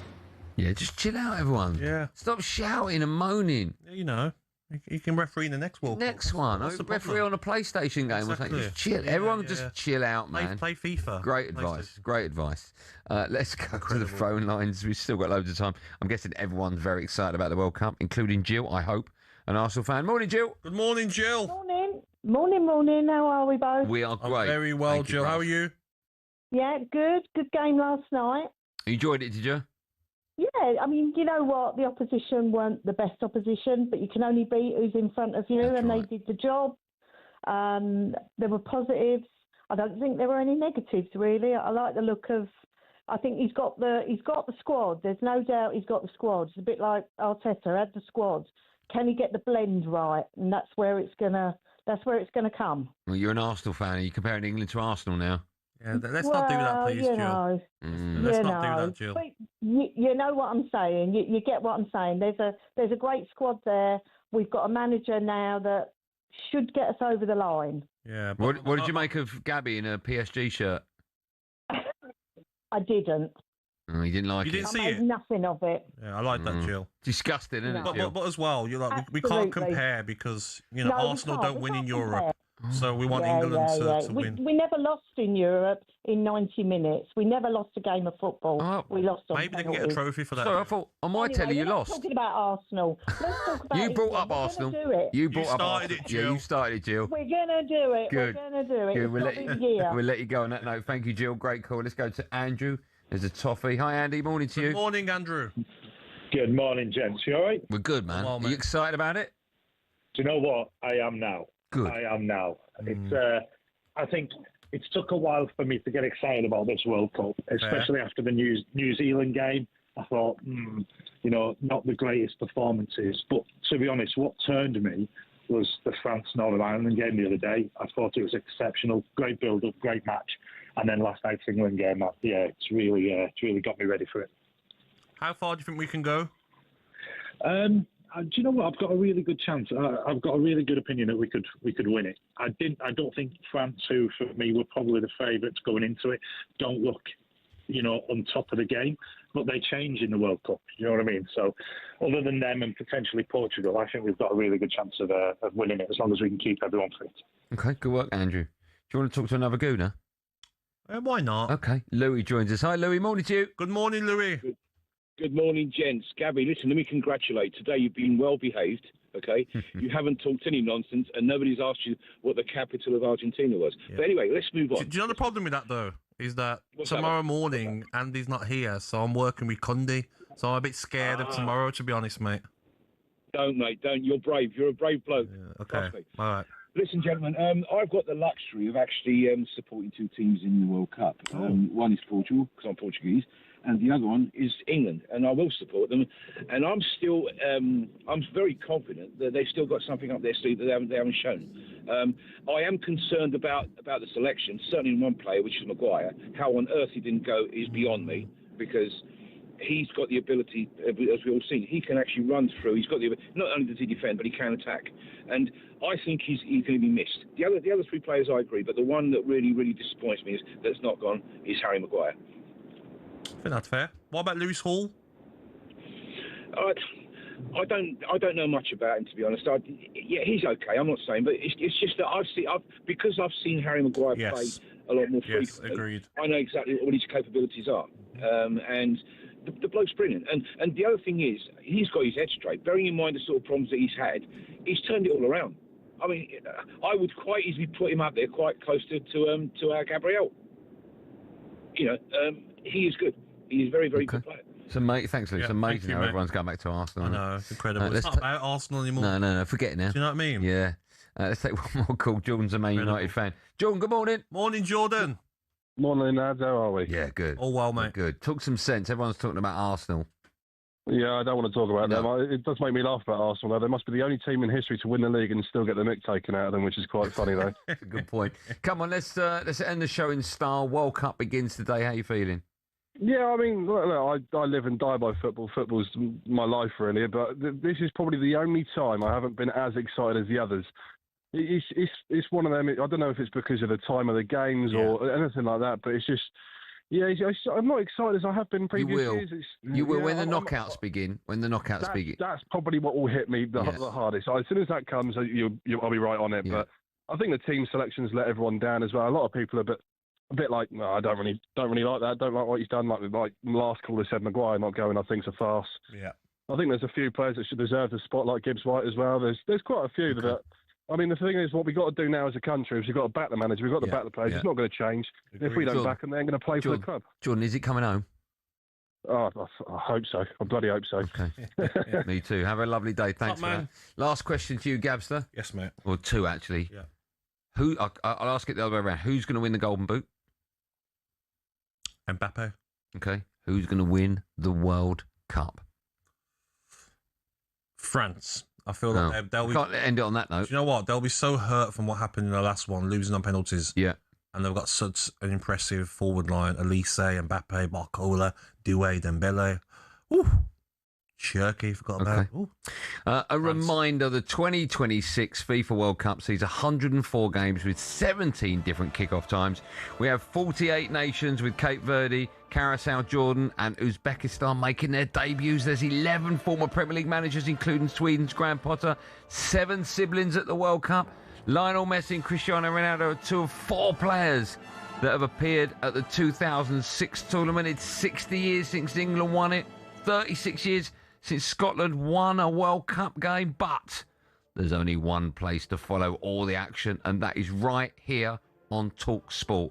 Right, Jordan, they're live from New York at 1 p.m, but up next it's the 2 legends, the 2 superstars, with a slightly earlier start. It's the wonderful Hawksby and Jacobs. Tomorrow it's Gabby Agbonlahor alongside Jason Cundy. I'll see you Monday for the breakfast show with reaction to the first weekend of all the World Cup actions. Do not miss it. And remember, if you remember one thing from today's show... Keep safe. No, not that. You've just spoilt the... It's coming home, everyone. Trust me. It's coming home. Keep safe. Morning, Neil. Morning, Neil. How are we doing, guys? We're good, man. We're good. How are you? You excited about it? No. Oh.